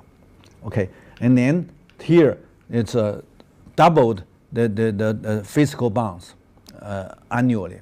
Ordinarily, every year they only have 50 billion, and since 1998, more than 100 billion, and then nowadays it became 300 billion and something, so increased more fast. And then the third one is that to stabilize the peasants' land rights. So, and these are measures that is I summarized of later 1990s government's measures deal with the crisis. And then the conclusion is very interesting. I have this one maybe very challengeable. I said, and the Roosevelt New Deal and the late 1990s Chinese deal, all are new statism. But it's just partially the deal with the crisis, not the whole. And China and United States and turn to the high increments is caused by outside, not inside, caused by the external factor, not internal factor. United States caused by the Pearl Harbor accident, and then to push United States into the Second World War. And then the war is a big demand to make the industries goes high. That is a external factor to solve the problem of the big depression. But in China, it's caused by 2001 IT bubble break, new economic bubble break, and then large number of the foreign capital flow into China, and then to make the foreign capital control exports, make the GDP increments again. So that is both are external factor to solve the problems of the crisis. One is in 1930s in United States. Another is 1990s in China. We all can make this phenomena into one theoretical concept. That is new statism. And when we finish this one, we can give you the more detailed about the Western countries' overproduction crisis. Here you can see very clear that is before Roosevelt, the president of United States, Hoover, make a kind of more severe crisis because of he believes the liberalism. And so Roosevelt believed statism. So he make the economic growth much better than before. So this downgrade is upgrade. And but Roosevelt still have a kind of new depression. By Pearl Harbor attack, the war demand make the industries higher than before, or not here. So this because of the war. So that is this one is GDP per capita. This one is a normal GDP, full normal GDP. So you can see that here, what is his measures of Roosevelt? Bank closed. As I mentioned, in China, we also have a bank closed. And then the gold convertibility suspended. And this is also the gold reserve system. And suspended. But depression begins in the US because of this one, this Hoover's, and then World War II begins in Europe to make American industries goes high. So these pictures are very clear to show that what happened in the 1930s to 1940s. And here to show that not United States, but also UK and France and Germany all have very bad situation in industries. And then the most severe is the United States, and then second one is Germany. And then their commercial capital also is very bad. So here is these are 4 countries. And foreign trade, look, decreased 70%. And then here Germany is decreased more than 60%. So unemployment here, look, it's more than 600. United States, and then this Germany is 200. So these are from 29 to 32 before Roosevelt New Deal. The the situation, economic situation in the world, led by these so-called liberalist politicians, and going worse and worse. And also, I need to mention that the Second World War initiated by this liberalist country, not by statist country. And because they all believe that liberalism, so they all falling into the depressions, and they fight each other. So these historical events need to reflect in modern situation to understand what is the real happen. Here, look at this. I use this picture several times, but you need to pay attention to this one. And from Zhu Rongji to Wen Jiabao, they have 15 years of big investments. And then they make the GDP goes high, similar as just now I showed the picture as a Roosevelt. And even they have a little bit depression, but the long-term trends is an increment until the new crisis happened. That is a Wall Street financial turmoil happened again. And then foreign demand decreased, and then GDP decreased also. So when we see that's when Zhu deal with the financial turmoil in East Asian countries, and overproduction happened in China, combining the deflation and the bank bad loans, and similar as Roosevelt, he received by high investments, and and also trying to deal with the 40 million SOE workers layoff. So we can see that these measures, no matter what is the ideology, what is this political regime, when they facing the challenge of the crisis, they must do something. That is more critical. So if you just believe they talk or they write into the documents, that means that you fool, not their fool. The writing documents is for something, but the reality is another thing. So we should do more studies on the reality, not pay too much energy to read these documents. And then here is the case, shows that how that they strengthen the state control.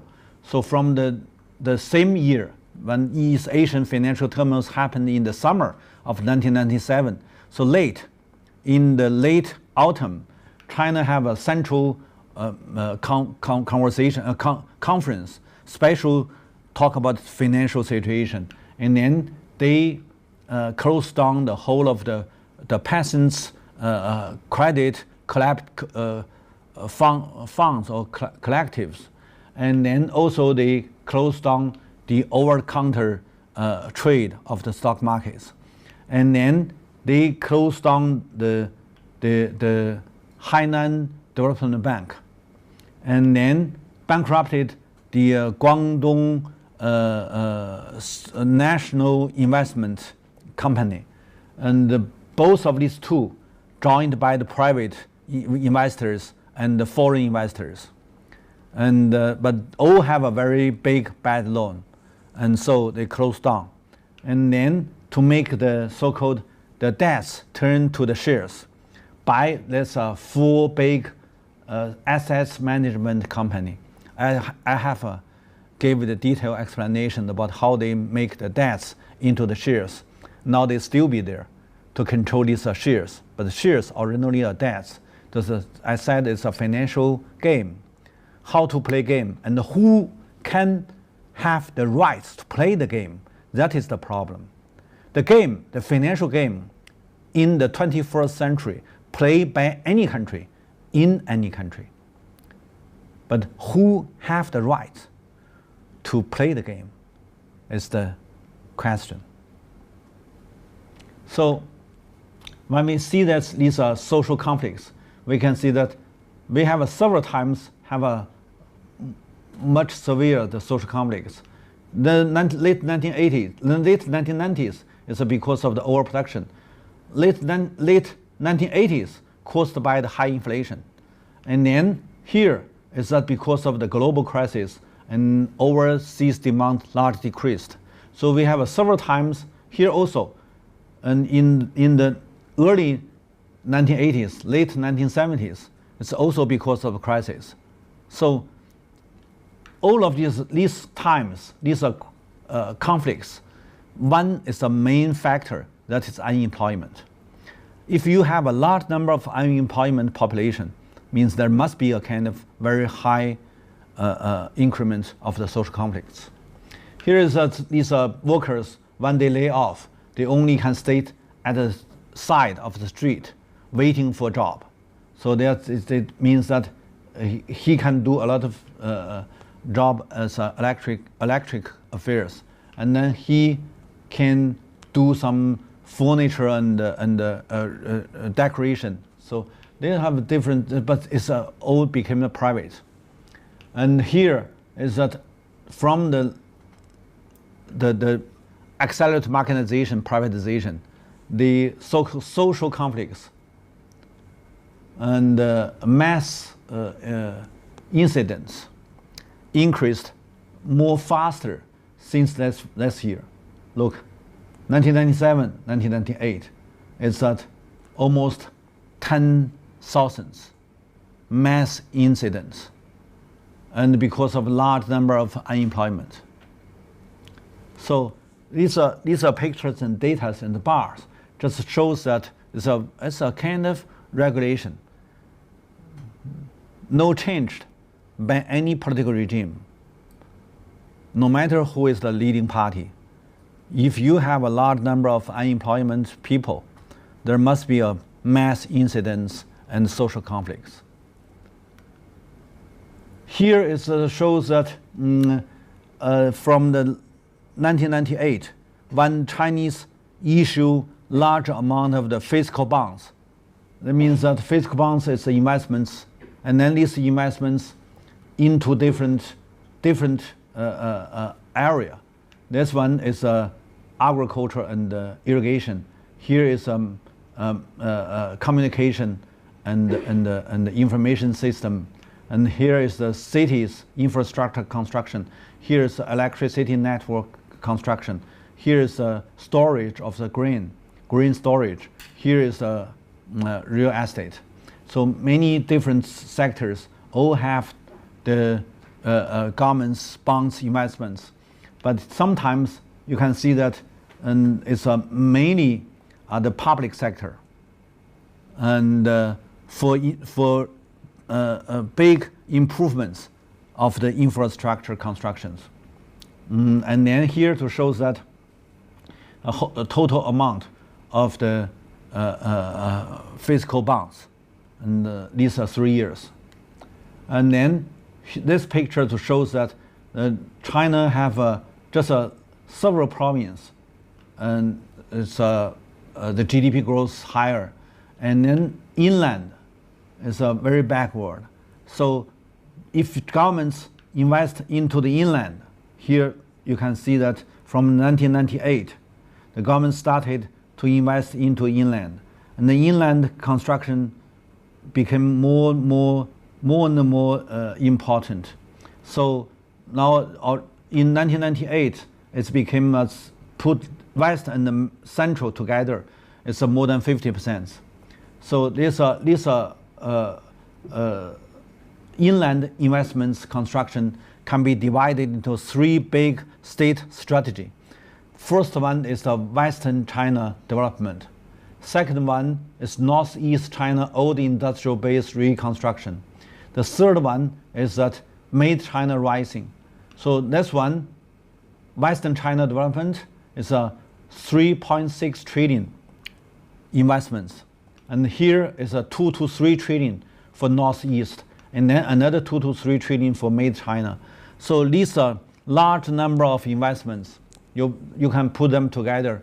It's almost, I mean, these 2 things. It's Zhu Rongji, when he was the premier, he made 2 state strategy. large amount of investments into the west and the northeast. The total amount is almost 6 trillion. And then Wen Jiabao also keep his strategy, and then keep to invest into the local. And then finally, you can have a kind of regional gap rebalance. And that is a very positive outcome, because nowadays, even you go to the United States, you can find the regional gap enlarged. If you go to Arizona, or go to some poor states, you can find that it's people here hopeless. So with some rich states, okay, that is GDP per capita still be very high. So even United States cannot solve the gap between different regions. So the regional gap in China solved by the government's fiscal bonds investments. So that is I said, fortunately, unfortunately. Anyway, the outcome is much better. Yeah, it's a big debt. Nowadays, you all know that China, the debt to GDP now is highest in the world. But the debts now caused by investments. So if you invest into the right field, that we will have a better outcome. But if you invest into you can compare. United States also have a large amount of bonds investments, but it's invest into the different field. You can do your analysis and you can find the difference. So we can finally have our conclusion, and let's give you this picture to show that when China have regained the high increments since 2002. I said it's the late 1990s Chinese overproduction crisis not solved by Chinese government itself, but by the IT bubble break. And because IT bubble break means a large number of the foreign capital reflow into China. And since the late 1990s, China started the infrastructure construction, have a much better the base for absorb this foreign capital. So the foreign capital seeking the chance, they found that China is a much better investments base, better than any other countries like India.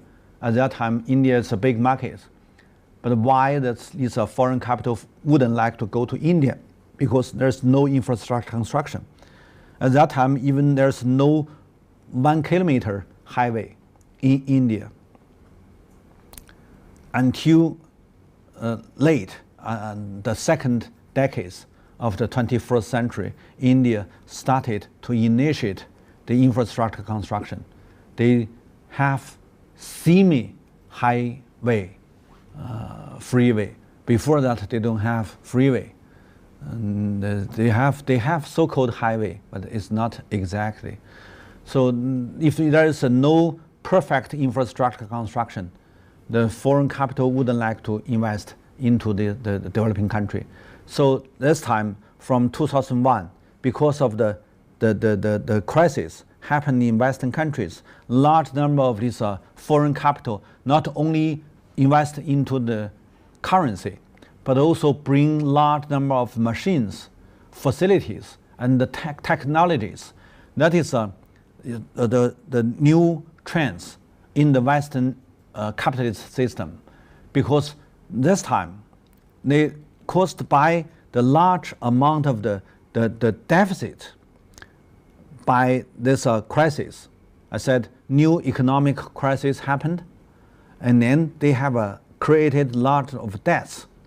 So means that this time, caused by the debts, they got to bring all their machines, all the industries, move out from these Western countries. So Western countries, the industry become more and more empty.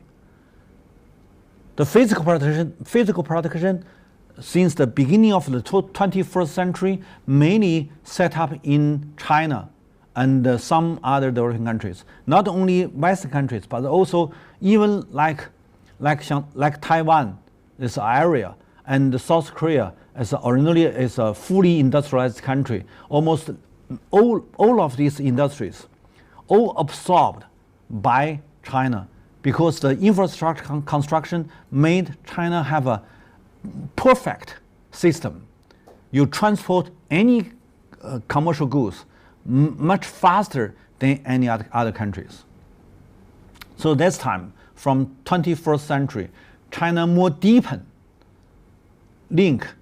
strong link with the global economy. And then, but the global economy, we must understand, it still be a kind of capitalism. What is capitalism? Look at this, the relations. This physical economy now mainly is set up in developing country, like China. And then they give large amount of the commercial goods to Western countries. They take the benefits, but they have a current account deficit. These are manufacturing the natural resources exports to the advantaged country. And then they have a large amount of deficit, but they can create capital. So they have financial service, means that they transit this capital into physical economic developing countries in name of financial service. So they have a big service sector. And they also give the cultural impact. Give you impact to make you understand free trade, liberalism is the best one. So you believe, and then you do your transition. The more you do your transition, the more you transit the benefits to them, to these developed countries. And then they said, you cannot to invest your own money because you have no such kind of financial market. They have. So you have your current account surplus to do the foreign reserve reinvestments into their financial markets. And then they got the surplus. So the more deficit, the more surplus. That is the financial game. I just now mentioned the 21st century global financial market is a game. Who played the game is the problem, is the question. The game is the game. So if you are a capitalist country, the private bank play the financial game. So if you are a socialist country like China, the state play the financial game. Anyway, they all play the same game. So that is the Western advanced country control the capital markets. So they capitalize almost all the physical economic countries' resources, and then take large amount of benefits by these capitalist countries. That is when China deepened their relation with the global economy, China became such kind of developing country. And they have a virtual economy. They became more and more advanced. So they take advantage to be a kind of such kind of circle. Now they name this circle as a so-called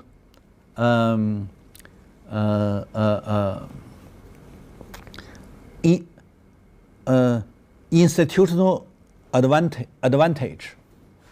Institutional advantage is not so bad because they do have big return by such kind of institutional construction. So that is a grand narrative.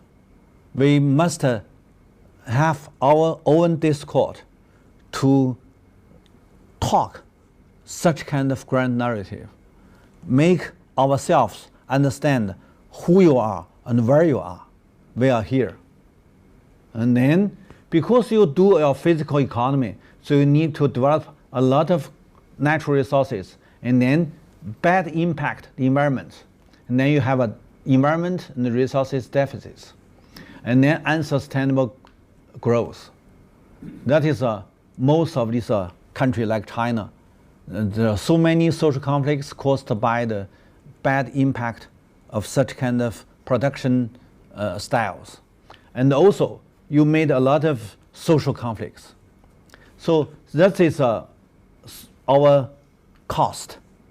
This cost transferred by your transition.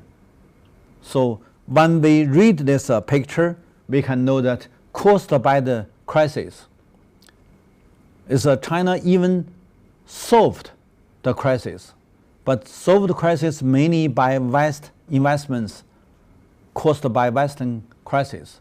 And then finally, you can have such kind of relation with Western countries. And then the more and more Chinese industries controlled by foreign capital. So that is and then this picture to show that how American new economic bubble break. Here, look, from 1995, I said 1994, there's a big change.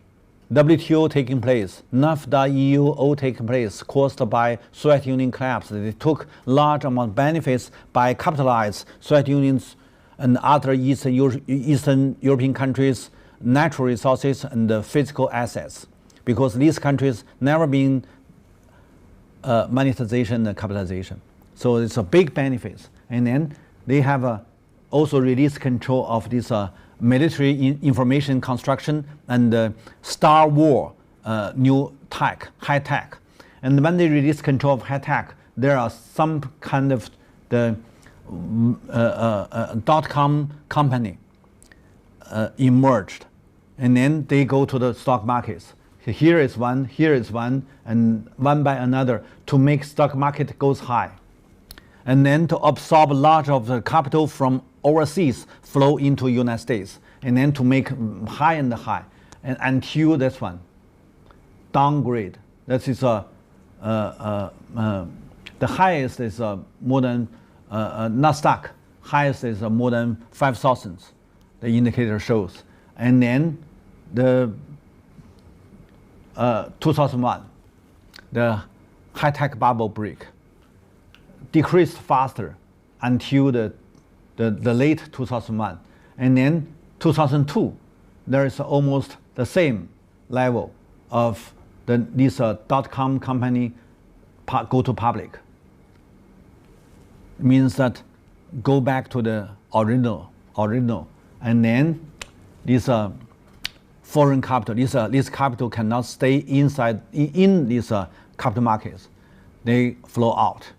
So this picture shows that, and the total amount of this .com company, they lost $5 trillion.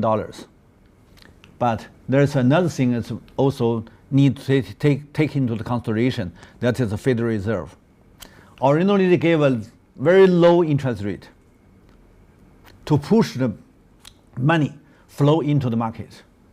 And then 1999, here, when it's increased, and the early 2000s, Federal Reserve increased the rate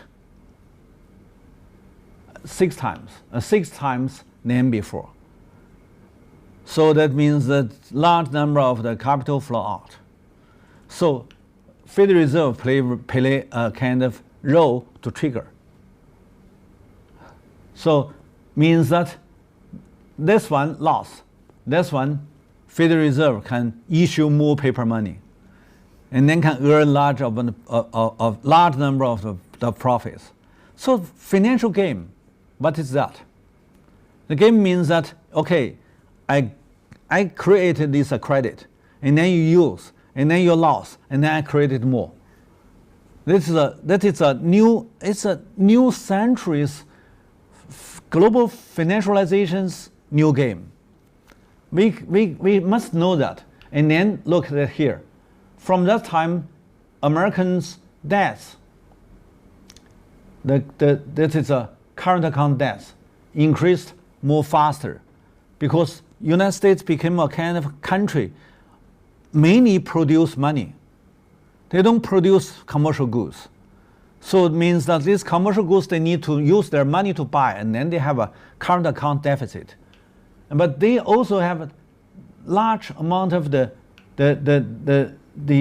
other countries' capital invest into United States. And then they can use other countries' money to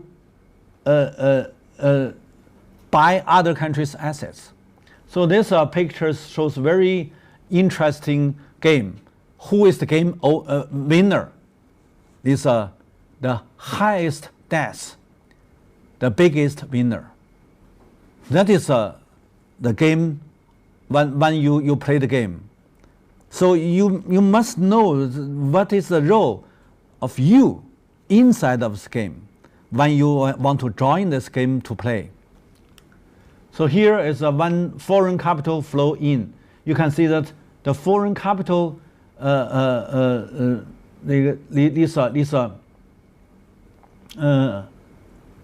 the coastal province, these are in Guangdong, these are in Jiangsu, these are the foreign capital mainly allocated in the coastal area and control the exports. So from that time, from the 2001, when these 2001, 2002, when the foreign capital flow in China more and more, that here is the bar is this one is the foreign capital flow in China, and then many control the coastal exports, and then these benefits flow to these foreign capital investments, and then it means that they take two sides profits. One that is when they invest into the developing country, they control the exports, and then your current account surplus taken by foreign capital, and then these foreign current account surplus reinvest into the Western countries' capital markets. They take second times profits. So they have two hands to take the profits, to play this game. So when the crisis over, when you regain the high growth, you need to do the analysis to know how that you lose, how and the others take this profit.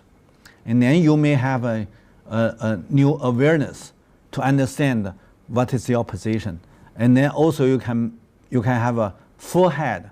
You can predict to know that what will be the next time's cyclical crisis. And here it shows that the exports and the import since 2002 has increased again. And these shows that I just mentioned because of foreign capital control. So even your gain is a high growth, but it means that this high growth not benefits yourself, as mainly benefits this overseas foreign capital. Okay, and I finish my lecture. Hope you can have some new new thoughts from this lecture. Thank you.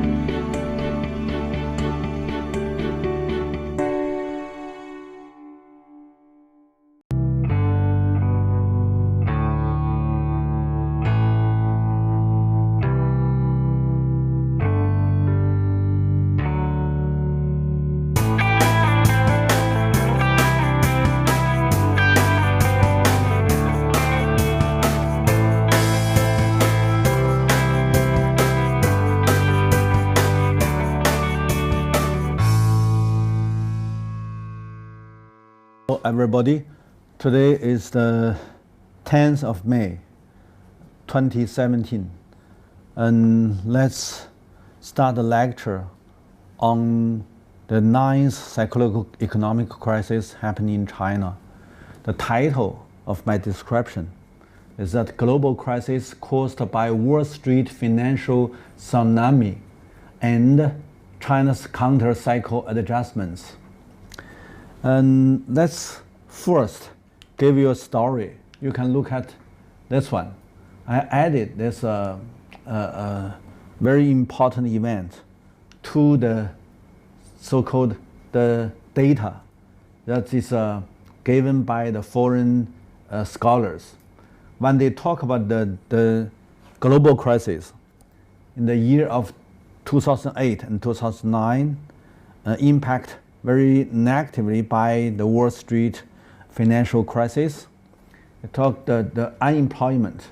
So the most serious unemployment happened in developed economics in EU, means that including of Canada, United States, and the European area, the 5 million and more unemployed people, that is the more serious problem.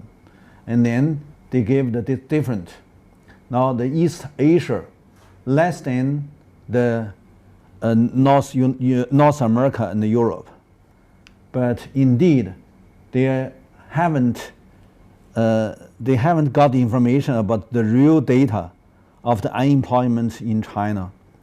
In the beginning of 2009, there are 25 million, as many migrant workers, and 25 million workers laid off in coastal China, but not calculated in the status book. So my story that started from where they gone, where they are going to. I mean, when you have the crisis, to make them lay off, they are out of job, and then 25 million must be the biggest, or even bigger than the total amount of unemployment in other countries in the world. Certainly that is not so big, it's smaller, because last lecture I gave my explanation about the late 1990s, the eighth cyclical crisis happened in China. I said there are almost 45 million SOE, state-owned enterprises workers. I mean the workers originally employed by the state-owned enterprises. They're out of job, but not calculated as unemployment worker, unemployment labor. It's because they have another title, that's waiting job or waiting career or the trainees and whatever, but never calculated into the statistics book. So most of the foreign scholars cannot even have such kind of information. In the new one, in the ninth economic cyclical crisis, the same. The people just have the 4 million of the whole East Asia. Only one country China have a 25 million. So, and let me try to short my story. That at that time, just because Chinese governments initiate rural reconstruction movements, that is indeed is a large amount of the investments invested into the infrastructure construction in countryside. I mean the total amount, I mean for this time, is just the 11th 5-year plan. Just for this 5-year plan, China invested into the rural infrastructure construction for the trillion. A trillion Chinese yuan is almost how to say that, it's almost $500 billion dollars or something. But anyway, it's big money. So you know that a trillion invest into the infrastructure construction in countryside can absorb maybe 20 million, maybe less than 20 million labor to have a cash job. So it means that they at least lay off migrant laborers from coastal China, flow back to the inland to join the rural infrastructure construction. And then that means the Chinese governments adopt counter-cyclical crises, the measures, the countermeasures, the policy to against such kind of global crisis. And then this time, they have a very positive outcome. So let's go down to the background analysis. When this time, the Wall Street have such kind of financial crisis, that means that the crisis did happen in the core of the capitalism, especially when we talk about the financial capitalist era. Originally, these are financial capitalist crises not taking place in the core. In 1980s and 1990s, these crises happened in other countries, other areas, but this time it happened in the center of the financial capitalism. The financial capitalism center is Wall Street. That is the worldwide financial capital center is Wall Street. And then very soon, from 2009 to 2010 to 2011, these are the crisis from the center spread to other Western countries. And then to make the whole of these countries around the Mediterranean Sea as a kind of cyclical crisis ring. It's a crisis ring.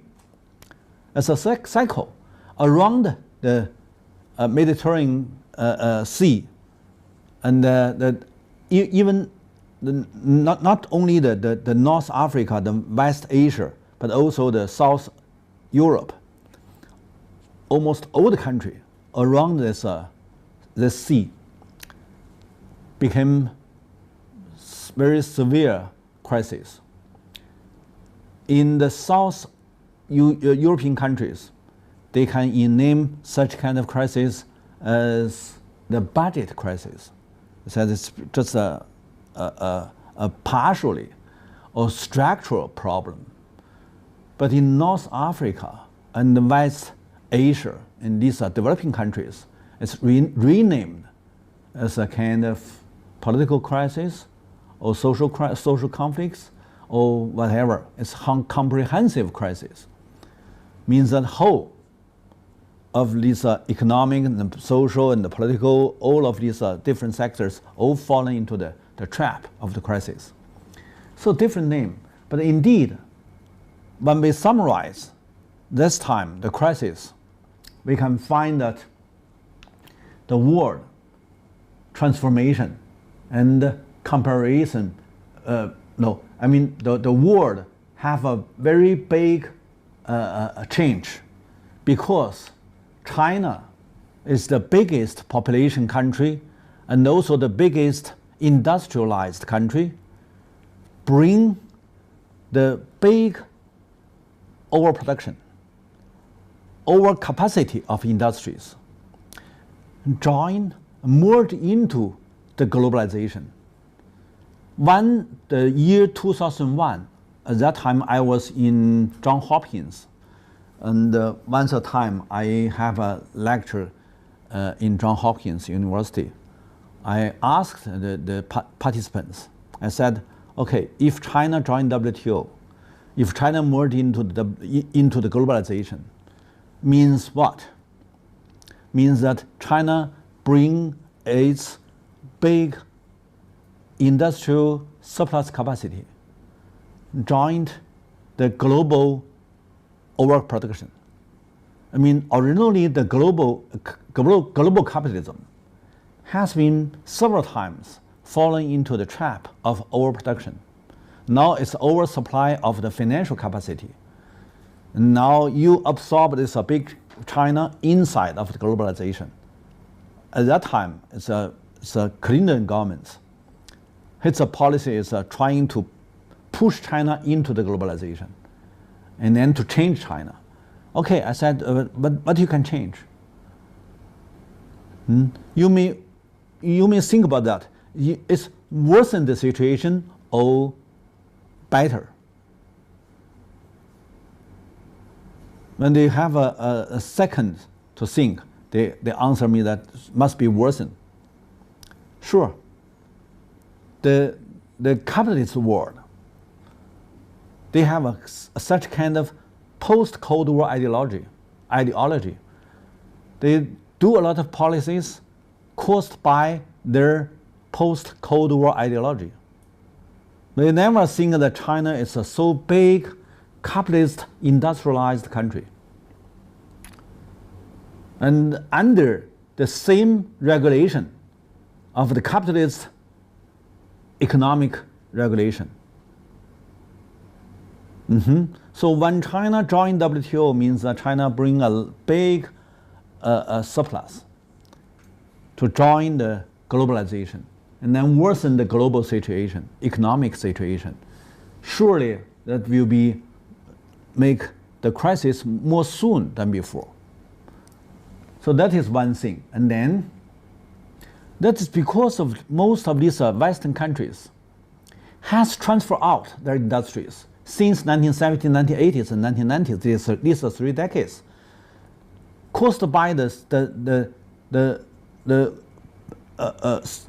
overproduction after the Second World War happened in 1970s, and then they got to transfer out their big surplus capacity of the industries to other developing countries.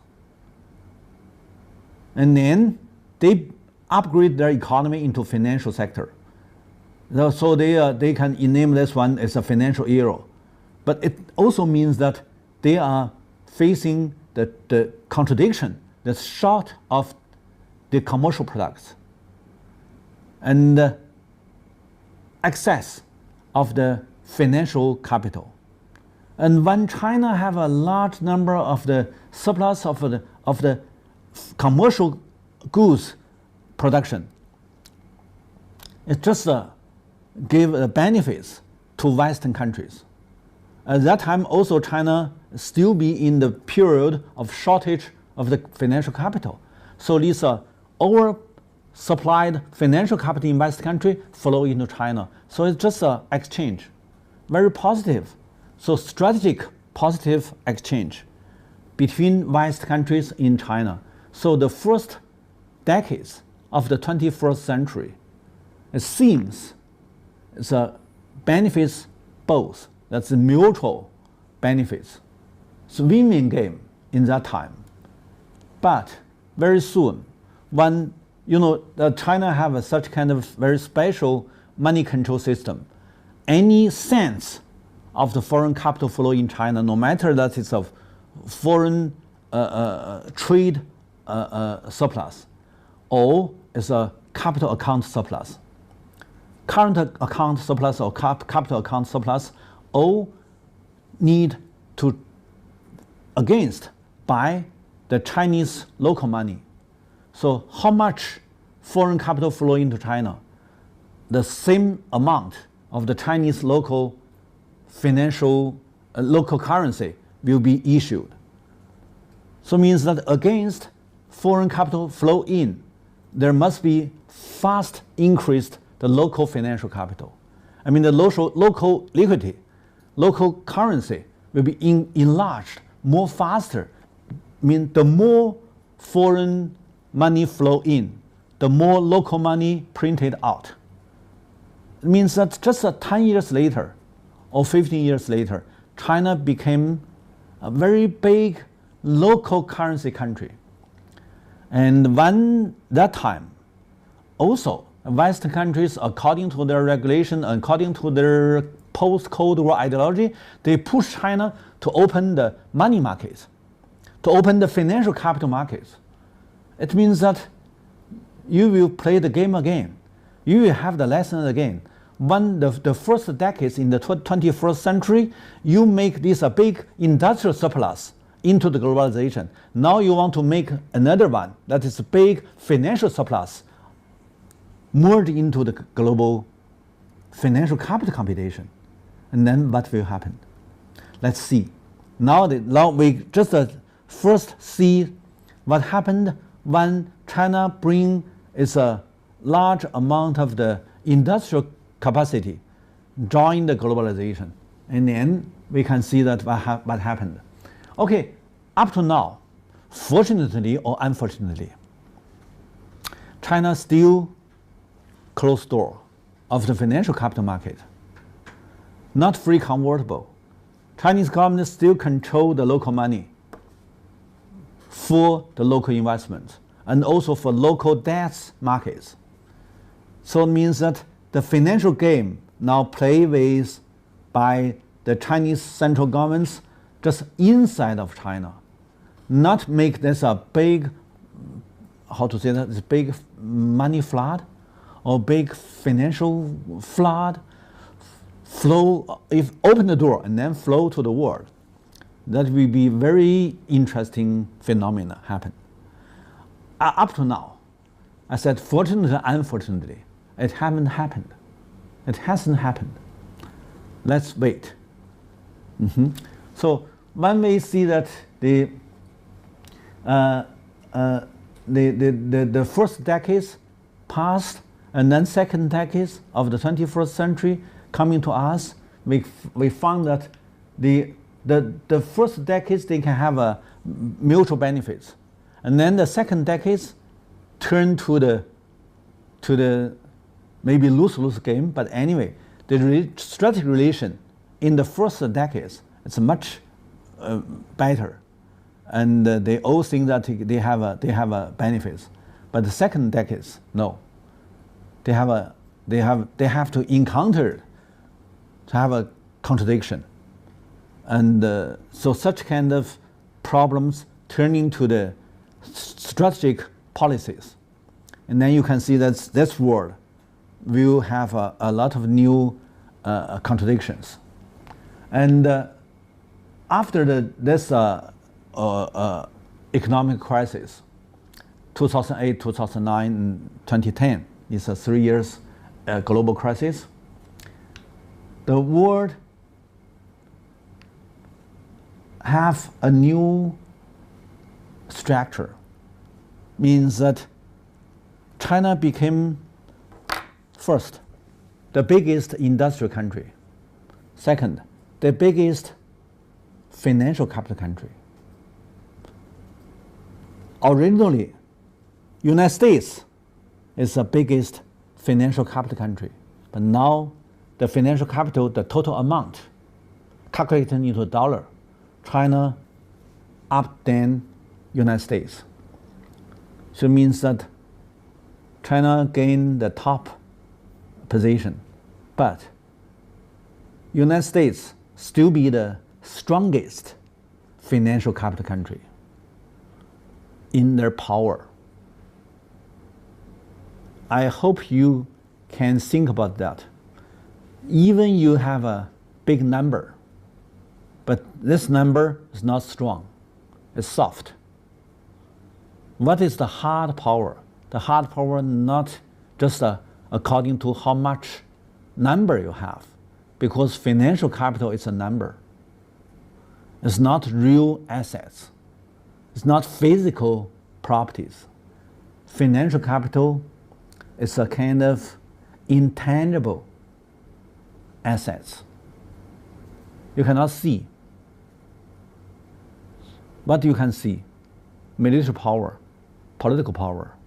So which one, which one have big number? Not important. Also not means that you are strong. So the strong means that the strong political power and the military power, that is United States. So once a time, or many times, I try to make you understand what is my key arguments. The financial capital only empowered by political power. Let me just stop here for several seconds. You think about this arguments. So I said after this crisis, even China became the big number country, a top one, but just in number. So we can see that industrial capacity, China is number one. But financial capacity, even you have a big number, but you're not a strong country. The strongest country still be United States. So when China have such kind of position, China trying to talk about this new structure to say that we need to build up the new style big countries relationship. 新型大国关系. The few Western countries recognize or acknowledge China have the number, the top one country with the financial capital number. Financial capital is a kind of concept, not performed, not implemented by the number, but implemented or practiced by the power. So China is not so powerful country in the world. So that is the very complicated situation nowadays the Irish people need to understand. And then we will give you the explanation about the different measures when China and United States both facing the challenge of the crisis.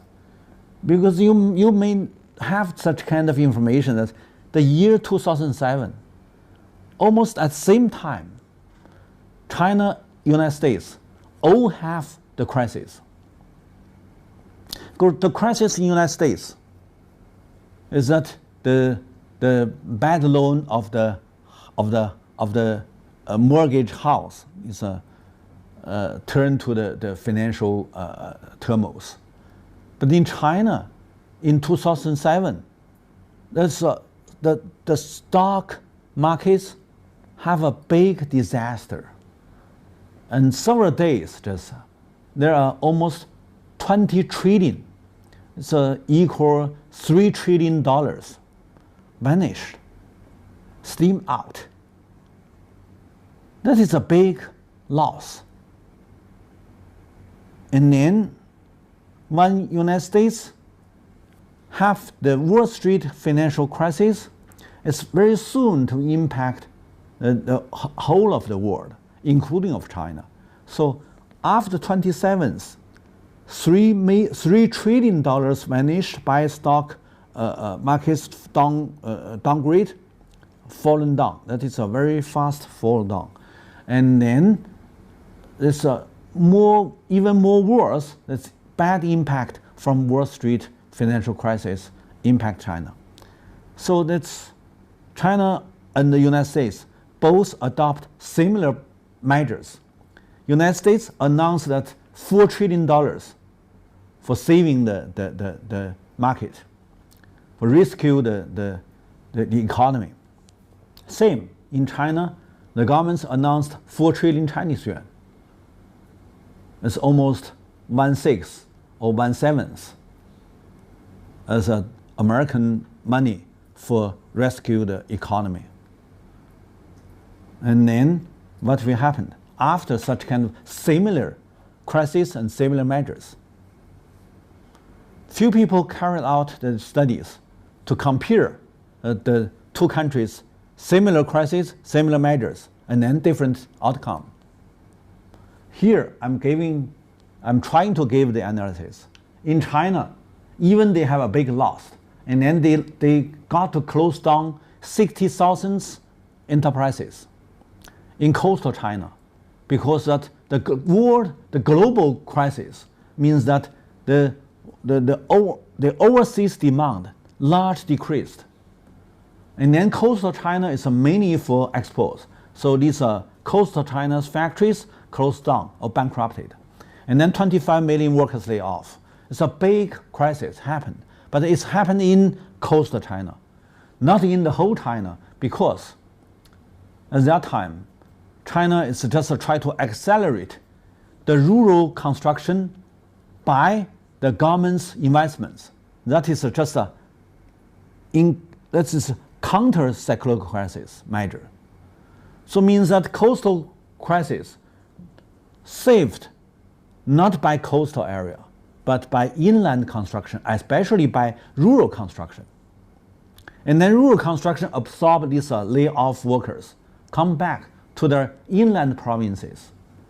So very soon they solve the problem. But one thing is also important. I need to tell you. It's because large investments invested into rural China, mainly for the road construction, the electricity network construction, the pipe waters, and the telephone and the communications, and whatever, all are infrastructure construction, also including of these to terror the land and whatever. So it means that almost all of this countryside, even in the mountain areas, much improved their infrastructure construction.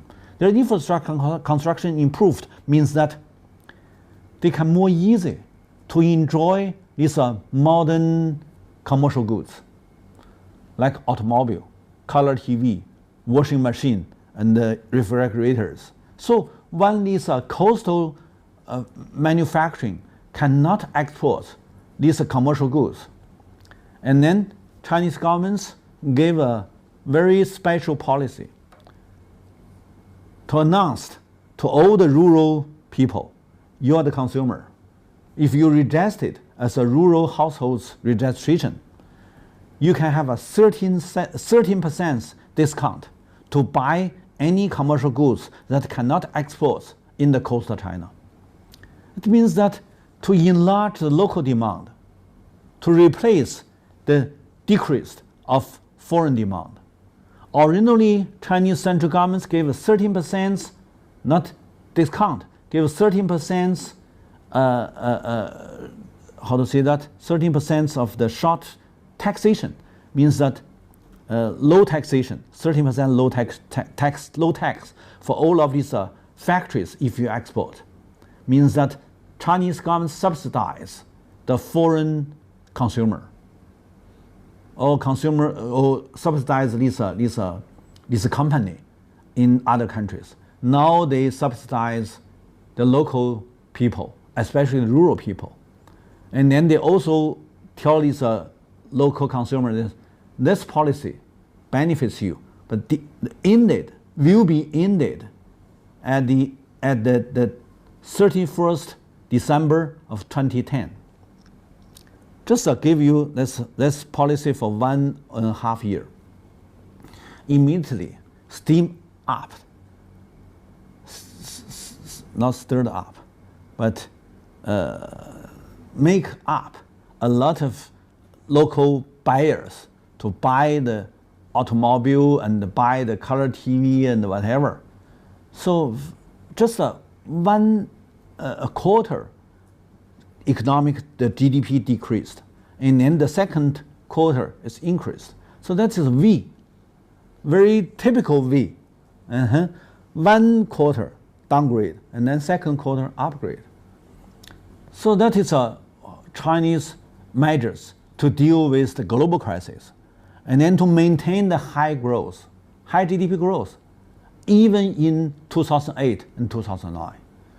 So if you calculate these 5 years, because Chinese calculate this 5-year plan, so these 5 years, the GDP growth maintained 9%. It's the highest in the world. So that is why I think that we need to compare when they have the similar problem of the crisis, and also have the similar measures. And American the measures, the total amount, much bigger, 6 times at least, bigger than the Chinese central government's money for secure the economy. So finally, you can find a different outcome. China can stabilize their economy, and then also gain the high increment of the GDP. And the United States they transfer out a large number, more than 60% of their money, secure the economy, flow to the future markets and the circulation markets. to strengthen these financial investments, and then to have a more how to say that, more unstable change in these financial sectors, and also to make very big change in the future markets, especially the grain and the raw materials and the oil. If you read the data of the oil since the 2008, 2009, when American adopt the policy in name of QE and quantitative easing as a securing the economic crisis, the oil price goes very high. And then to make these developing countries import oil, import raw materials, or import grain, all have the trouble of import inflation. I mean, the inflation is not created by themselves, created by Wall Street.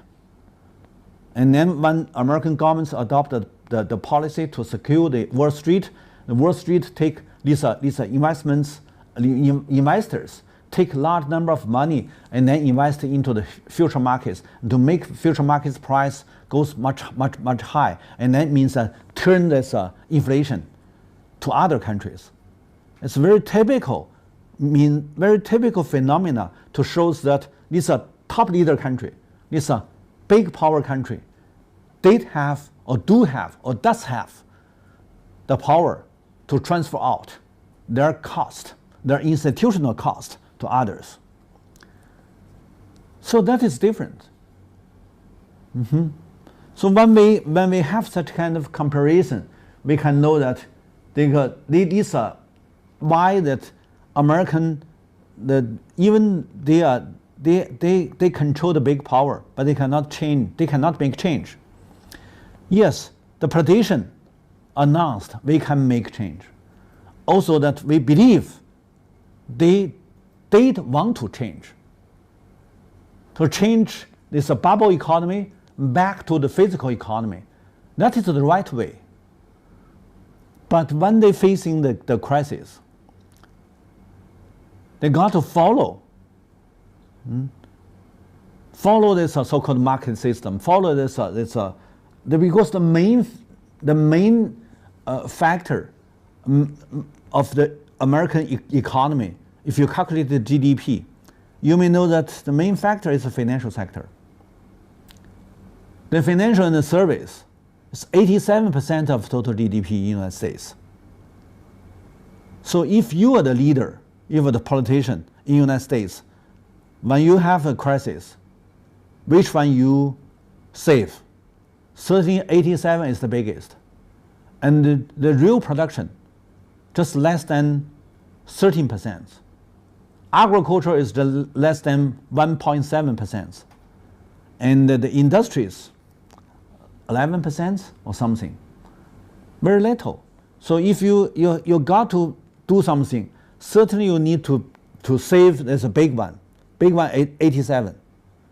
That is a structural, economic structure made the policies turn to give the big interest, give the big benefits to the big one. This big one is financial sector. So that is why American cannot change. But in that time, the same time, it's physical production in China still be, it's more than 50. The industry is 46%, and the agriculture is 11%. So that you think about the whole of this, the physical production means that agriculture plus the industries still be more than 50. So that's certainly Chinese trying to save the big one. The big one is a physical economy, not the service. So the service at that time is 47 something. So it means 53 is a real production. It's a physical production. So that's difference. So it's a lot of people criticize. I said it's if you cannot change the American GDP structure, whatever you criticize, useless. So you need to wait the American aware what they should do. And then if they try to do something, and maybe you can give some help. But up to now, it's the more modernized economy, the more troubled by modernization.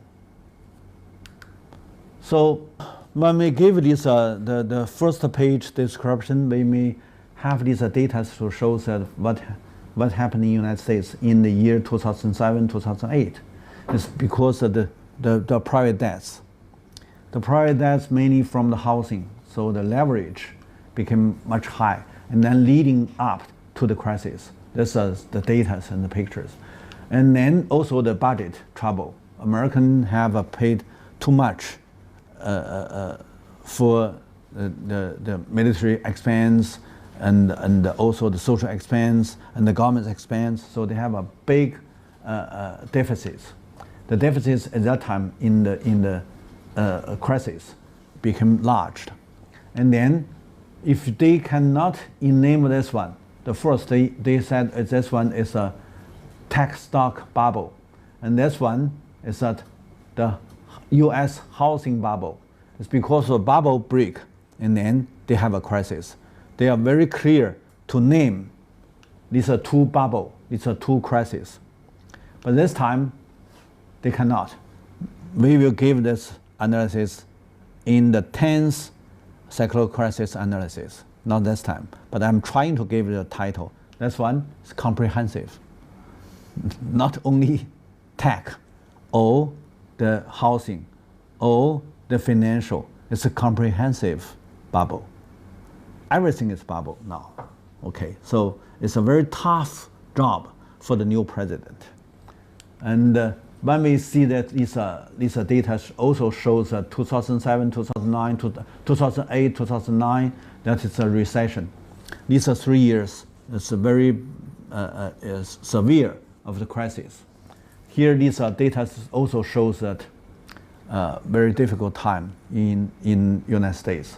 So when we see that it's only one competitive advantage, is American still be the world world trade that is the hardest currency still be the American dollar. Even it's a downgrade. I mean the value of dollar decreased, but American dollar, U.S. dollar still be the global reserve currency. And so every country want to buy the commercial goods or buy raw materials, buy oil, whatever, you need to pay U.S. dollars. So you need to take dollars. So that is why American can be the so-called strongest financial capital country. That is the reason. And then when the American governments adopt a measure to secure Wall Street only can contain 300,000 as have a job. I mean the job is smaller in Wall Street. A large number of people, they cannot benefit from the government's policy, so they became poor.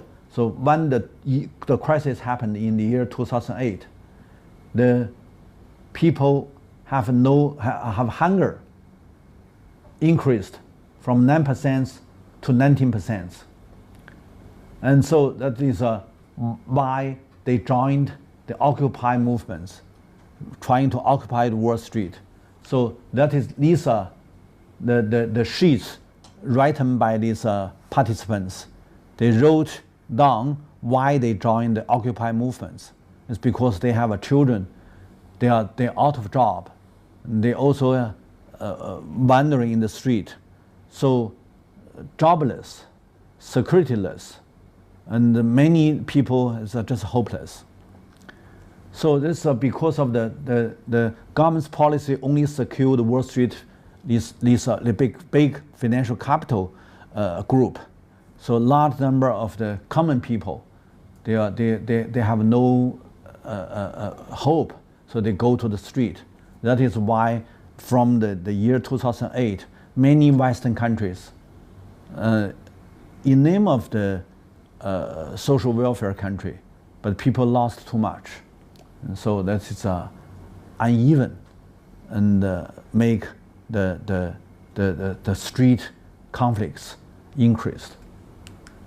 And here is to show the American QE policy.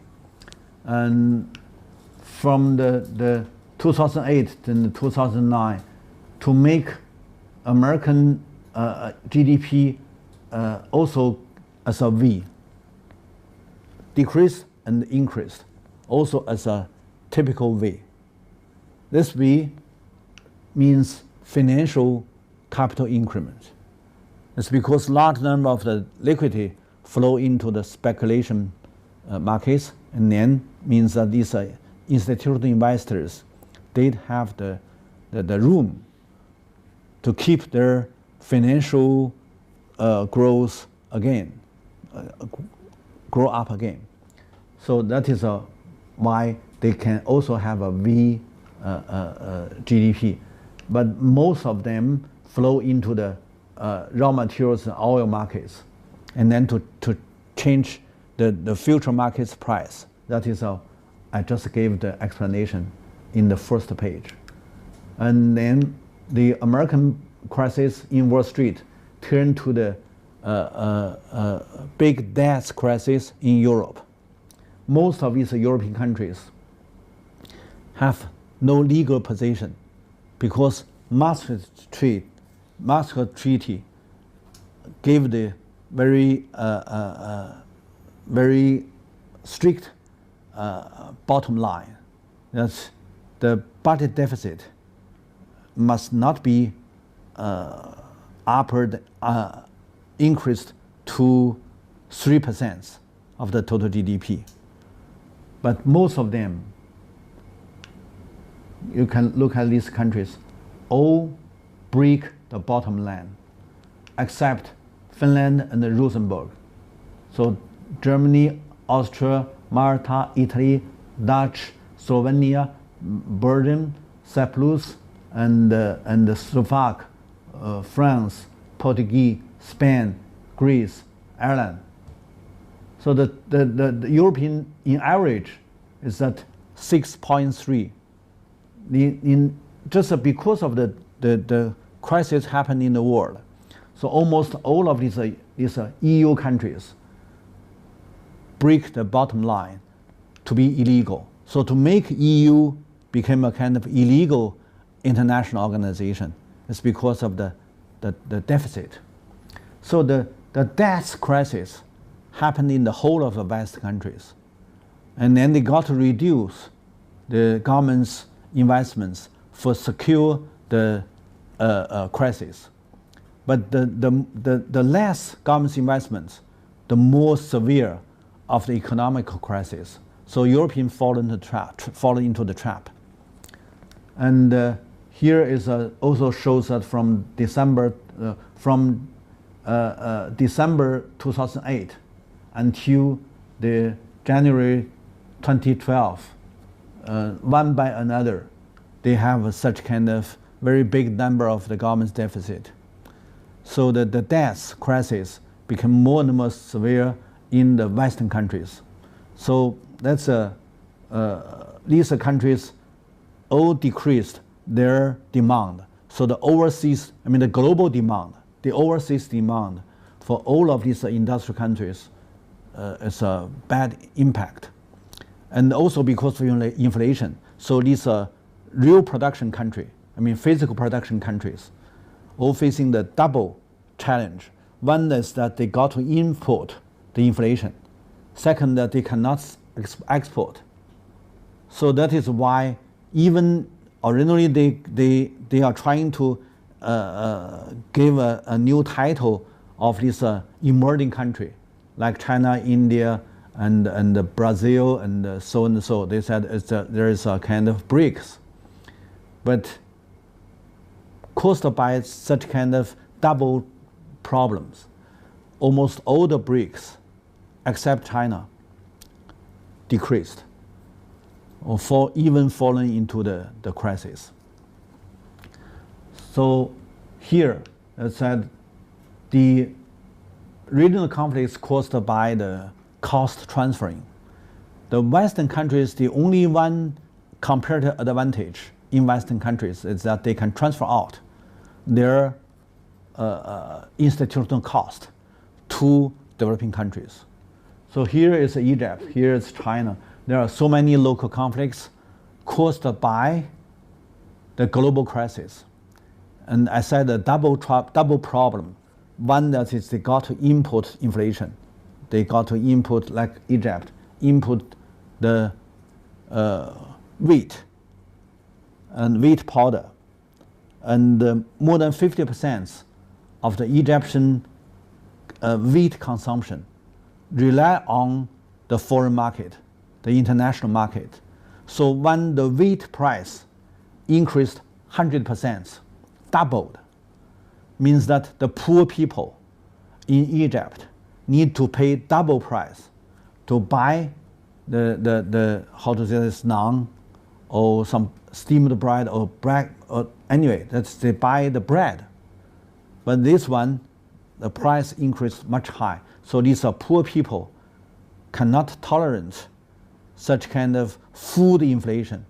So they go to the street or go to the square.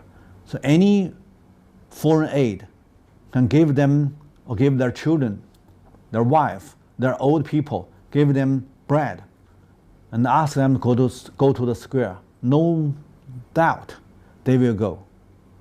A similar situation in any North African country, because all the North African countries, the food mainly rely on the import wheat. That is caused by the colonization. Few people can do the analysis about these difficulties. What is the root reason of the difficulty? Originally, here is multi-crops, but by the colonization, they all change into the wheat production. But wheat production here cannot have a self-supply or something, means to satisfy the local people's needs. And also by the post-colonization, they got to change their production into these so-called cash crops for the world markets. Like Egypt, originally they can produce a lot of wheat, but later they produce a lot of cotton for the world markets, and then cotton occupied a number of the land, so the wheat production reduced. And then when the wheat increased, they cannot have a self-supply. So that is why many poor people go to the square. It's the square of liberalism, and then join the campaign. So and then there's social conflicts. Here is in China, that's because of these coastal areas, a lot of factory closed down, and then overseas demand largely decreased. So many people lay off. So there's also the conflicts happened. So this developing countries, the physical production, they take too much institutional cost from the overseas. And then when we have the crisis, we need to talk about how the Chinese governments facing the challenge of the crisis and how they adopted measures to deal with the crisis. And the first, we should know that the foreign capital invest into China, that is to make China have a large number of FDI, started from 2001, 2002, 2003. It's because of the high-tech bubble break in United States. Last lecture, I have given the explanation about this phenomena. I said it's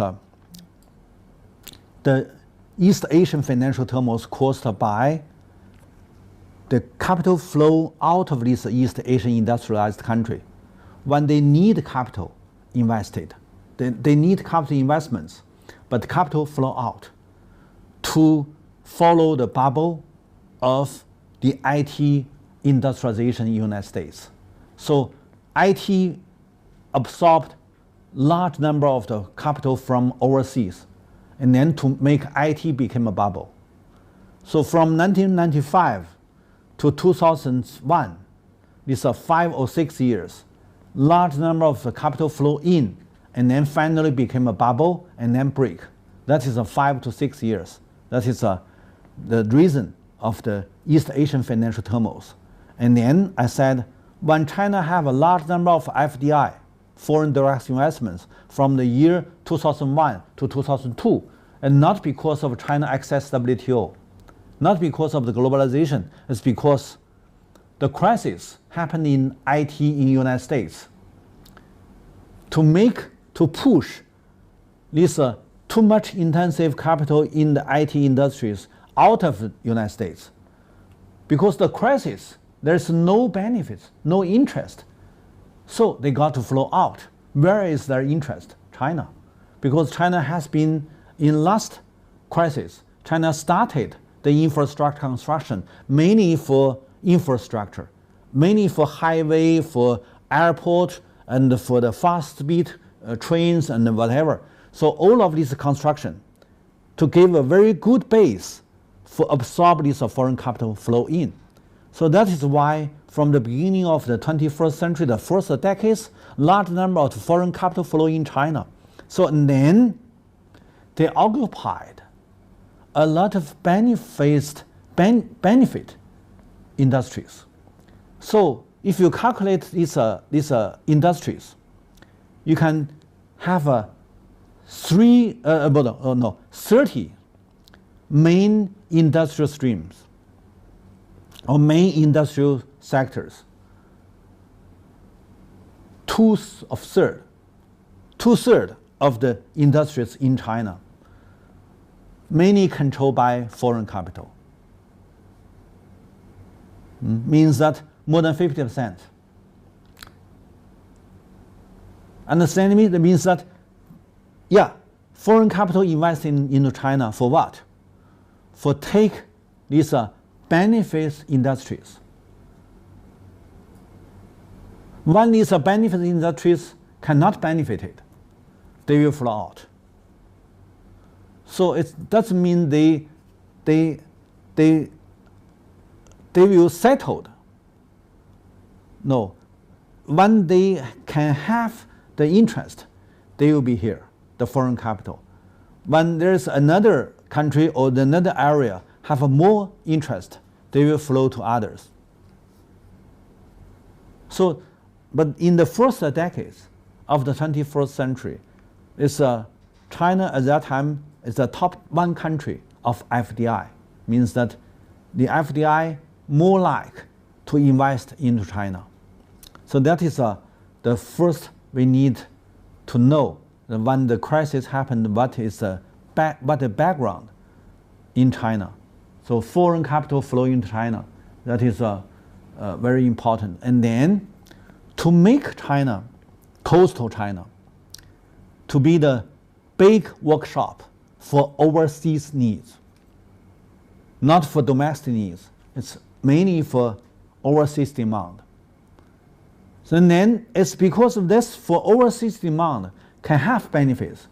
So make almost all the coastal China, originally only Guangdong, or a part of Fujian, southern Fujian, and southern Zhejiang, that is for overseas demand. But when this one, especially led by foreign capital, and then foreign capital much welcomed by the local governments, and then North Zhejiang and Jiangsu and Shandong and Liaoning, almost all the coastal China, taken by foreign capital. That is the situation.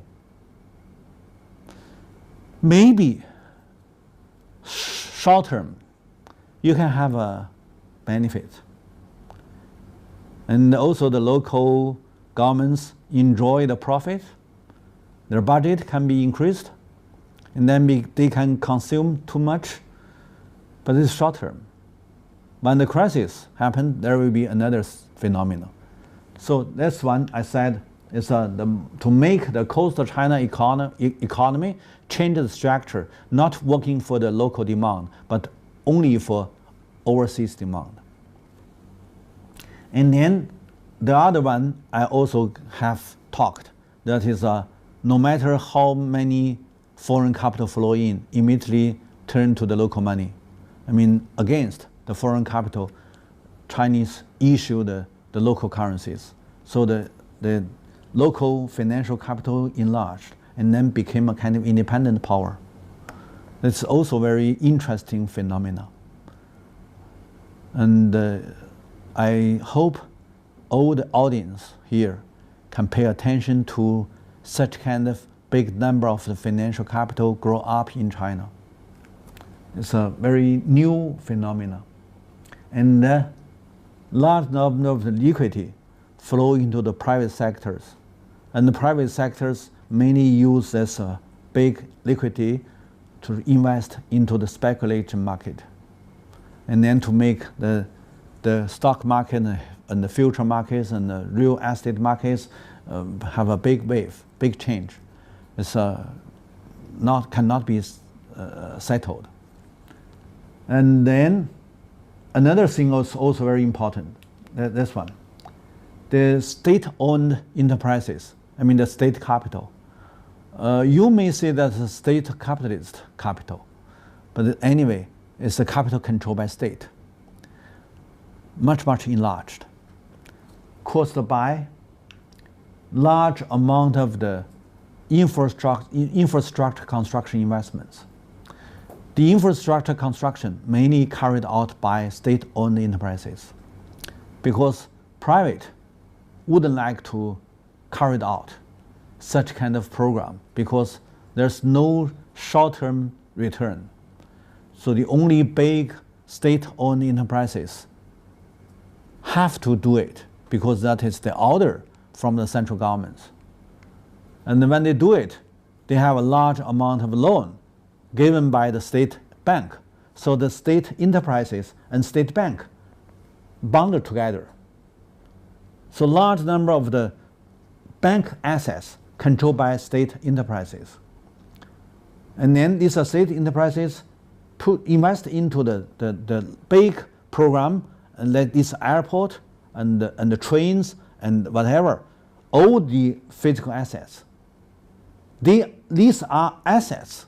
These are not short-term return.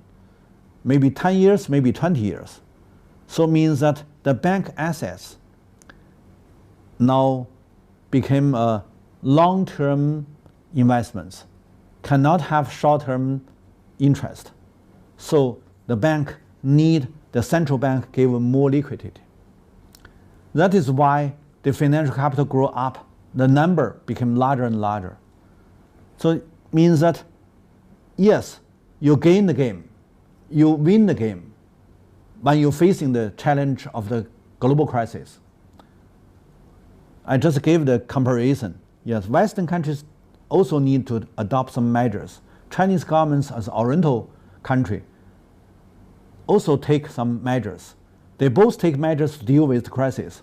One failed, another seems win the game, but also have a big cost, also have a big loss, but not being calculated. So that is why I said, no matter what kind of political regime, no matter what kind of ideology, what ism, what nations, remember, in the practical level, if you talk about practical issue, you need to do very careful analysis to know which measures you take, and then what is the outcome of such kind of measures. Maybe positive, maybe negative. Whatever you take as a return, whatever you need to pay as a cost. Nothing can be only have a return. You need to pay the cost.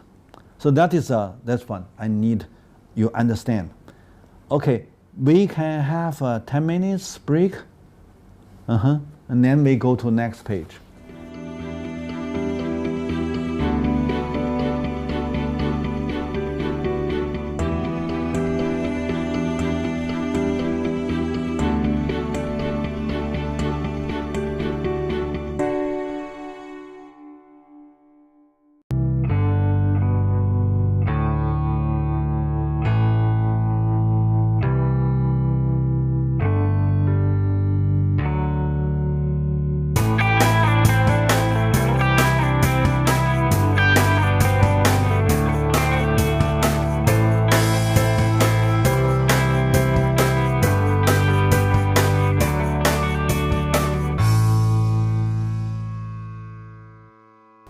Hello, everybody.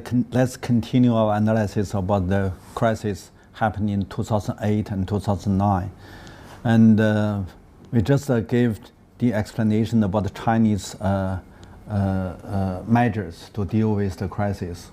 And we now we try to give you the pictures to show that what happened that time. Here is the 2007.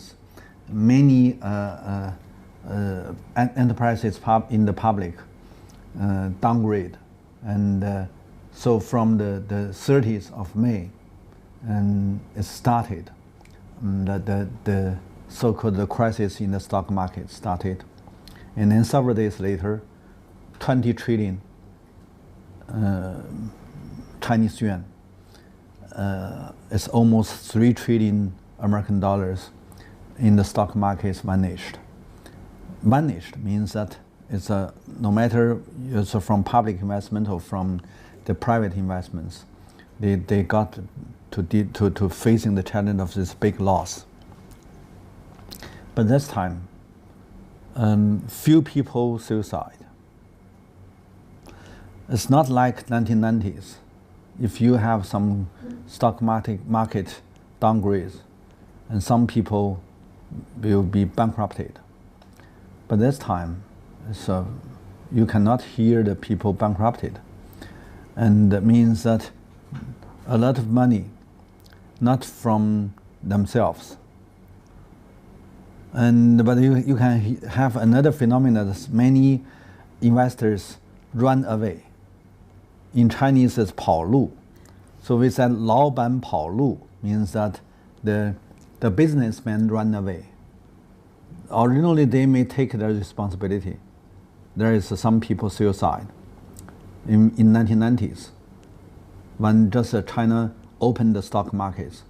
You know, China opened stock markets in the beginning of 1990s. I have given the stories in the lectures we have given, and but this time they just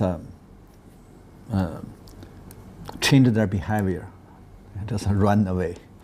And there are many people do the very bad things, meaning they collect money illegal, and then to use this money for the speculation markets and for the venture investments.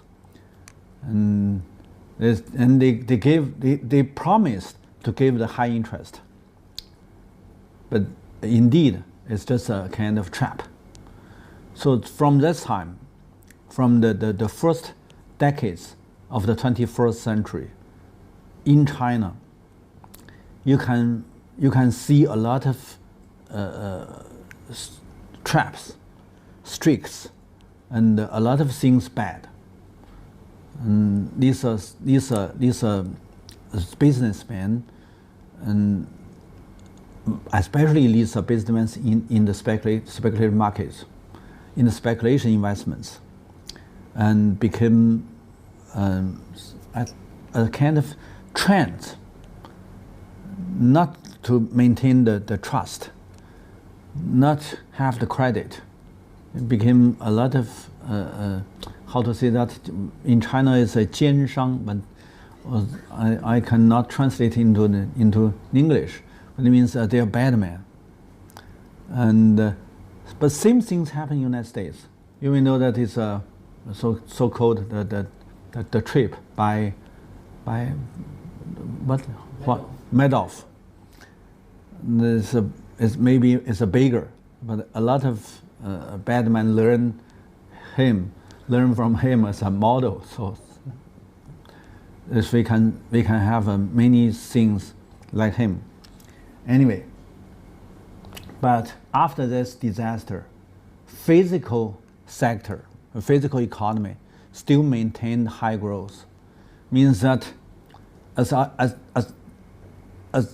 just now I mentioned that the financial sector grow up very faster to be more and more independent, but it's not exactly serve the physical production. So the money we said there's a Chinese word, 脱实向虚, means leave the physical economy, turn to the, how to say, 向虚 means turn to the speculations, turn to the intangible economy.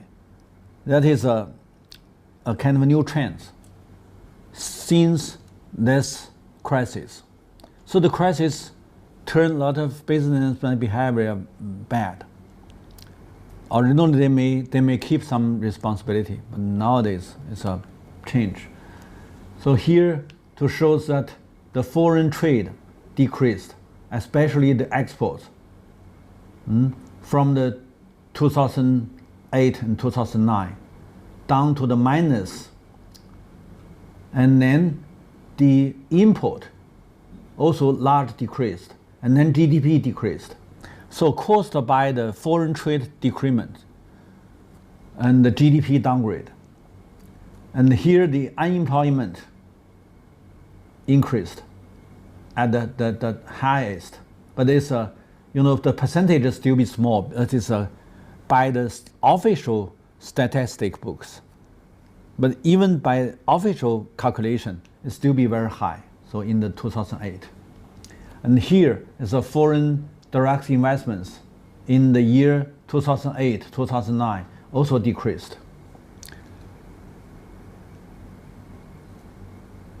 So that is the crisis happened in China. When we said that is the similar as the late 1990s.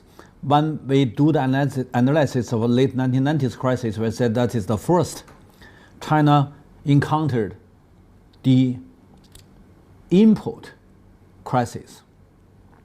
Means that time is the crisis happened in East Asia and then impact China.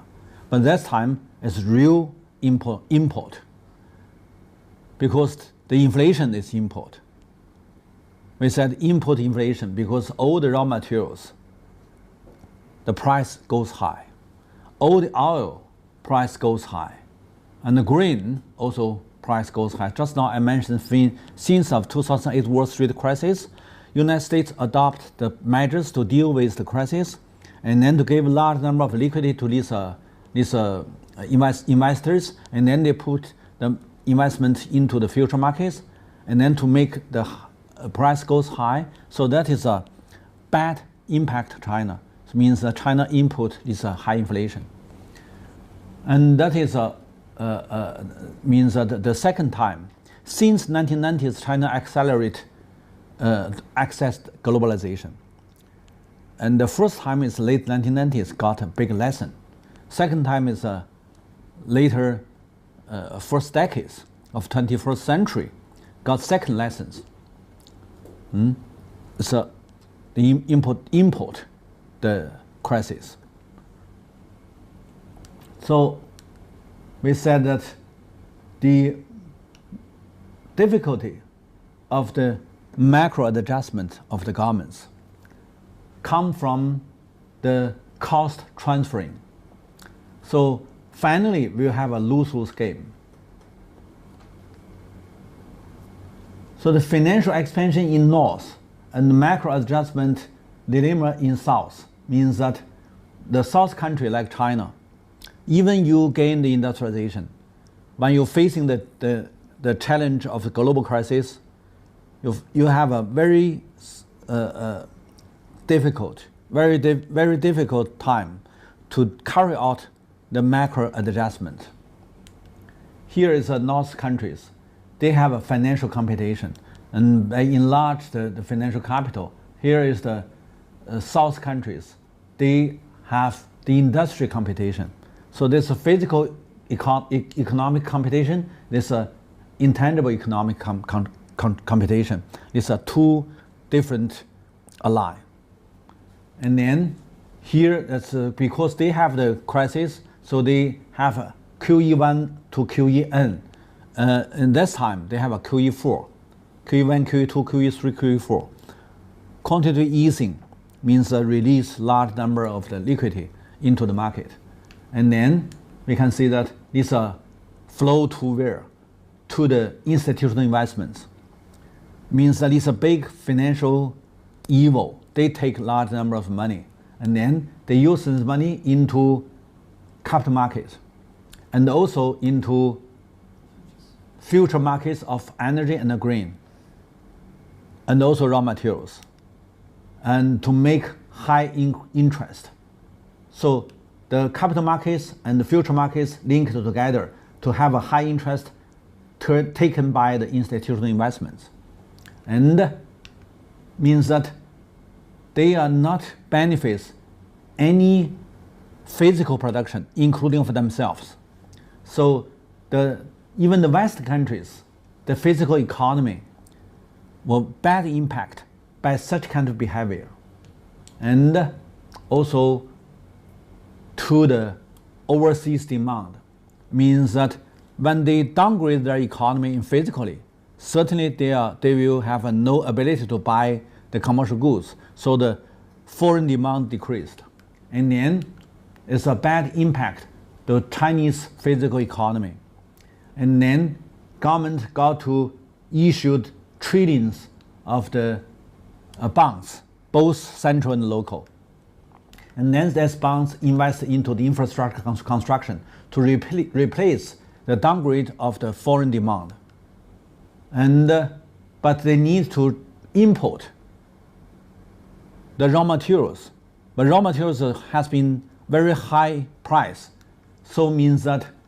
the price of the PPI and the CPI goes much high. So it's also bad impact the physical economy, because of this PPI and the CPI also influence the money interest rate. So that is the money interest became more and more high and near to the usury.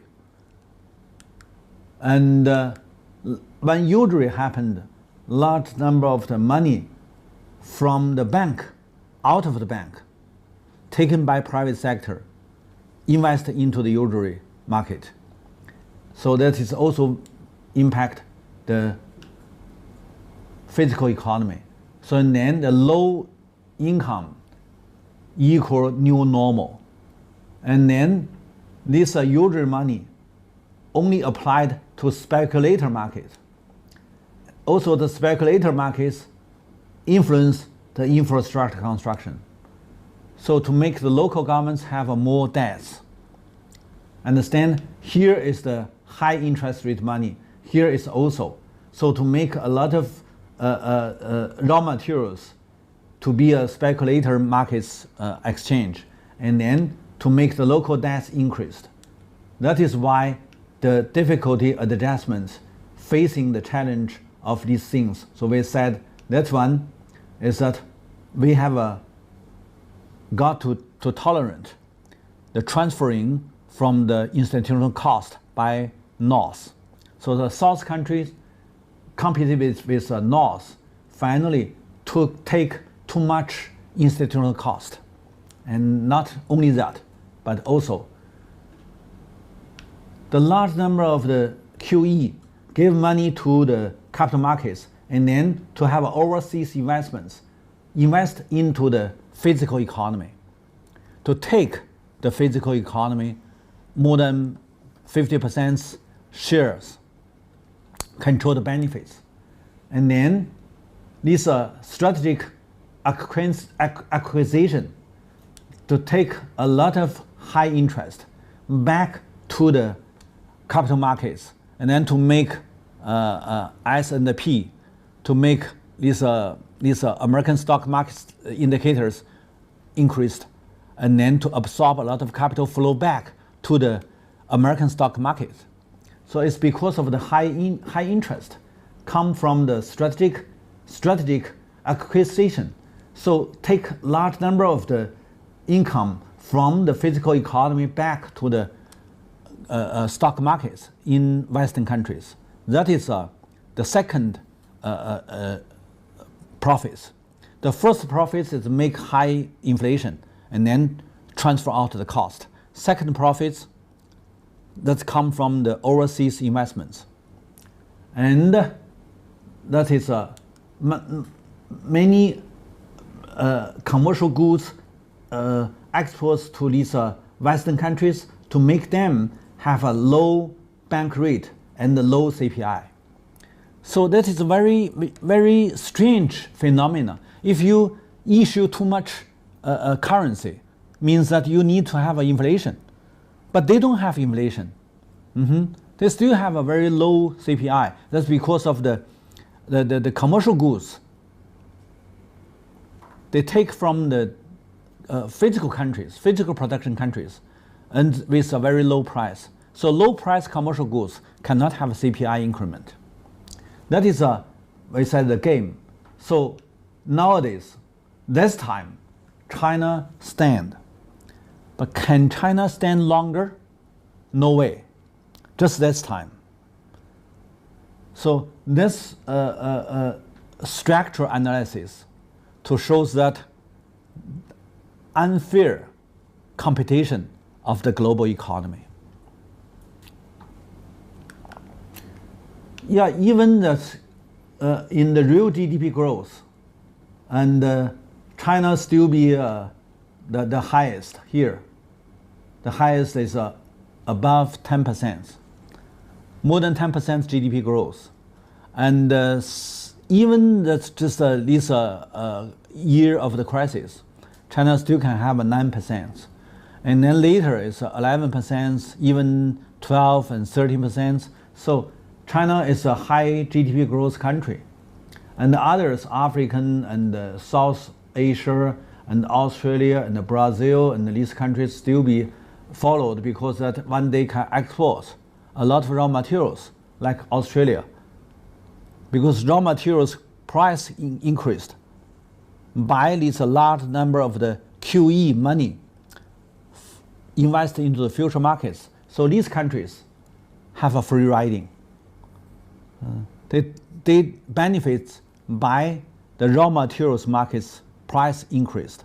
So these countries and African countries and like Brazil and these, if they have a materials export, they all enjoy large amount of returns.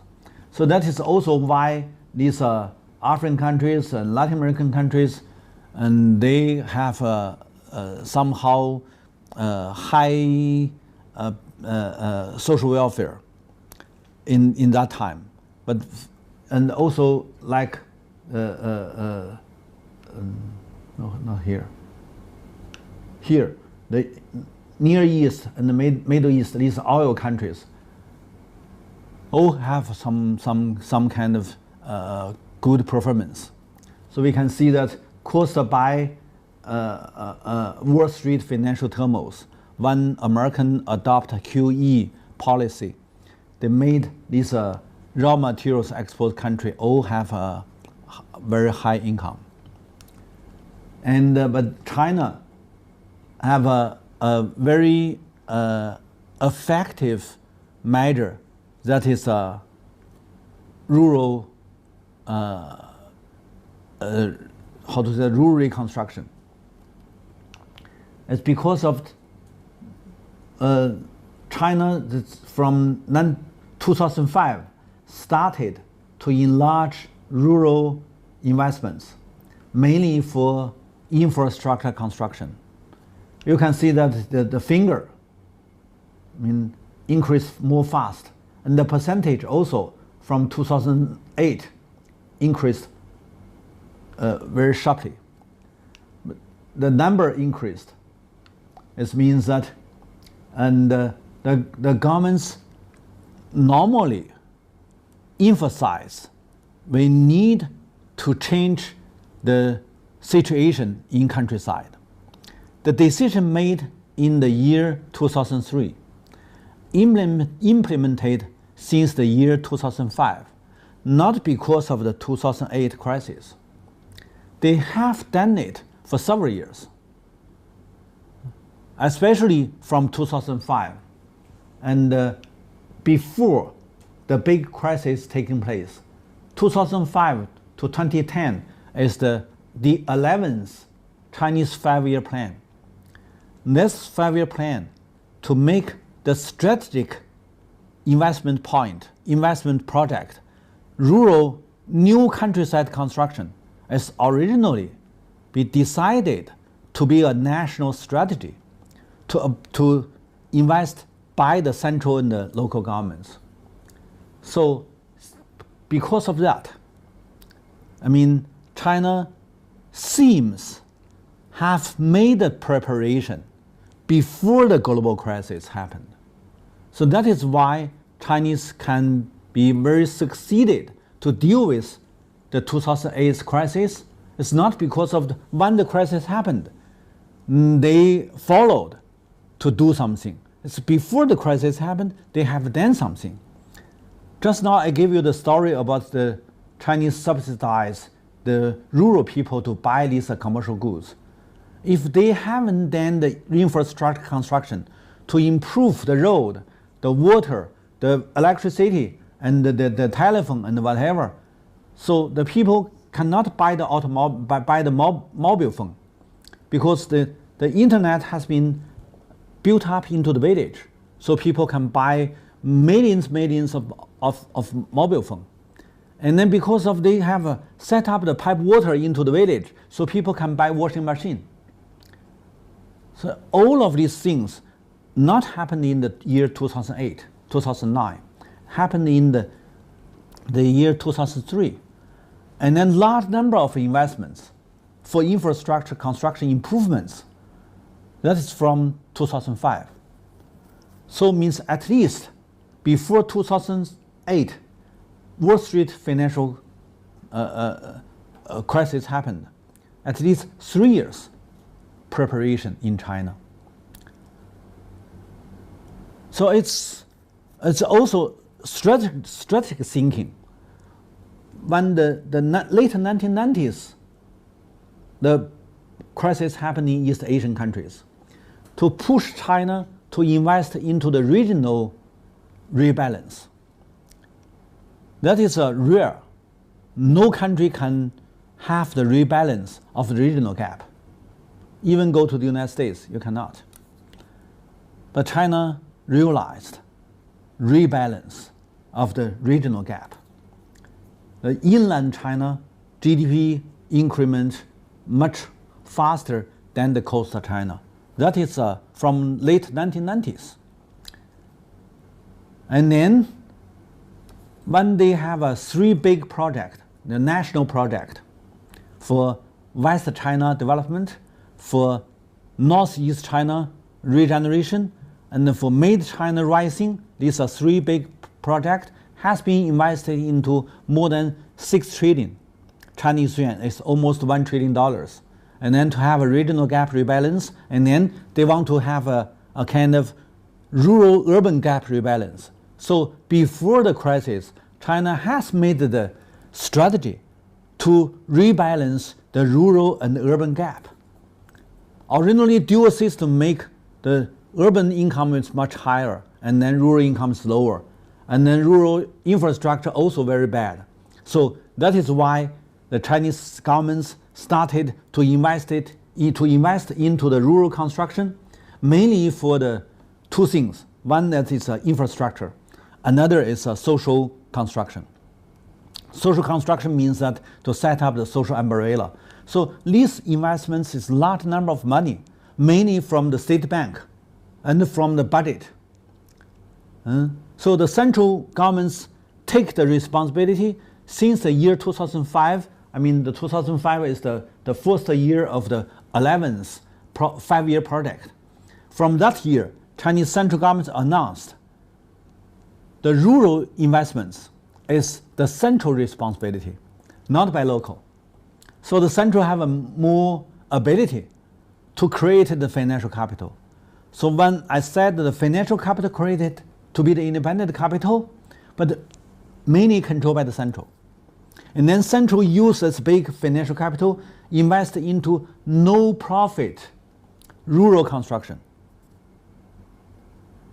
Such kind of behavior cannot be taking place in any liberalized country. Only can be taken by state capitalism or statism. I stop here for a second. Think about my words. Is there any liberalist country in the world can do such kind of acts, can do such kind of investments? Any market country can do such kind of investment? Talk about liberalize your market. Talk about liberalism. That is Western ideology. Not workable in practical economic behavior. Especially when you're facing the challenge of the economic crisis. The government has to do the counter-cyclical crisis measures and then to carry out the macro adjustment. If you have no such kind of hands, one that is a government's bank system, another is a government budget, fiscal system, these two hands put together to do your readjustment, and then you may jump out from the economic crisis. That is the trap. So I just now gave you the explanation of South and North. What is the trap of the South? Why that they have a double loss by the competition with the North. Double loss.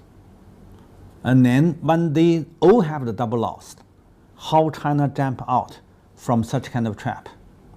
By the central make the right policy. The right policy means that central use the central two hands. Not only have a big head. This head, yeah, they make decision. But the hands means that they use two hands to do things. Not only think, but also do. How to do? By what? By two hands. One physical, another bank. All controlled by state, and then they can do it.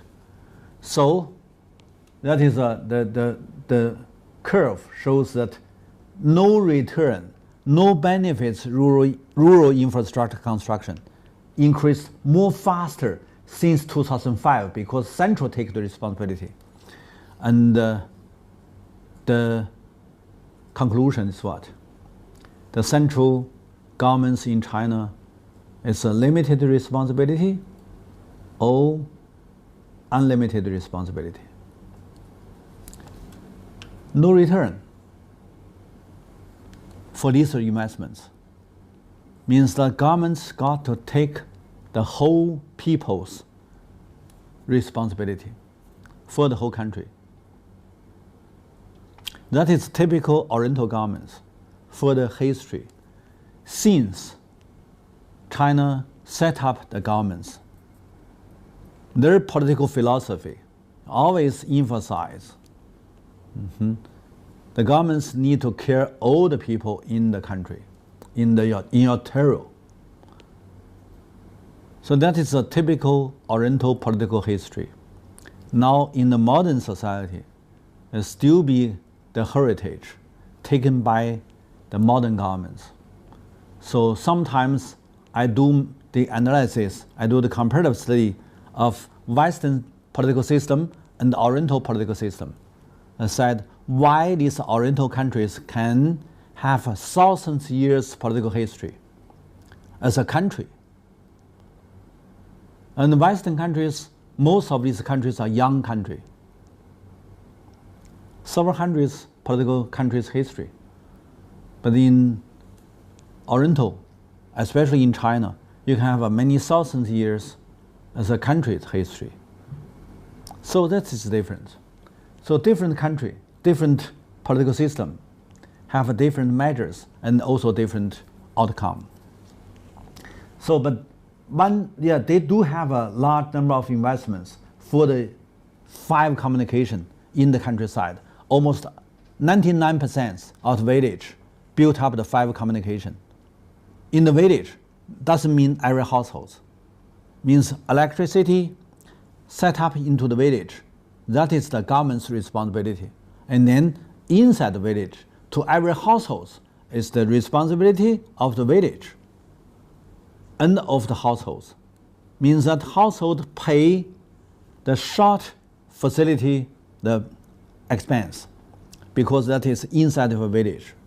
So the village have a kind of facilities as to change the electricity measures, and then the households have so-called the common people's needs of the electricity.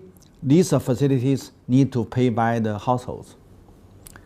So means that five communication means build up the communication into the village, water into village, electricity in the village, road into village, and whatever, all built up into village and taken by the villagers, by households, and then households just pay the facilities from village to their house.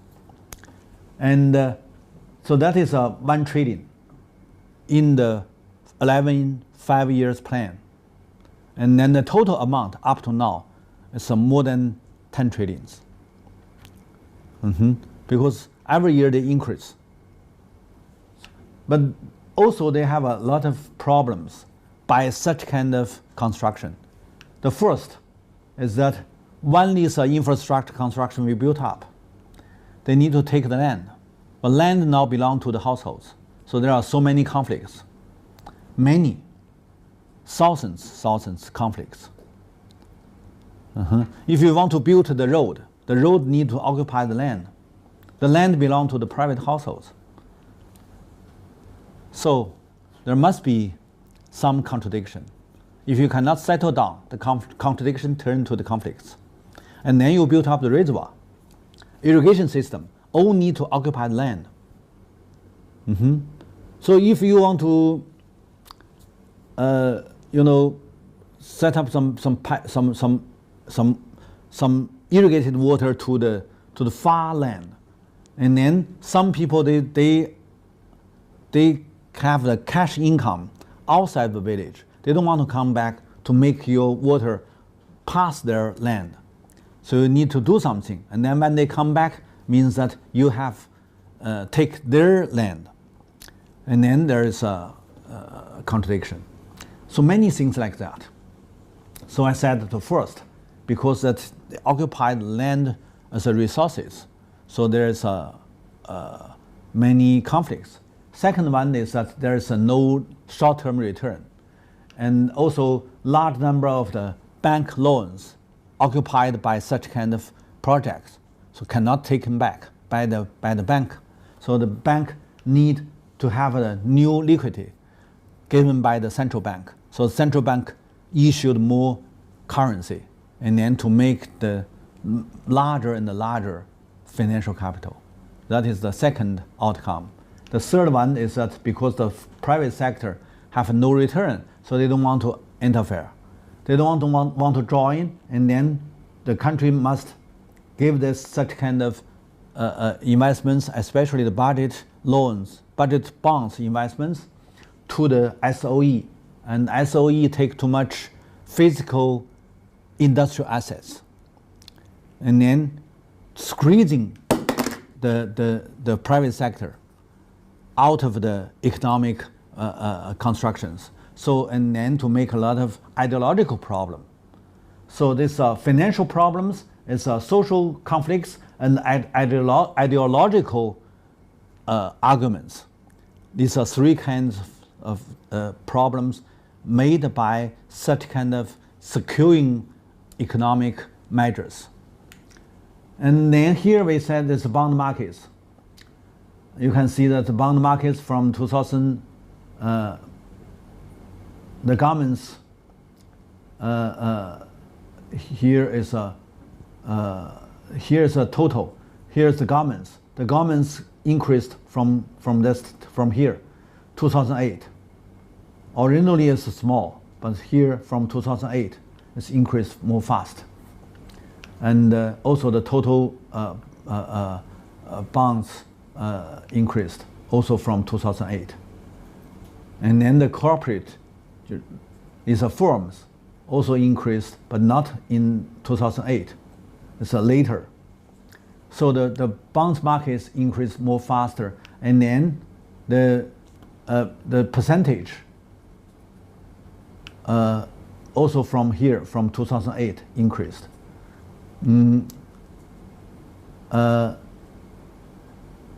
The percentage to the total investments in the whole economy also increased from 2008. Oh no, this one is the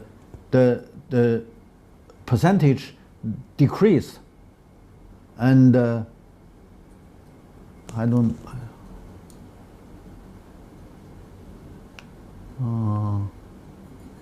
Now here from this time not put into the markets. Here is just the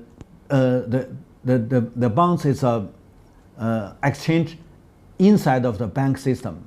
So these are increments, percentage in the GDP, to the GDP is increased, but to the social investments is decreased. And here is that finally you can see after this crisis, China have been the biggest industrial country in the world.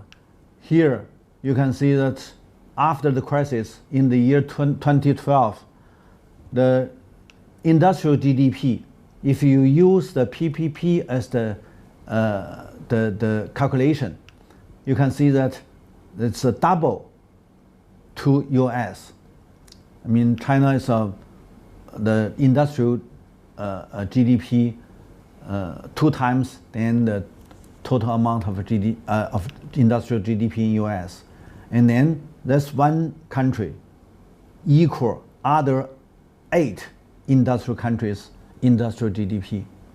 And the main sector of industries all have a high increment. So means that the crisis in China, not only the danger, but also the crisis. So taking the crisis as an opportunity, China has large investments into the infrastructure construction to create the local demand to the local industries, and then the local industries enlarged to be the top 1 of the world. That is a kind of small circle inside of China. So this time you can see that China win the fighting to the global crisis. But we also need to notice the basic situation. To be the industrialized country, for this U curve, it's a smiling curve, China is still be at the bottom. Originally, China should be here. The lowest profit. The highest profit is financial capital country, because in the financial capital era,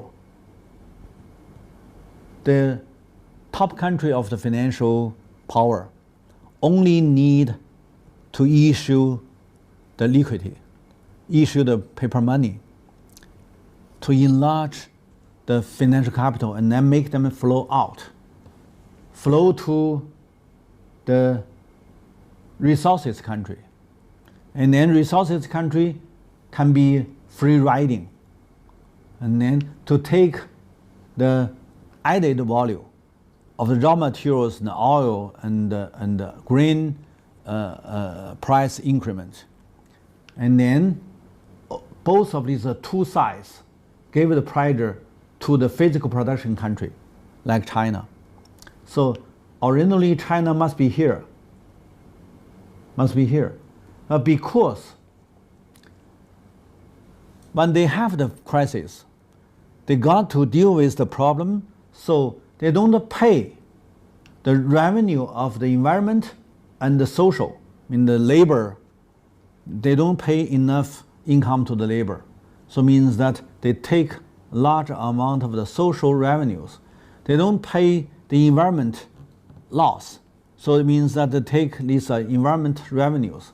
So they have a large number of the revenues. to maintain this industrial economy. So they are not at the bottom, they go up a little bit up.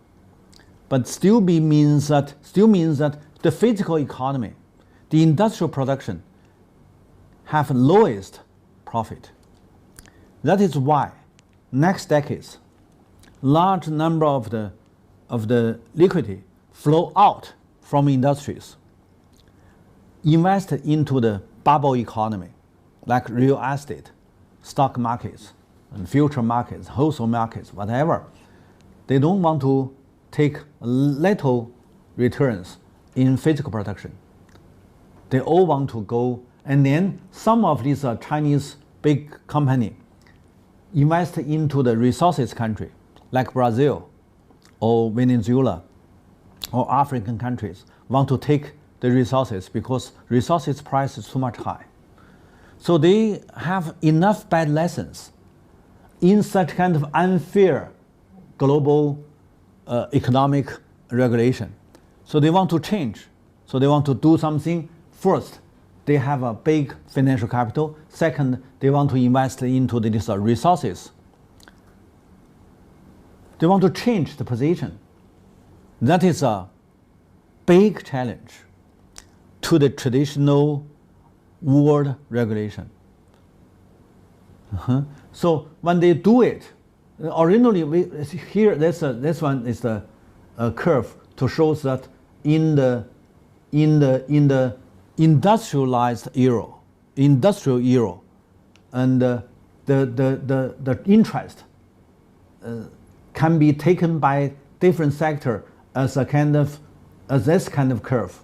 But when the world upgrade the economy into the financial era, so the world regulation lead by the financial capital, and then the physical production downgrade to the bottom. So, and China can be soft landing just according to how to readjust these revenues. We said it's a ecologicalized revenue, and to make these revenues to be the socialized capital controlled by local. And then maybe China can stand for next time's more big institutional cost transfer to China.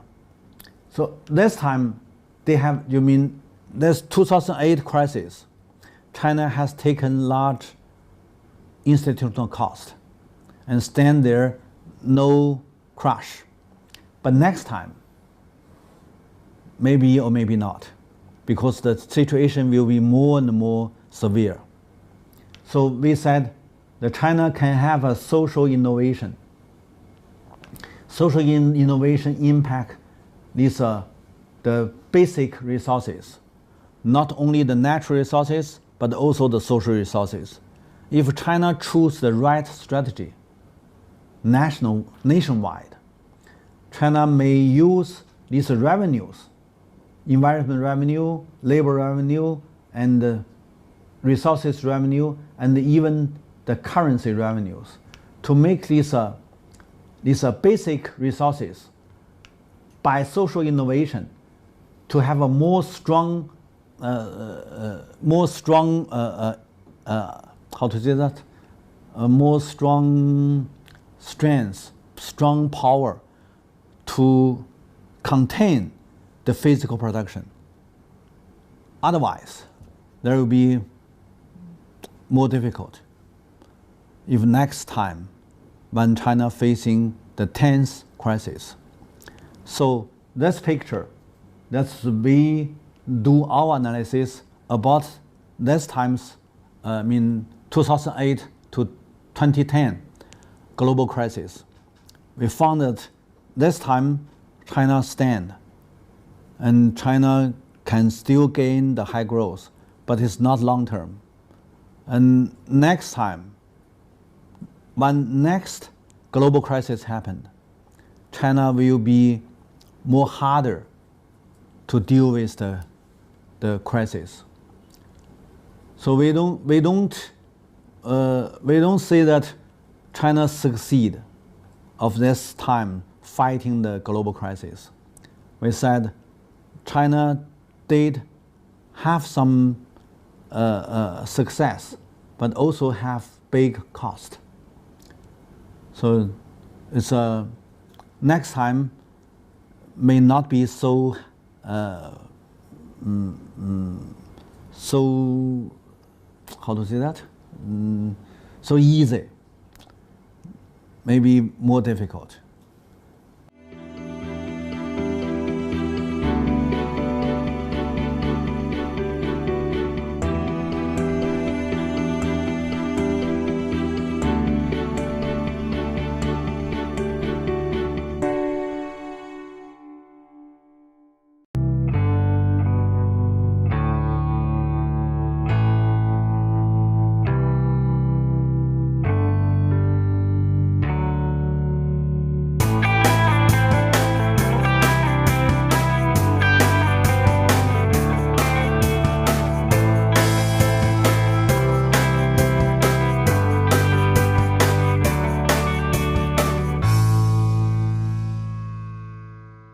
Hello everybody. Today is the May 2017. Let's have the lecture on the 10th cyclical crisis. And the title of my lecture here is the second overproduction crisis and the national strategy readjustment. And this topic can be very clear to show the pictures that about what is the 10th crisis in China. As I mentioned before, that the Western countries also have the 2 times cyclical crisis and 2 times overproduction crisis. The first time is in 1920 and 1930s. The second time is in 1960s to 1970s. And the first overproduction before in the 1920s to 1930s, make Western countries going to the Second World War. And then the second time's overproduction crisis make Western countries transfer out their industries to developing countries. So that is what happened in Western countries under the capitalist system. But when we talk about the similar crisis happened in China, the first overproduction crisis happened in the year 1998, recovered by the state take the measures as counter cyclical crisis, and then governments directly going along to use the budget bonds to lead the investments into the infrastructure construction inland China. By that, China, China passed the overproduction crisis. But the second decades of the 21st century, China facing the challenge of the second overproduction crisis. This time, in the second decades of 21st century, can China still have the opportunity to pass such kind of overproduction crisis? That is the question. So let's see what happened. And first, let's read Karl Marx, and his words is very clear to give the awareness to all the people that you should know what is the trends, what is the regulation. You may know that the national debts nowadays is very popular in any developed country, including of China.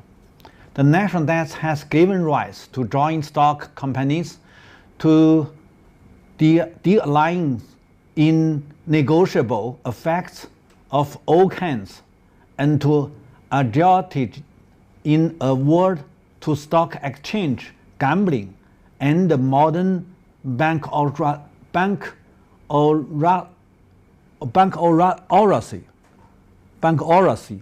means that I give my understanding.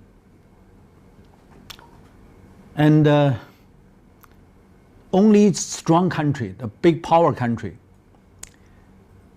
can have the opportunity to turn the national debts into the assets, but need to combining the central bank issuing more liquidity, more currency to buy the government's debts. And these are two hands to enlarge the credit, turn the credit into the bubble assets, bubbling. And then the power country, mean the polar power country, can make his military expense into the debt assets and absorb overseas investments as FDI flow in their bonds market. And then finally, that will make the whole globe financial bubble turn to a kind of worsen competition. Means that the financial capital compete for worse and worse. So that is a kind of new trends of the global financialization. So we should pay attention to such kind of trends, and then to try to find the alternative, and then to protect the people themselves. But when China have the 10th crisis, and there is a kind of misunderstanding about the overproduction crisis. From the 2012, when the new leadership taking place, what they believe is that marketization and globalization. They believe that what China gains as the success come from marketization and globalization. So they are trying to insist to continue the market system, even the crisis coming in front of them. So the first year and second year, the earlier years, when they're facing the challenge of the overproduction crisis, they adopt the measures as pro-cyclical crisis. Means that they do going short, not like original governments do going long, and directly use the government's hands to invest into the infrastructure constructions, and then to set up a kind of rebalance of the regional gap and the rebalance of the urban and rural gap, and then they gain two outcomes. First, they solve the problem of the crisis of overproduction. The second, they have the rebalance of the uneven. So that is the old government state. But new governments believe marketization and globalization, they do the measures going short. That is a pro-cyclical. And they think that we may accelerate the urbanization to push the rural people live in the urban area, and then they may have a kind of long-term investments, because urbanization surely must be a kind of good place for absorb these investments. But the heaven not bless China. The heaven not bless China. It's because of the heaven turn to, the whole global warming taking place. And global warming make this urban area with these industries. The industries just allocated in the urban area to make this area to have a severe pollution. So the urbanization may not be a good truth. And the governments keep increasing the currencies. But the financial capital became a kind of independent power.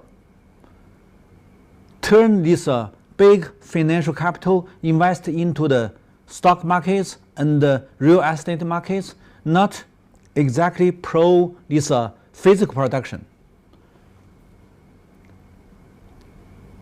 And then several years later, I mean from the year 2015, you find that there's a big trap with three surplus: financial capital surplus, industrial capital surplus, and commercial capital surplus. We have three kinds of capital, all have a big excess. That means from the oil production, that is industrial surplus, turn to three capital excess. So means that the crisis became even worse than before. So when we have such kind of crisis in the year 2012, and then 2 or 3 years later, we have a more severe crisis by three kinds of capital surplus. And then facing such kind of more worsening problems, Chinese central political leader make decision, readjust the national strategy. Turn to first, that is One Belt, One Road, and try to have the communication with other countries, especially with inland countries like Middle Asia and West Asian countries, and then down to the Africa, down to the East European countries, and then to make the Eurasian, it's a big continental, have many infrastructure constructions chance. And that is the way to solve the problem of overproduction in China. And meanwhile, China trying to solve the problem of pollution, of environmental destroy. So China trying to change the strategy into ecological civilization to emphasize the beautiful China construction and the beautiful countryside construction. So finally, from these 2 years, these are 3 years, China raised up a new strategy, trying to turn these pro-cyclical policies into the right way. So let's see the international situation. The left picture shows that the gross public debt, the percentage to the GDP. You can see that the North America, the Europe, and Africa, these countries are heavy debts. The debt to GDP, and I mean, it's a more severe than Asian area. In Asia, India and Japan is heavy debts. China is a little bit less, not so heavy. But even if you come to China to do the calculation, you may find that the debts in China also increased more faster, especially since the 2014 to 2015 and 2016. Look at this heavy debts. That's before the Wall Street financial turmoils taking place. The total debts is just $7.4 trillion. But nowadays we have 37 trillions. That's a big, it's very heavy debt burden. So the debts in Western countries, especially the bank, It became very serious problem. In Europe, Deutsche Bank have 10% of the total bank debts. Total bank debts is here, $550 trillion. And then the second one is JP Morgan. So these are famous Western bank all have large amount bad loan.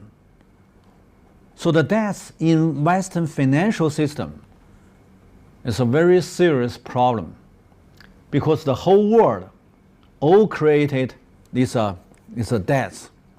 So the debts to GDP means that most of these countries, they have GDP, but many rely on more debts. So nowadays, if you do your analysis, you can find that Western countries not only have their so-called modern life rely on the debts, increase the debts, but also they have their modernized military force also rely on the debts. Whatever they have, based on big debts. So that is a debt economy.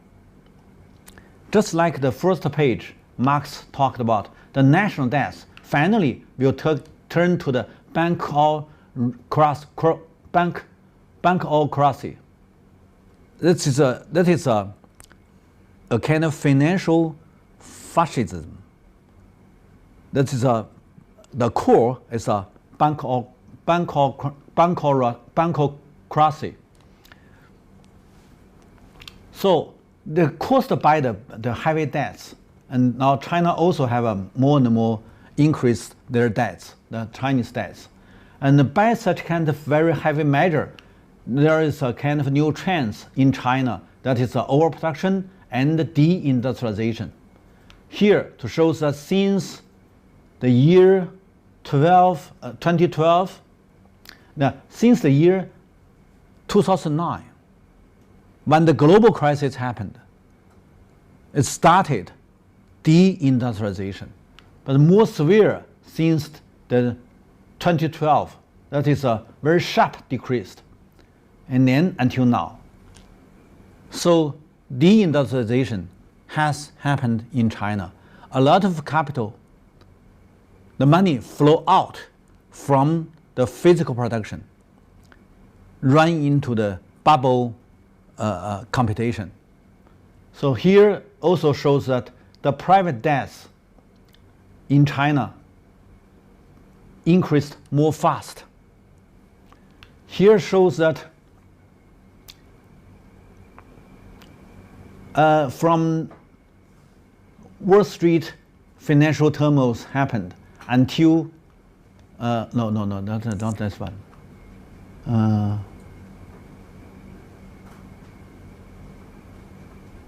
Yes, that is the year, and then these are the data to show that the electricity, the transportation, and the exports, and the iron production, so all are downgraded these years since the Wall Street financial turmoil.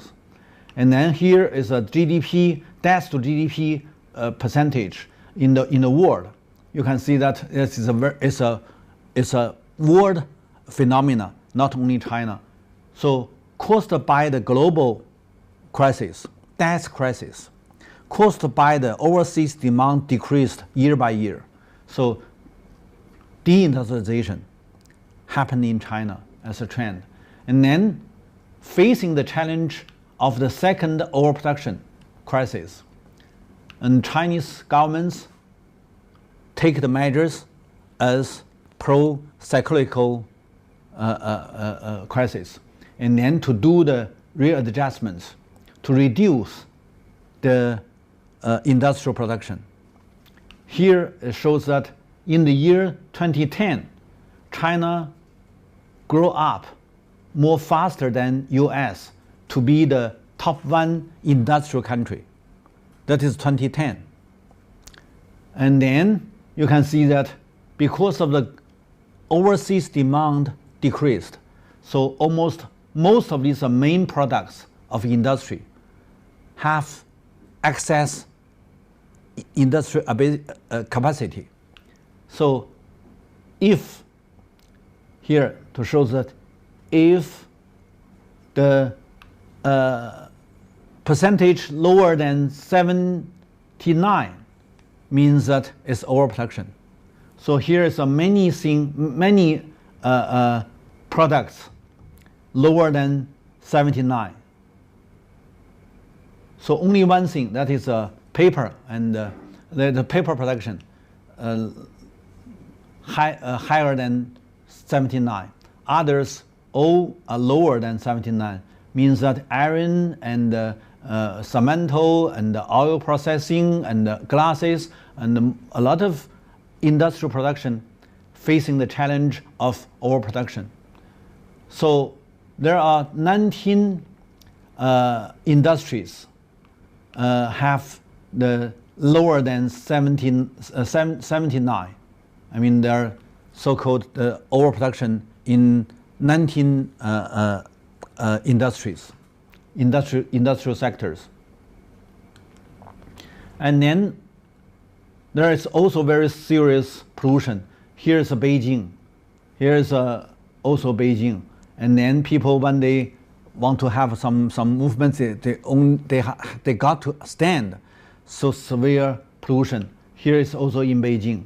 And then if you look at the air pollution, you can see that this is the map to show that most of this air pollution that's happened in coastal area and East China is because this area is urbanization and industrialization all are in east part of the China. So, and then here is the industrialized agriculture. The more you carried out industrialized agriculture, the more you have a severe pollution. So here shows that we have more than 0.7 billion pigs every year, and also have 13 billion poultry, and we also have 0.57 billion sheep and goat, and we have the cattle is 150 million. So we have many animals feed and then have a big number of the manure, the feces. So these animals not only give a large amount of the pollution, but also need large amount of the grain. And so that is China produce a lot of grain for feed these animals. And then the land also polluted.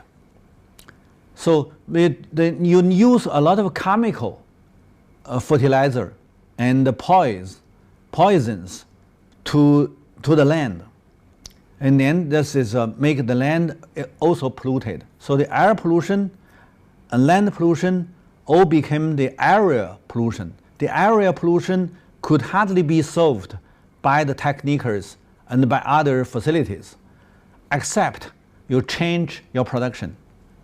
So industrialized agriculture can have large amount of the products, but the more products you have, the more pollution you have. So both industries and agriculture in China now all need to change the production styles, change the production, change the whole of the production. You can solve the problem of this severe pollution. So here to show that the governments set up the pro-cyclical responses from the readjustment structure and the region to directly reduce the production itself and then close down the factories. Now there is thousands factories and workshops now closed down in coastal area, in this pollution area. So here to show that different industrial sectors have different overproduction and then the government's policies turn to these overproduction industrial sectors.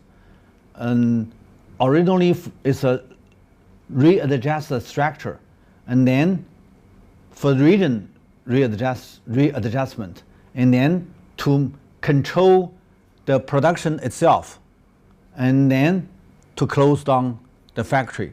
So one step by another step. But in the world, you can see that the world manufacturing production and the production capacity all are going up. So this world, I mean, the capitalism as a system cannot carry out the readjustments for the overproduction. So that is the crisis happened, but the crisis cannot reduce the capacity of industries. And the only way is that the Western countries move out their industries to other countries, especially to developing countries, and then to take the big returns by transfer out the industry. But China didn't transfer out the industries, only reduce, only close down the factory. So that is the lost. Means that is a cost of doing the readjustment. So that's different. Western countries transfer out and then have a return back to the stock market. So they can have a stock market increased. But in China, you close down these factories, and then it's a negative impact to the stock market. So if you do the comparative study, you can find that in United States and in London or in Frankfurt or in Tokyo, these stock markets still maintain stable and even going up. But if you do the study in China, you'll find that since China do the readjustment of industries, the stock market decreased. You can see it here.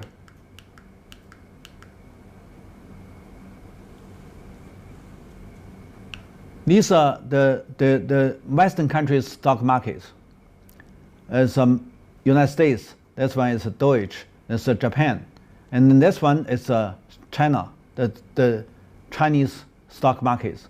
So they have a very sharply decreased since the 2015 to 2016, and here is also very clear to show that they have several steps decreased.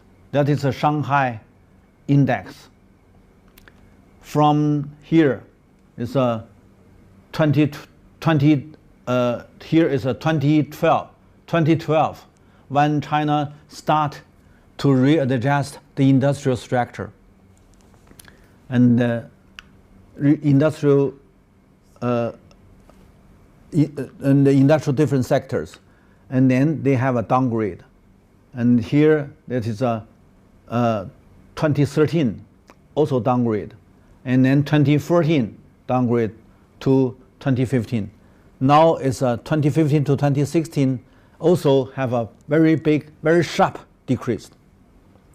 So the stock market shows that the deindustrialization is a trend to make stock markets decreased.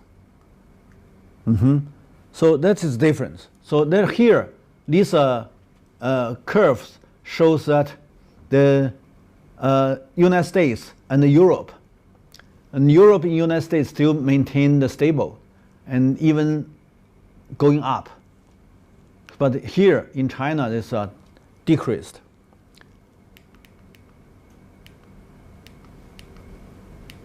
So when these money, these big financial capital out of these industries, out of the physical production, where is money gone? The money went to real estate markets. So you can see from the 2012, the real market, real estate price increased more fast, and until this time, to 2015, when the stock markets decreased more sharply, large amount of the money flow out from stock market, going to the real estate markets, and then to make this price, real estate market price, increased more faster than before. So you can see that from the 2010, the price doubled, and then from 2015, just 1 year, it's almost half increased. So the capital flow, the financial capital need to have the room to invest. Originally invest into these industrial sectors, but industrial facing the challenge of the overproduction, out of the industries going to the stock markets, and the stock market facing the big crisis, and then out of the stock markets going to invest into the real estate markets. Until now, all are surplus. Financial capital is a big surplus. Where they can go, that is a big question. So here shows that the total amount of the real estate market is increased bigger and bigger, and then mainly by the domestic investment. These are 20% from overseas investments, 80% from the domestic capital, means that domestic financial capital enlarged. Originally it's 27. So that is the year 2012 to 2013. Now here is the year of 2014 to 2015. So these are two pictures to show that the domestic financial capital became bigger and bigger. They need to have the room to invest. And then here, that is also shows that the price increased. And then here, it shows that from 2010 to 2011, it's increased much high. I mean, the investments invest into the real estate construction increased very fast, and more faster than GDP. So when GDP decreased, that is also decreased, but the total amount is still be very, very big. Here, that the third one is, I think that we need to pay attention to the financial capital to be the independent force, more and more independent. Originally, financial capital served the physical production. But in the first decade of the 21st century, these big state-owned banks all become the public and go to the public in Shanghai or Shenzhen or Hong Kong, and became shareholder system. And foreign capital takes some part of the shares. But major part of the capital of these state-owned banks, more than 80%, belong to central governments. So it still be a state-owned bank because more than 80% capital belong to the central. You can see that this one to show that nowadays in the year 2016, I mean the biggest financial capital is now in China, much higher than United States and then Japan. So this dark blue bar is China, gray one is United States, and then light blue one is Japan. And then if you look at this M2 increase, you can see that the M2 increased even also from the 2012 increased much faster than US, than EU, than Japan. So nowadays I said that the financial capital total amount of the financial capital, China is top 1 country in the world. And if you read this one, also very interesting. These are the top 1, top 2, top 3, top 4, top 5. These are 5 big banks. Only one is US, JP Morgan. Others all are Chinese banks. So the first bank in the world, this is the capital, is ICBC, I mean Industrial and Commercial Bank of China. And then the second one is the China Construction Bank. And then the first one is Bank of China. And the fifth one is Agro Bank of China, ABC. So if you calculate the total amount of the capital, of the financial capital, China is number 1 in the world. But it doesn't mean China is the strong financial capital country. The strongest still be United States, because American dollar nowadays still be the international reserve money. It's hardest currency. Chinese money, Chinese currency, no. It's a domestic currency. So even you have a big number, but it doesn't mean that you are strong. That is we need to pay attention. But if you just calculate the profitable, the profit, so China is the most profitable country by this financial capital. Means that this financial capital not exactly pro the physical production. They have an independent profit from the intangible market. So in China, inside, there is still be a similar trends as other capitalist country, mainly by state-controlled financial capital. So and then that's one, there's independent power, much influenced to the central policy. That is a new phenomena in China now. Means from the second decade of China, the financial capital to be an independent power, much influence to the central policies. So when we talk about this one, we got to see that there is another one. The private firms invest into the fiscal investments, fiscal assets investments, originally is much, much higher, more than 30%, maybe 35, something high, and then decreased. When the overproduction crisis happened, the private firms always do going short. When the governments also do going short, that will be a big problem. So until 2015, governments changed the policy. Directly use the government's hands to use the state-owned firms to do going long.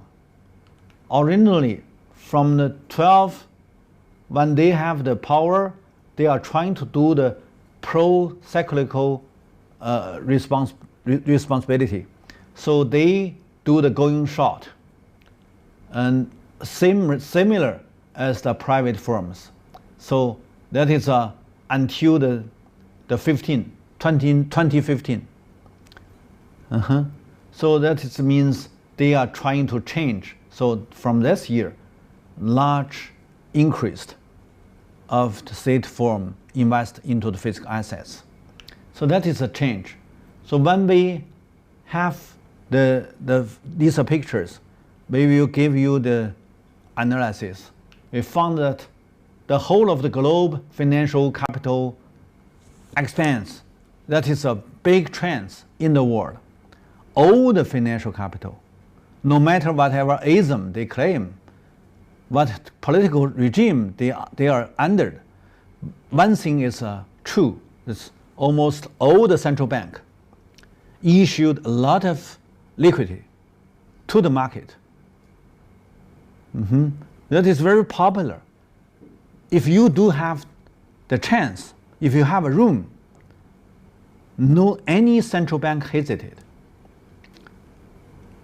What means that? It means if this country have no higher inflation, certainly central bank will take the chance directly issue the currency to enlarge the financial capital. So the global financial capital became more and more large. It's bigger and bigger. The powerful country, especially the power country,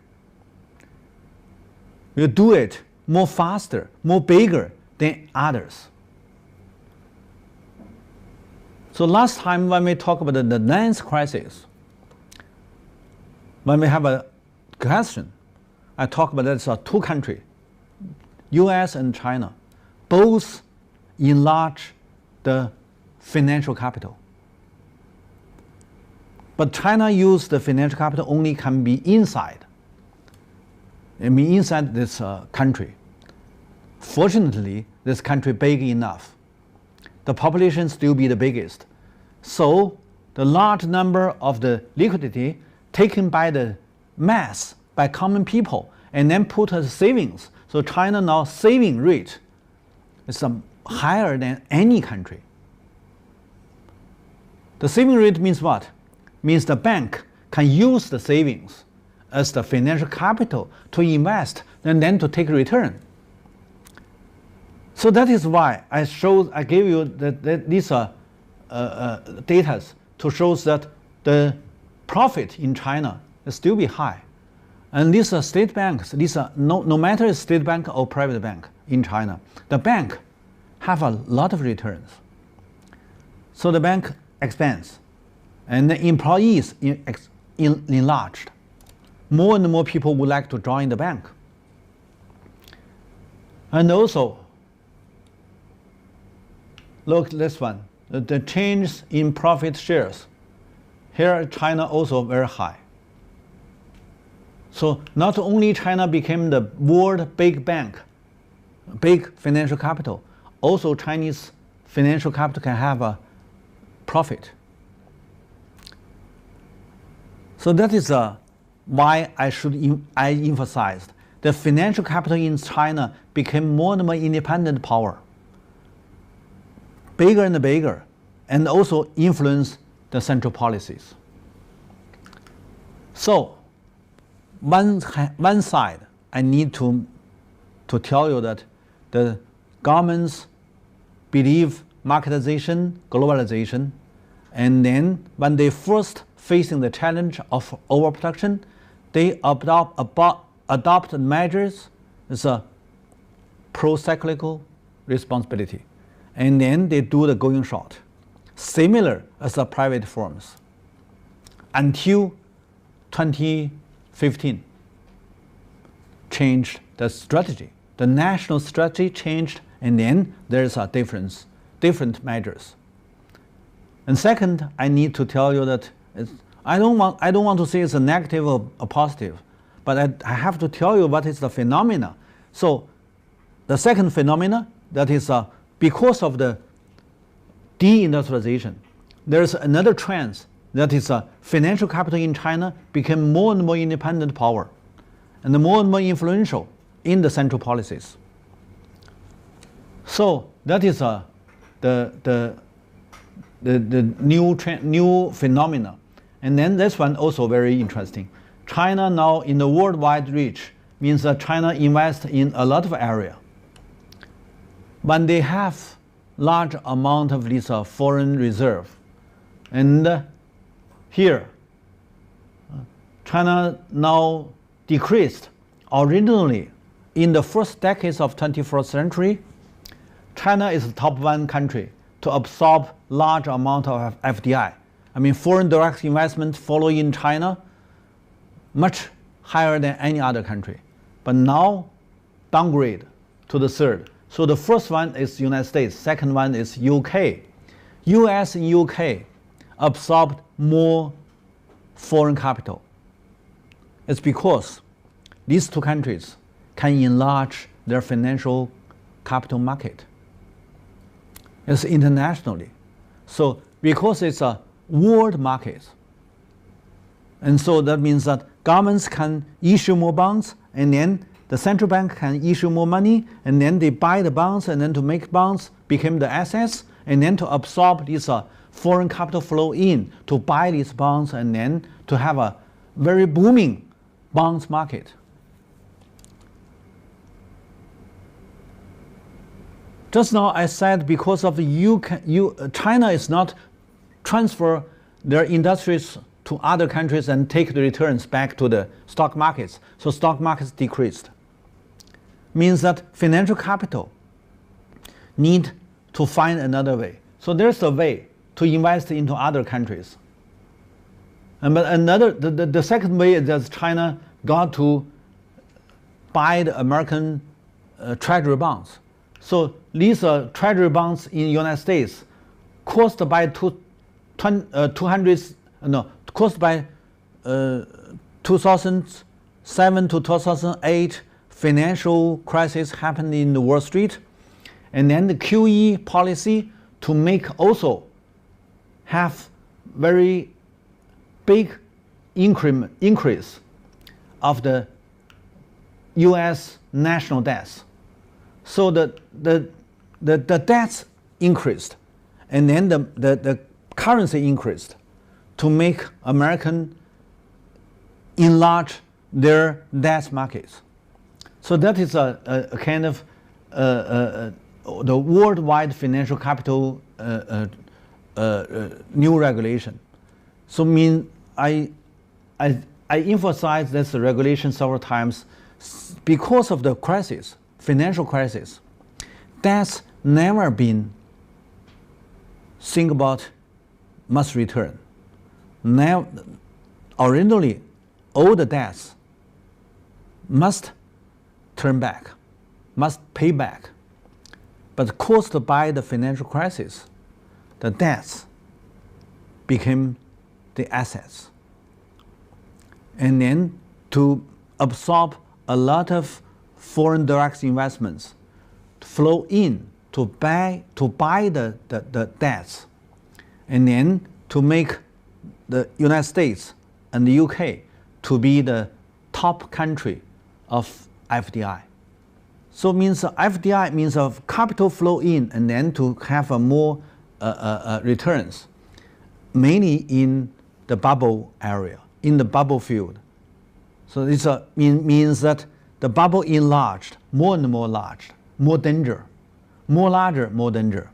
So this the new so-called computed worse or worsening computation. But here in China, the situation became changed to worse. Here, to show that since the global crisis happened, the exchange rate in China became originally that the value, Chinese currency value increased, but until the 2015, it's the Chinese currency value became lower, and because large amount of this currency flow out. One side is invest in overseas, another side is people think that the inflation will be happened, so they cannot just think that the money is safety. So they change to dollar and then trying to maintain the currency's value. So large number of the mass people, they change their currency from renminbi to US dollar, and then the RMB devalued. So there's a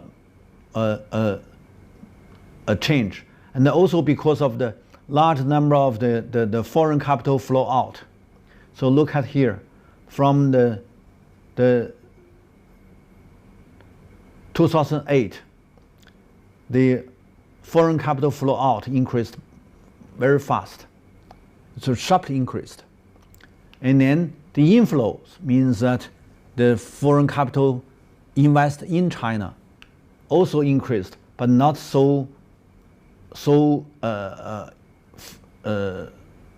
fast as outflows. So now here in the year 2015, it's matched together. So from here, this year, 2015, there will be no new added foreign capital flow in China. So that is also the year of the devalues of Chinese currency. So here shows that the trade surplus originally is increased until 2008, 2009, decreased, and then remain low level. So the 2015 to 2016 is decreased again. And trade surplus decreased. And foreign capital flow out means that the foreign reserve in China decreased.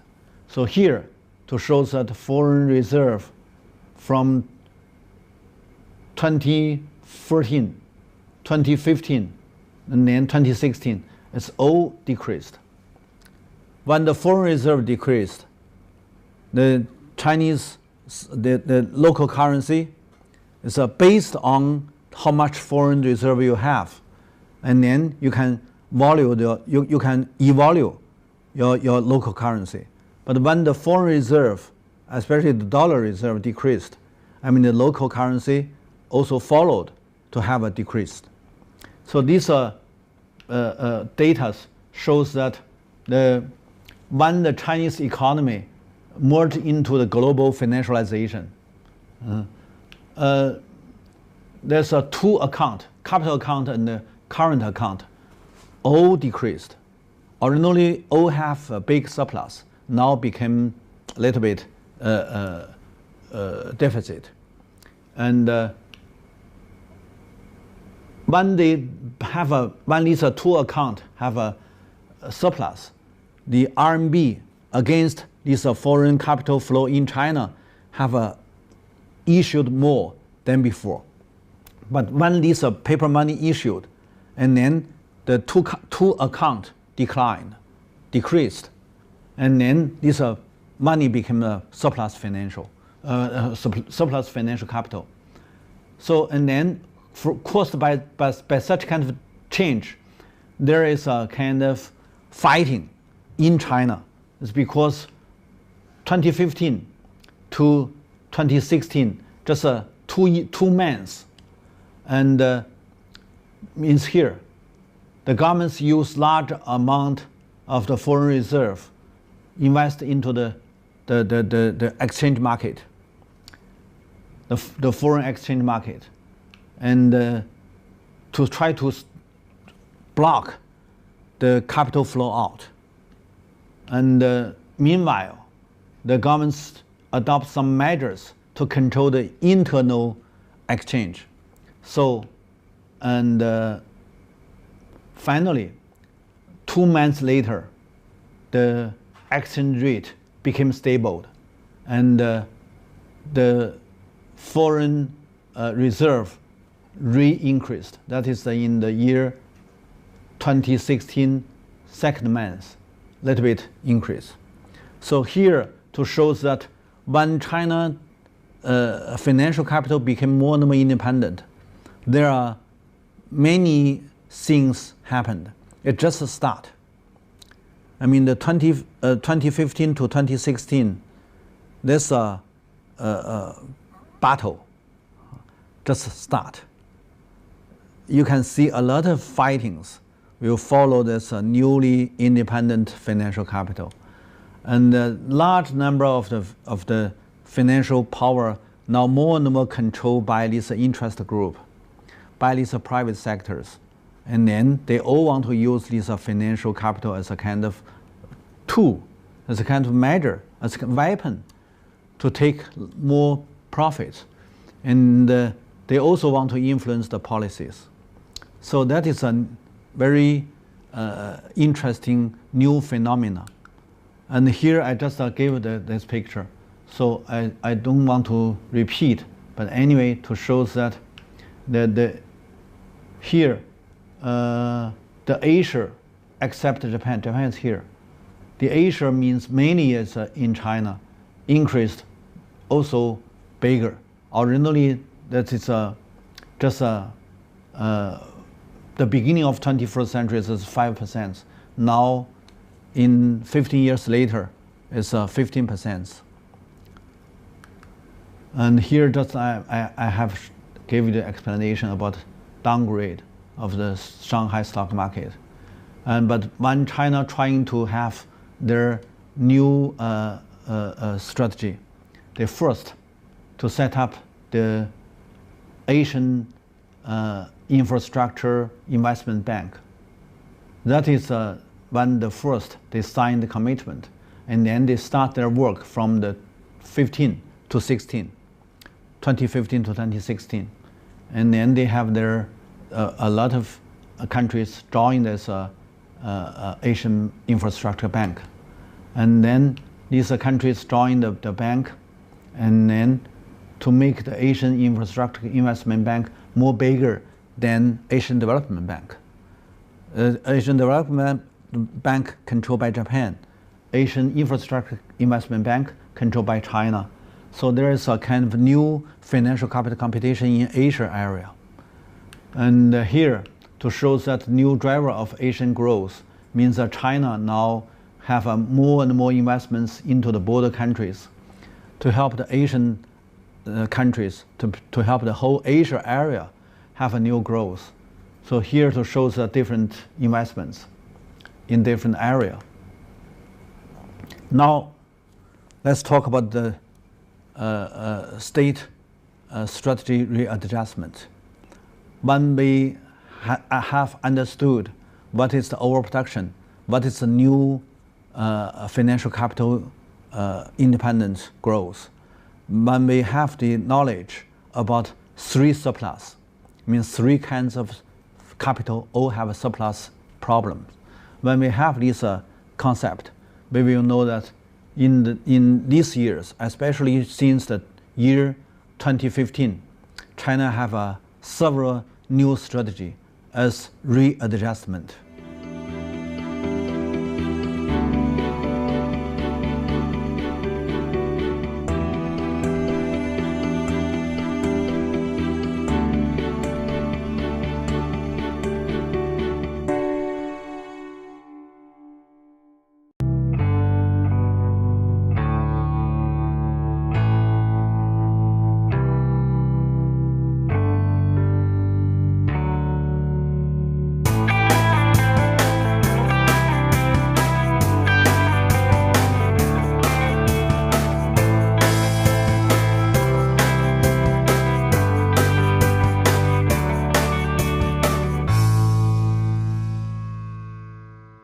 Let's continue our explanation about the new strategy in China when they're facing the challenge of overproduction and also the financial crisis.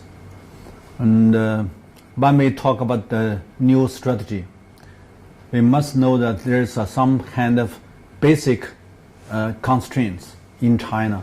The first is that China is the biggest population country.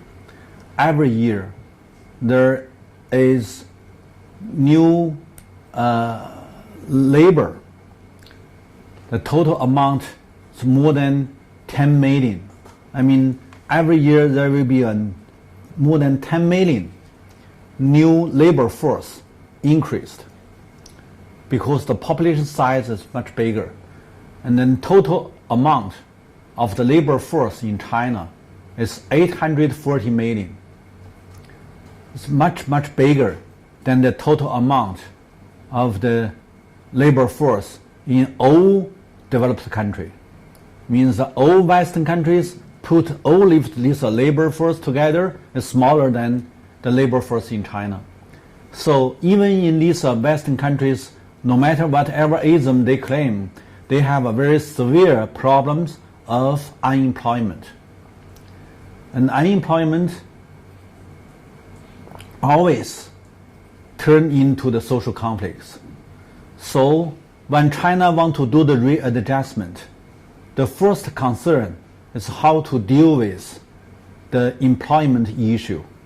If the readjustment means that large number of the people lose job, became the unemployment, that means that the state, the society cannot maintain stability. the unstable, the social conflicts must take place. So if you have large number of people out of job, there will be a big disaster. So that is a need to be very careful to think about. So it doesn't mean that China directly to close down these factories, to reduce the industrial capacities, and then everything will be good. No, that will be big institutional cost. So that is why just now when I talk about the governments adopt the policy as going short, as a private form, I gave some negative comments. And if you do want to change, you need to have a well preparation. That is what is a new strategy? What is a new industry? What is the room for contain this labor force? Originally, China is a kind of dual system, rural and urban.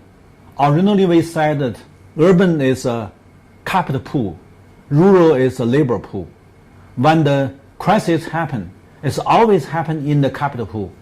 Means that the crisis taking place in urban area. So when urban kick out, lay off these laborers, if they can come back to the countryside, to rural area, means that rural is a labor pool, can maintain these surplus laborers. But if you destroy the countryside, that will be nowhere to give yourself landing. So originally when China have a several times crisis in the procedure of industrialization, every time, if they can make the soft landing in countryside, means that the industry in the urban area still can be maintained. So you can be past this crisis and then going to recover. But during the first decade of 21st century, and in name of new countryside construction, a lot of natural resources have been occupied by the capital. And also, I mentioned that large amount of this industrial capital invested into the agriculture. They changed the agriculture as a modern agriculture, means chemicalized, machinized, and so and so. And then the rural area could hardly be labor pool. So that is a very negative phenomena. When this time, when Chinese Central want to do the national strategy readjustment, they got to first to think about, can they regenerate the rural society? So that is why I gave the explanation here to talk about the national strategy readjustment. We first need to do the two-part analysis. First is that one belt, one road, and to build up the communication with other countries, and then to transfer this so-called surplus capacity of industries, and also can help other countries to improve their infrastructure construction. That is somehow positive. If you change your position, if you are the governments, you cannot directly do the going short to avoid the social conflicts. So that is one truth. Another one, that you need to strengthen the instruction, strengthen the construction in countryside. So that is why there is a kind of new policy for the anti-poverty, for the anti-poverty and for the poverty reduction, and also for beautiful countryside construction. And then beautiful countryside construction is a kind of national strategy, also a part of the beautiful China. Beautiful China means that they are trying to improve the environment and reduce the pollution. That is Beautiful China. It's a new picture. And then inside of this picture, there must be another one that is a strengthen the instruction, the construction of the countryside. So this put these national strategies together, you can understand what China nowadays must do. So this is a change from the beginning of the second decade of 21st century, mainly going short, to adopt the measures as a private firm, to do the policy as a pro-cyclical. That is the beginning of the second decade. And then the mid of second decade, they changed the national strategy to right way, going long. That is counter-cyclical measures. So it's very important change. So I hope you can understand. So this one we said is a new adjustment. So from pro-capital to pro-people and to pro-poor. That is the policy system for the ecological civilization construction in China. So that is because of the burden of safety problems under limited resources constraint and unlimited population. That is a basic contradiction in developing country. Okay, and so the second I gave the policies step by step from the 2002. They gave the new policy to have the comprehensive adjustments of the urban and rural. And then 2003, they raised up a new concept that is scientific development, the scientific view of development. And then 2004, the harmony society means that they pay attention to the social construction, not only economic construction. So that is started from 2004. And then 2005, there's a new construction project. It's a socialist countryside construction. And large number of the investments for infrastructure construction in countryside. And then 2006, they have a new concept raised up by central governments. That is a multifunction agriculture is modernization. Originally, they believe modernization, agriculture modernization means that machinery, means chemical agriculture. So they just use the industrial concept to reform the agriculture. That is modernization. But from 2006, they changed the idea. They emphasized the multifunction agriculture, including of the cultural, including of historical heritage, including of education, including of this environmental protection, and tourism, and whatever. So most of these functions originally they don't aware, but now they said it's a multifunction agriculture, it's modernization. So that is the agricultural development strategy changed since the year 2005, 2006. New countryside construction means that strengthen your investments, large number of investments into the infrastructure construction, into the countryside, into every village, even no return. And then 2006, they changed their concept of the modernization of agriculture. And then 2007, ecological civilization as a concept raised up, but not as a strategy. Concept means that they need first to understand, to have awareness, what is ecological, what is the civilization. Put these two concepts together. They are trying to think that they will have a new thinking, new thought about development. And then 2008, they are trying to have a kind of environment-friendly and resources saving agriculture by macro readjustment. And then 2009, they raised up the concept of inclusive and sustainable development. And 2012 raised up the concept of beautiful China. 2013 raised up the townization as a strategy. Few people understand what is townization, but it's quite different of urbanization, because the Chinese scholar, they don't have such kind of word. They only know what is town, what is a city. But when they talk about the townization, they said it's not English.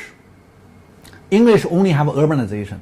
So we need to create a new word to describe what is a Chinese strategy. Since that year, Chinese strategy is not exactly to accelerate urbanization. The politician gave a speaking or talk about what is townization. They said China does want to accelerate urbanization. But the Chinese urbanization must be implemented by townization. So if you only have the concept of urbanization, you cannot translate. Think about this, a new strategy. Because that in China, we have the mega city, means that more than 1 million population, the mega city, 40s. We have a big cities, that's 600. But we also have 3,000 central town of the counties. We also have 30,000 construction town. These are central town and the construction town in countryside, not in urban area. So these central town and the construction town can be the center to accelerate the urban, the rural, small and mid-sized enterprises, to settle, to allocate it in the construction town and center town of the counties. Means that the local can be developed by central town construction and small mid-sized enterprises. One thing you must pay attention to: employment for the small and mid-sized enterprises 6 times bigger than big firm. So this a transnational company or big company, they can take some people to be the employees, but not more. If you do want your people to have the cash job, you need to develop small-sized and mid-sized enterprises. But small-sized, mid-sized enterprises cannot set up in the big cities because too much high cost. The small city, the county town, and the construction town applied, you develop the small and mid-sized enterprises, absorb more laborers to have a job. That is why China emphasized townization, not urbanization. This is a very important concept to understand the Chinese strategy. So a lot of foreign scholars, when they do their studies, they pay attention to urbanization. So this is roughly to use the data, not detailed to do the study. That is a big problem. So they cannot understand what is the strategy in China. Townization is different with urbanization. So that is one. And then from that time, they also emphasize, so what is 流入乡愁 means that you have some feelings towards your home village. I can say more than 90% of the urban population originally from the countryside. So this generation or old generation all come from the countryside. They have their memory of their home village. So how to maintain such kind of feelings? Not just by you have some memory. You need to do something to maintain your village as a kind of beautiful village. You have a clean water, you have a clean air, you have a good environment, you have a good quality of food. That is your feelings. So your feelings must have a base. This base means that you need to do something, do some effort in your home village. So that is also to strengthen the rural construction. And then, when you have the rural construction, you need to have a good governance. The government, almost all the governments in the world, all want to raise up the government goodwill. But how to make government goodwill to be the government good performance? That is the question. So, to be or not to be, that is the question. To change the government goodwill into the government good performance is also the question. This question also key question. By free election, let me tell you, China started free election in countryside since the year 1988 up to now. We have almost 30 years, 29 years free election in countryside. 80% failed. Doesn't mean that you have a free election, you can have a democratic system in countryside. No. Traditional rural society, it will be very hard to accept this modern political regime from Western society, especially in these traditional Oriental countries. So even we have the free election implemented in the countryside, but nowadays more than 80% of the countryside cannot have good government view to good government performance to set up the good governance. The governance need to have a kind of mutual actions, interactions from the village elites to village mass people. How can you implement? Still be the problem. So nowadays we also need to have a lot of grassroots organization construction, cooperatives, aging associations, female associations. We need to have a lot of work in the countryside to maintain the beautiful village, to maintain your good feelings in the village. So that is very important. So we said the new countryside governance is also a part of the new strategy. In 2015, the Chinese Central emphasized the deepen your reform for the civilization of ecology. Which means ecological civilization also need deepen your reform. So these are systematic policies, one by another, one followed another, year by year, make the central policymakers gradually understand what they should do, not suddenly, not by some high levels design and they can gain the outcomes of the reform. These are the propaganda, ideological propaganda. But indeed, they have a gradually to facing the challenge one by another, and then have the measures one by another. So that is very cautious to have your policy in such kind of big country, because your difficulties is very comprehensive, very complicated. So that is why I'm emphasize these policies one by another raised up. And then the new one is 2015. The UN have the World Poverty Reduction Summit in China, and Chinese governments announced 2020, year 2020, China will have no poor people. Means eliminate all the poor in China. That means what?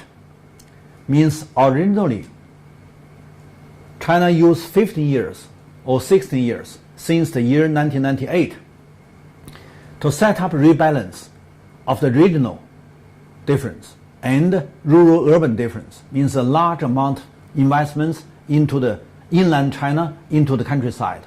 So we originally have a three gap. Regional gap means the coastal and the inland. Coastal grow up very, very fast, and the inland still backward. And then rural gap. Urban income is very high and the rural income very low. Now we have the third gap is that rich and the poor. You cannot reduce the gap of rich and poor in the whole world, because the whole world, the gap of the rich and the poor enlarged. That's because of financial capital error. The rich people take more money more easy, and the low-level people, low-income people, cannot use the financial capital as a tool to invest, then to take these returns. So the low income levels, the mass people, cannot catch the global financialization's return. That means the gap between rich and the poor larger and larger. So any country wouldn't to give the permission we can reduce the gap between rich and poor. But China can announce we eliminate the poor people's we can eliminate the poverty, means that all the poor people can at least have the basic income to survive from the poverty. So that is they set a new national strategy as a goal. So nowadays we have entered 2017. There's only 3 years left. So if you go to China down to the local, you can find almost every local governments do their efforts in the countryside, one household by another household, to make the target. Which households, which people is poor, and then help this one to make the program. Which program apply to this household? How can make this household have the chance to have the cash income? They have done a lot of efforts. So we can see that 3 years later, this national strategic goal can be carried out or not. So they have many different policies, focus on different problems. Maybe they can succeed. So here we can say that originally China was blocked by this military force. It's caused by the Cold War and the post-Cold War. It still be work to block. Now China want to break through by what? Certainly cannot break through by the ocean strategy, but can break through by continental strategy, going west from the land, not from the sea. The sea that is blocked. Land also, but here large area. Originally it's Russia and Mongolia and originally these countries are the Russian federal. It's a federal. It's a so that China can go pass on Turkmenistan, Uzbekistan, Kazakhstan, and then or maybe to Russia, and then to have oil and gas, and also can make the transportation. Nowadays they have implemented some transportation from Xi'an or Chongqing directly to West Europe, and it's a more short time, just 14 days, less than 15 days. But if you go into the ocean transportation, that will be 30 days, doubled. So the transportation by land bridge is more faster. So now they not only from Xi'an but also from Chongqing, from Lianyungang, and many port set up the land bridge, join the land bridge. So here, this one is made by Western people, so not so clear. But if you have another picture made by drawn by Chinese, there will be a network in southeast China, in southeast peninsula, and in mid-south peninsula, and South Asia. There are several land railway network now has linked with the railway network of mainland China. So there will be some land bridge start from Hong Kong. But nowadays, because Hong Kong have some kind of contradiction, so it's the project blocked.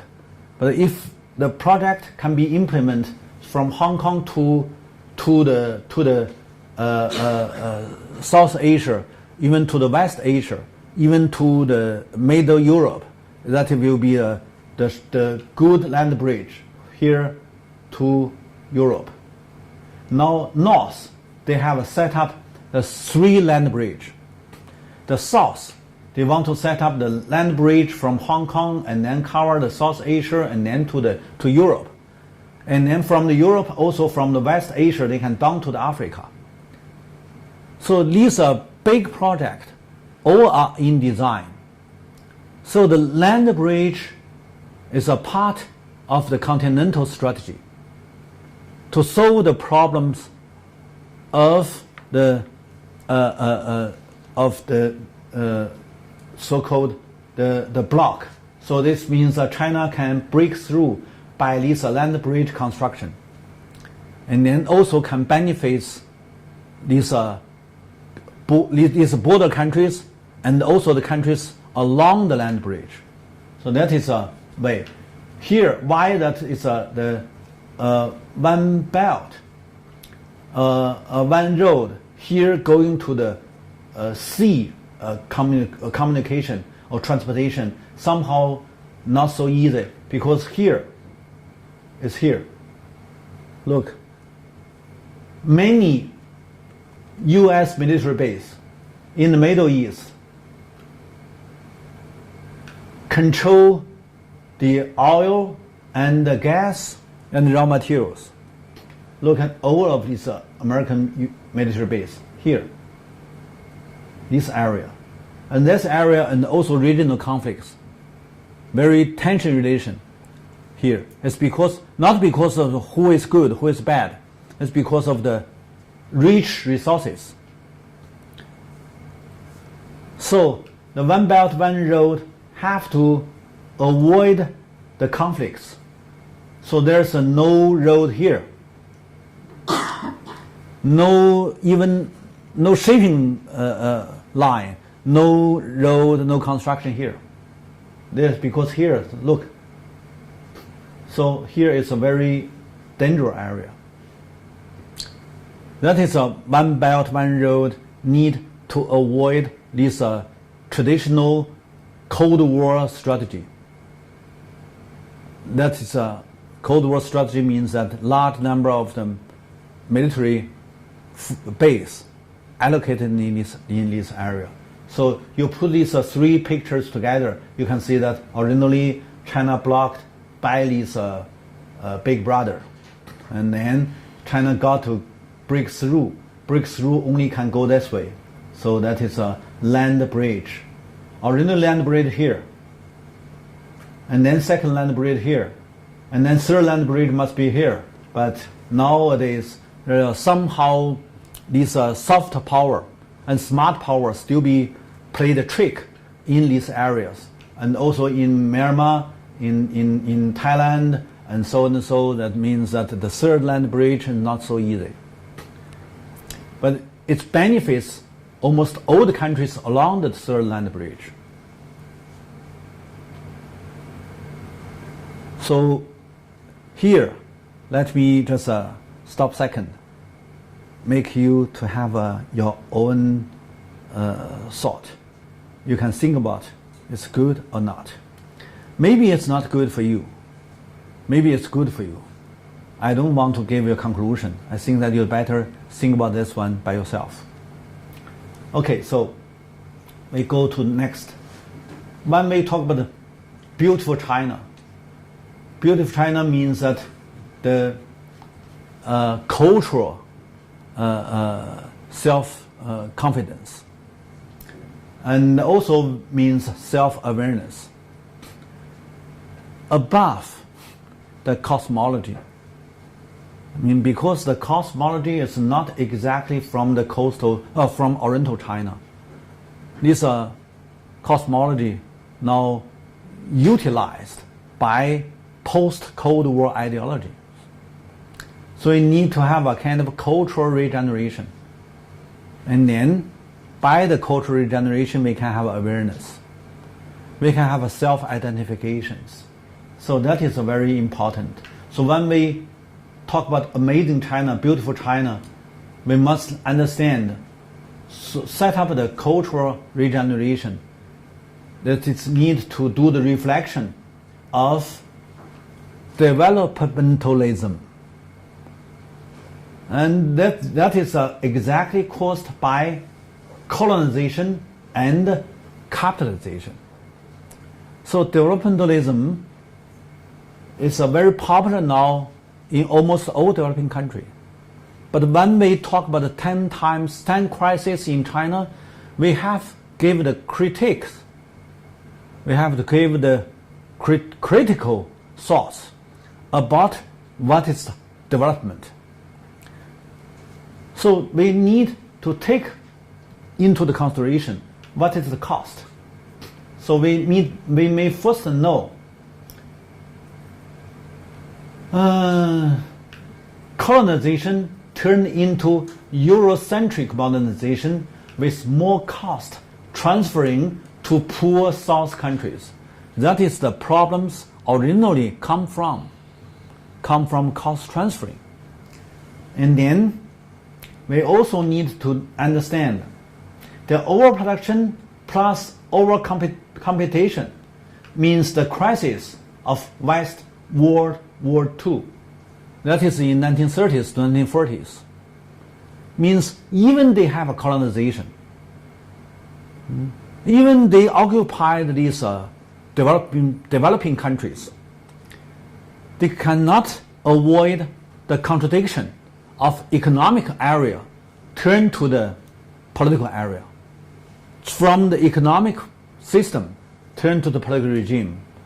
So if you're talking about liberalism, you need to know the Second World War happened in these Western countries. And the Western countries believe that they are liberalist country. The Second World War not in other area. Certainly that if you think about Japanese attack China, that is earlier than the Second World War. And then Japanese attack China is between two countries, not worldwide fighting. So until 1937, 1941, when European countries, most of these European countries, all involved of the war, that is Second World War. So we can think about this big cost. It's human disaster caused by what? By this Eurocentric thought, by this philosophy, by these cosmologies, by these ideologies. Nobody can forgive that. Nobody can forget that. So then, when the Second World War finished, when the second overproduction happened in Western countries, they need to transfer out their big surplus of industries, and then combining the developmentalism transfer to developing countries. So make developing countries one hand to take their industries, labor-intensive, low-levels industries. Another side, take their soft power, that is developmentalism. And then China is also inside. It means that China is the same as other developing countries. Believe developmentalism, believe globalization, believe liberalism, believe marketizations. All of these Eurocentric ideologies as a soft power taken by China as other countries, the same. It's because China is a big country. They cannot implement as a whole faster. So they got slowed down and then make this a big population country, big continental country, do have the time. Because the space bigger, the room is bigger. So they can use the big room to turn, to exchange to the time. So 空间换时间 means that the room can change the time. So not like small country, very fast to implement and then facing the bad outcome. China did have a lot of bad outcomes, very negative, but it's because it's a big country. So they can be a little bit change and then to reduce the cost. So that is what we need to understand. And when we have these thoughts, I did have a chance to meet this senior researcher. Here is Sami Amin, is John Cobb. This senior person all have a very deep thoughts. They have a very wise thought. They give me a lot of help. And also, led by Hong Kong friend, gave me a chance to go abroad to meet a lot of countries' scholars and also common peoples to learn from them. And then by these learnings, it's international learning, I think that we can carry out self-reflection. We can rethinking what we have and what we are going to have. And then also we learned from our old generation scholars, these senior scholars in front of us. We also learned from this senior person like Liang Shumin, Yan Yangchu, and Tao Xingzhi, and so on and so, Huang Yanpei, Lu Zuofu, even Zhang Jian, 100 years ago. So these are 100 years. We have so many very outstanding scholar, outstanding people. They carried out a lot of local enterprises. They also have a good performance, and they also have a lot of lessons. So we take these performance lessons as a heritage, as a historical heritage, also very benefits our thought, our discussions. So by most of these people, internal and external, inside China and outside China, we have a kind of new thought to instruct our movements and to move going forward. So these when we have a discussion, we need to have a theoretical studies to do deconstruction of Eurocentric discourses. That is why we talk about this crisis and talk about the China new strategy. We can have our more detailed analysis and explanations. Now, when we talk about the change, we must know what is the strategy based on the structure. What is the structure in China indeed? We said it's a twin Egyptian pyramid. This pyramid means economic pyramid and social pyramid. What is that? Economically speaking, why the China issued its large liquidity, leaves a big number of the currencies, but up to now haven't have the collapse.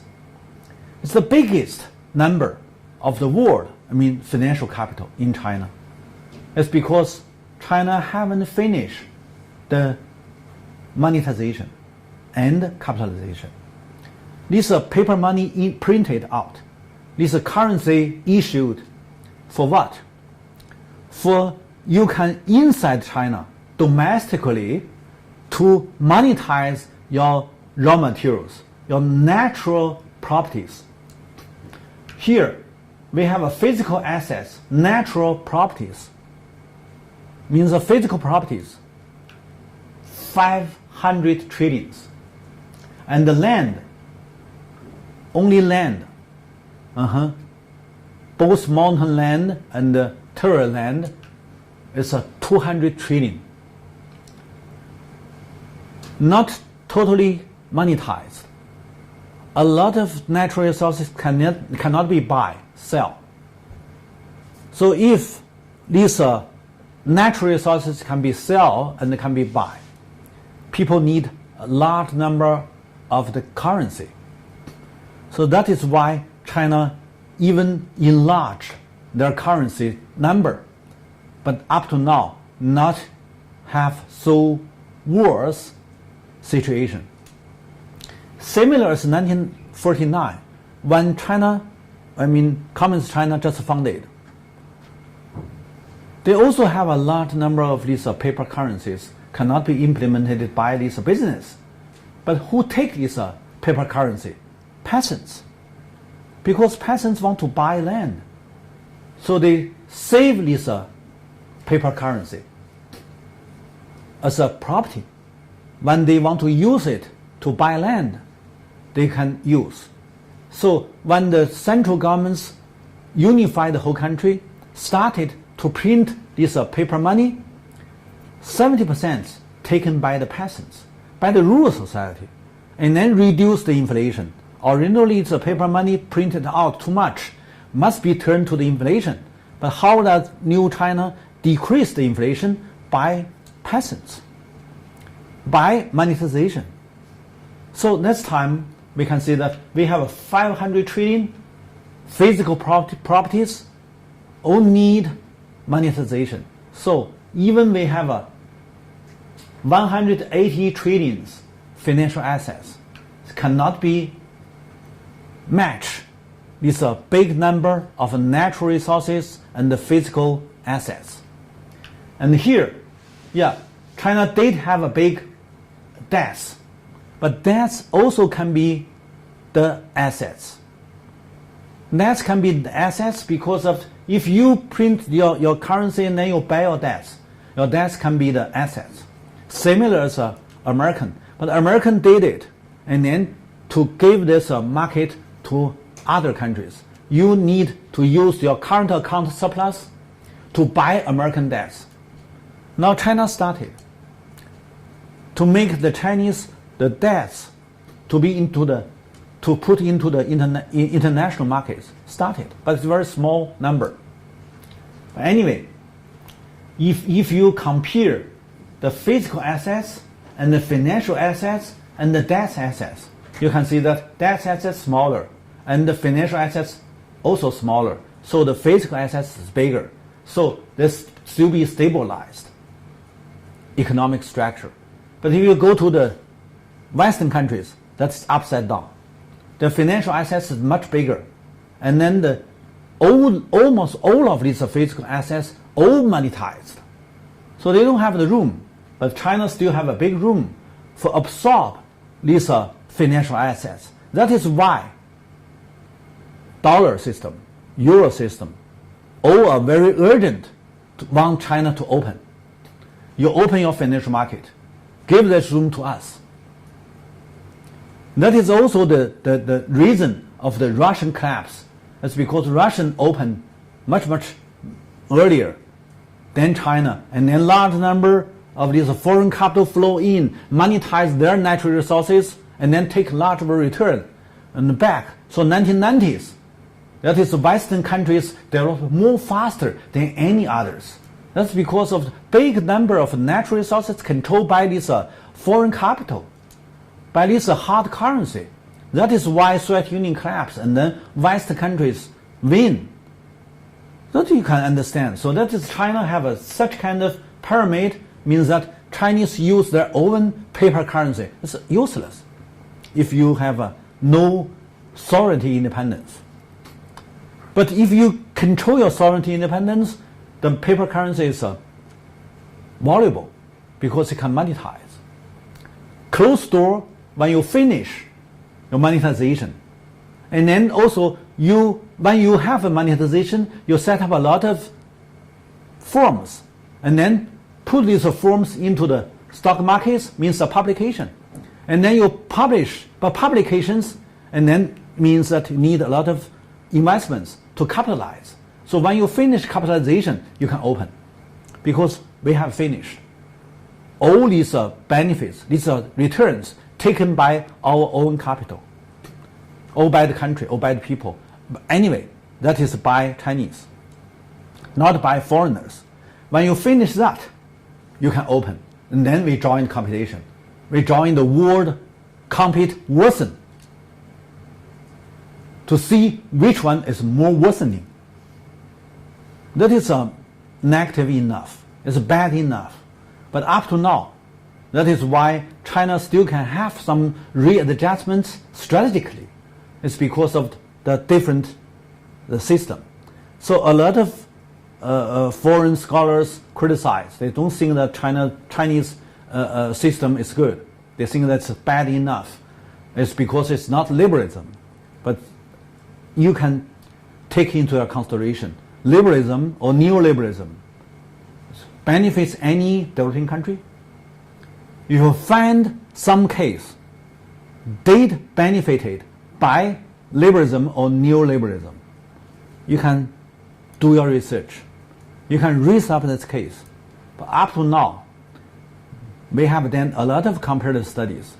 We cannot find any developing countries benefited by Eurocentric system. That is a very cruel phenomenon. Whenever you have your volume, that is your privacy. We don't want to interfere. Only one thing I'm trying to advise, going to do the comparative studies, and then you can find what is the truth. Okay, let's see another one. That is also the pyramid. This is a social structure.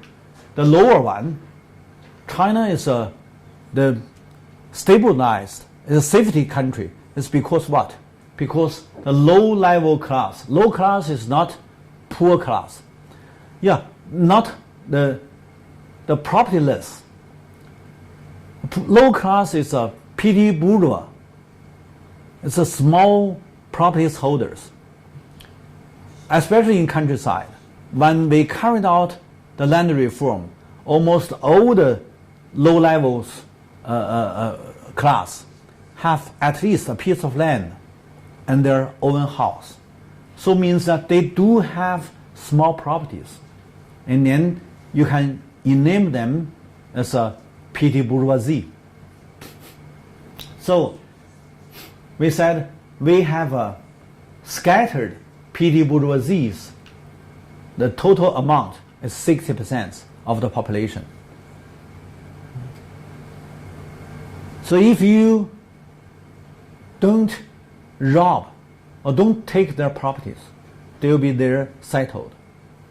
A lot of social conflicts caused by some local governments or some capital want to take their resources.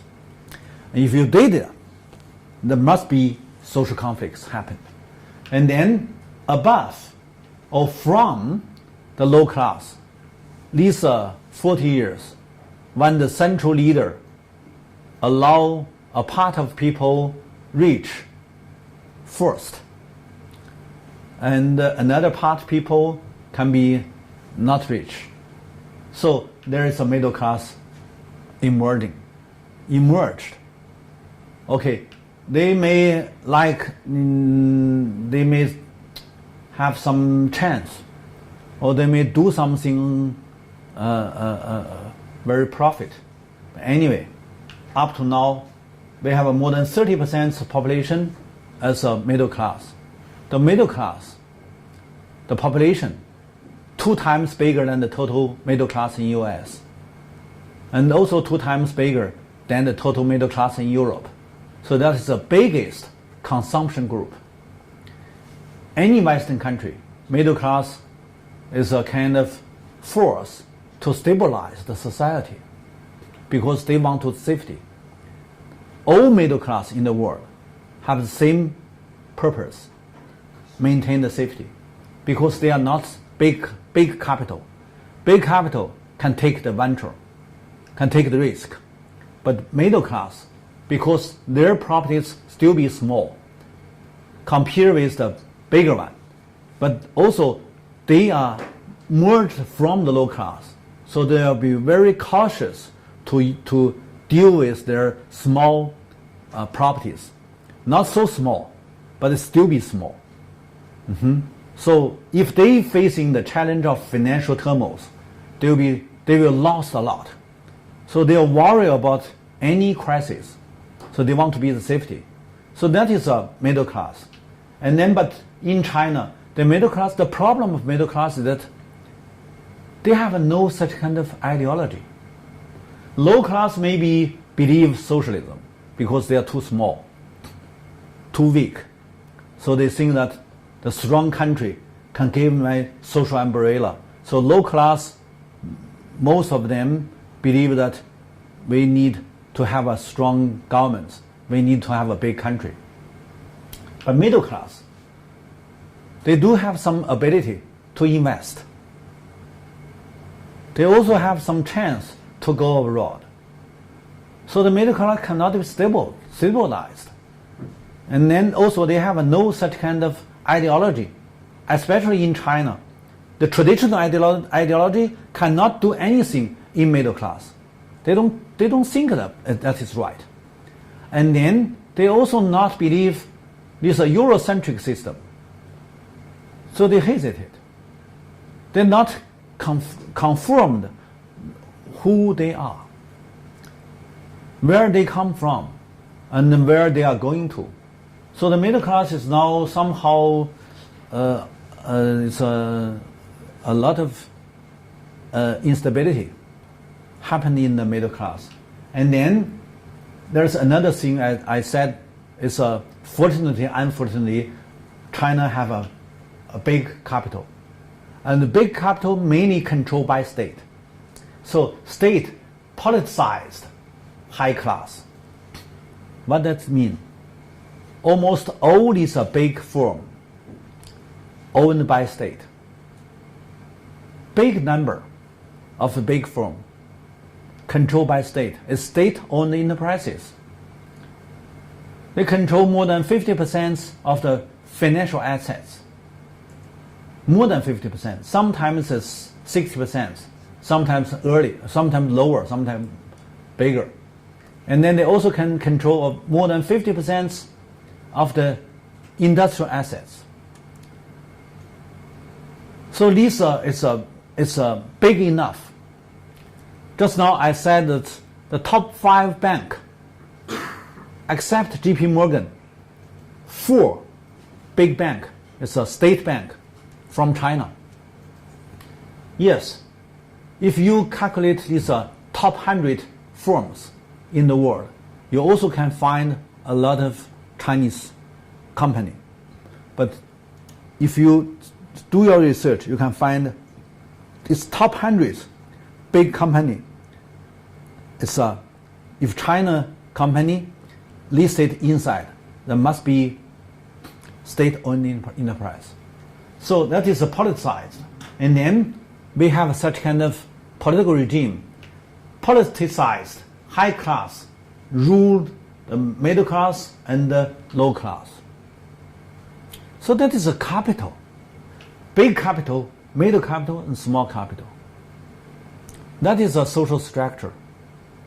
And it does mean big class, a big capital not take the surplus from lower. It's also take a large number of surplus. And then they can have a benefits. They can have a profitable. And then the profit is in the world is high. So how to change, how to do the reform about this one and still remain the stability? That is the question. So we have a two structure. Both are very useful, very effective. So what is the comparative advantage institutionally? It still be the question. When we finish our lecture, I hope that the audience can have your own thought. Think about my description. Here, for the new strategy, we need to rethinking what is agriculture. To make agriculture to be the first industry that is only caused by colonization. Only in this colonized continent, you have the first industry as agriculture. In this indigenous continent, indigenous population countries like China, India, the agriculture cannot be first industry because it's somehow it's a strong relation with the people's life, with the local environment. So we can say in China we said 生活生态生产 means 三生农业, that's Chinese. But in English we said the traditional agriculture is not exactly for economic gain. It's for life, for family survive, and also for the village environment protection. So you cannot directly to name such kind of agriculture, multifunction agriculture, into the first industry.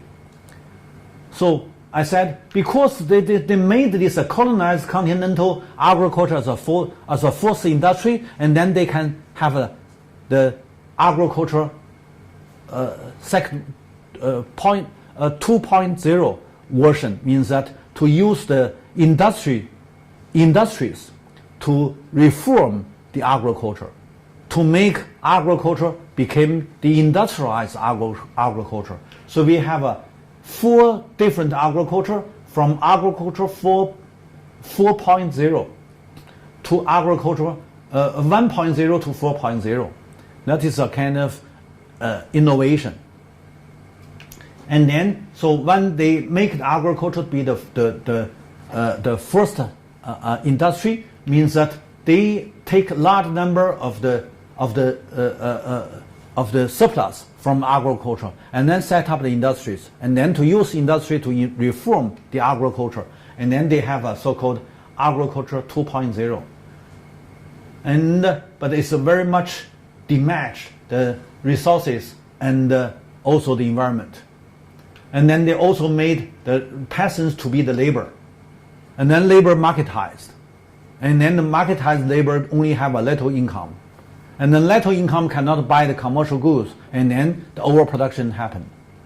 So that is a capitalism.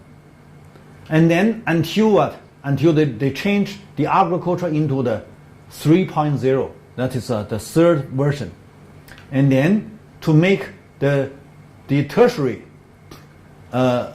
tourism and the cultural and education and whatever into the agriculture, and then agriculture can be benefited by the tertiary industries. So they said agriculture 3.0 version, and this the first industry, agriculture, can be financialized. That is in future markets, mainly controlled by transnational company. And then to make agriculture also can be the 生物产业, that is a biologicalization industry, something like that. Means agriculture also contribute a lot, the surplus, to the financial markets. But generally speaking, the agriculture 3.0 can be turned to the social participate ecological agriculture. That is agriculture 4.0. And then it's a strong relation with the socialization and equalization, and also relation with the history. And then such kind of agriculture can have a large number of the positive externalities. But the priority, the precondition is that you need to control your agriculture by yourself. It's also very much involved of the sovereignty independence. If you don't have the natural sovereignty independent, you cannot implement the agriculture 4.0 version. So that is one we talk about the amazing countryside, beautiful countryside for the whole country's sustainability. We need to have a lot of social participation. These are pictures to show that the middle class citizens and also the rural elites, they all joined the rural reconstruction. The rural reconstruction is a movement for the regeneration, for the cultural regeneration, and the cultural regeneration for self-confidence. So self-confidence for strengthen your sovereignty independence. That is the core thought of the new strategy in the second decades of the 21st century. Okay, so I finish my lecture. Hope you have a more understanding, more detailed understanding of the modern Chinese history. Thank you.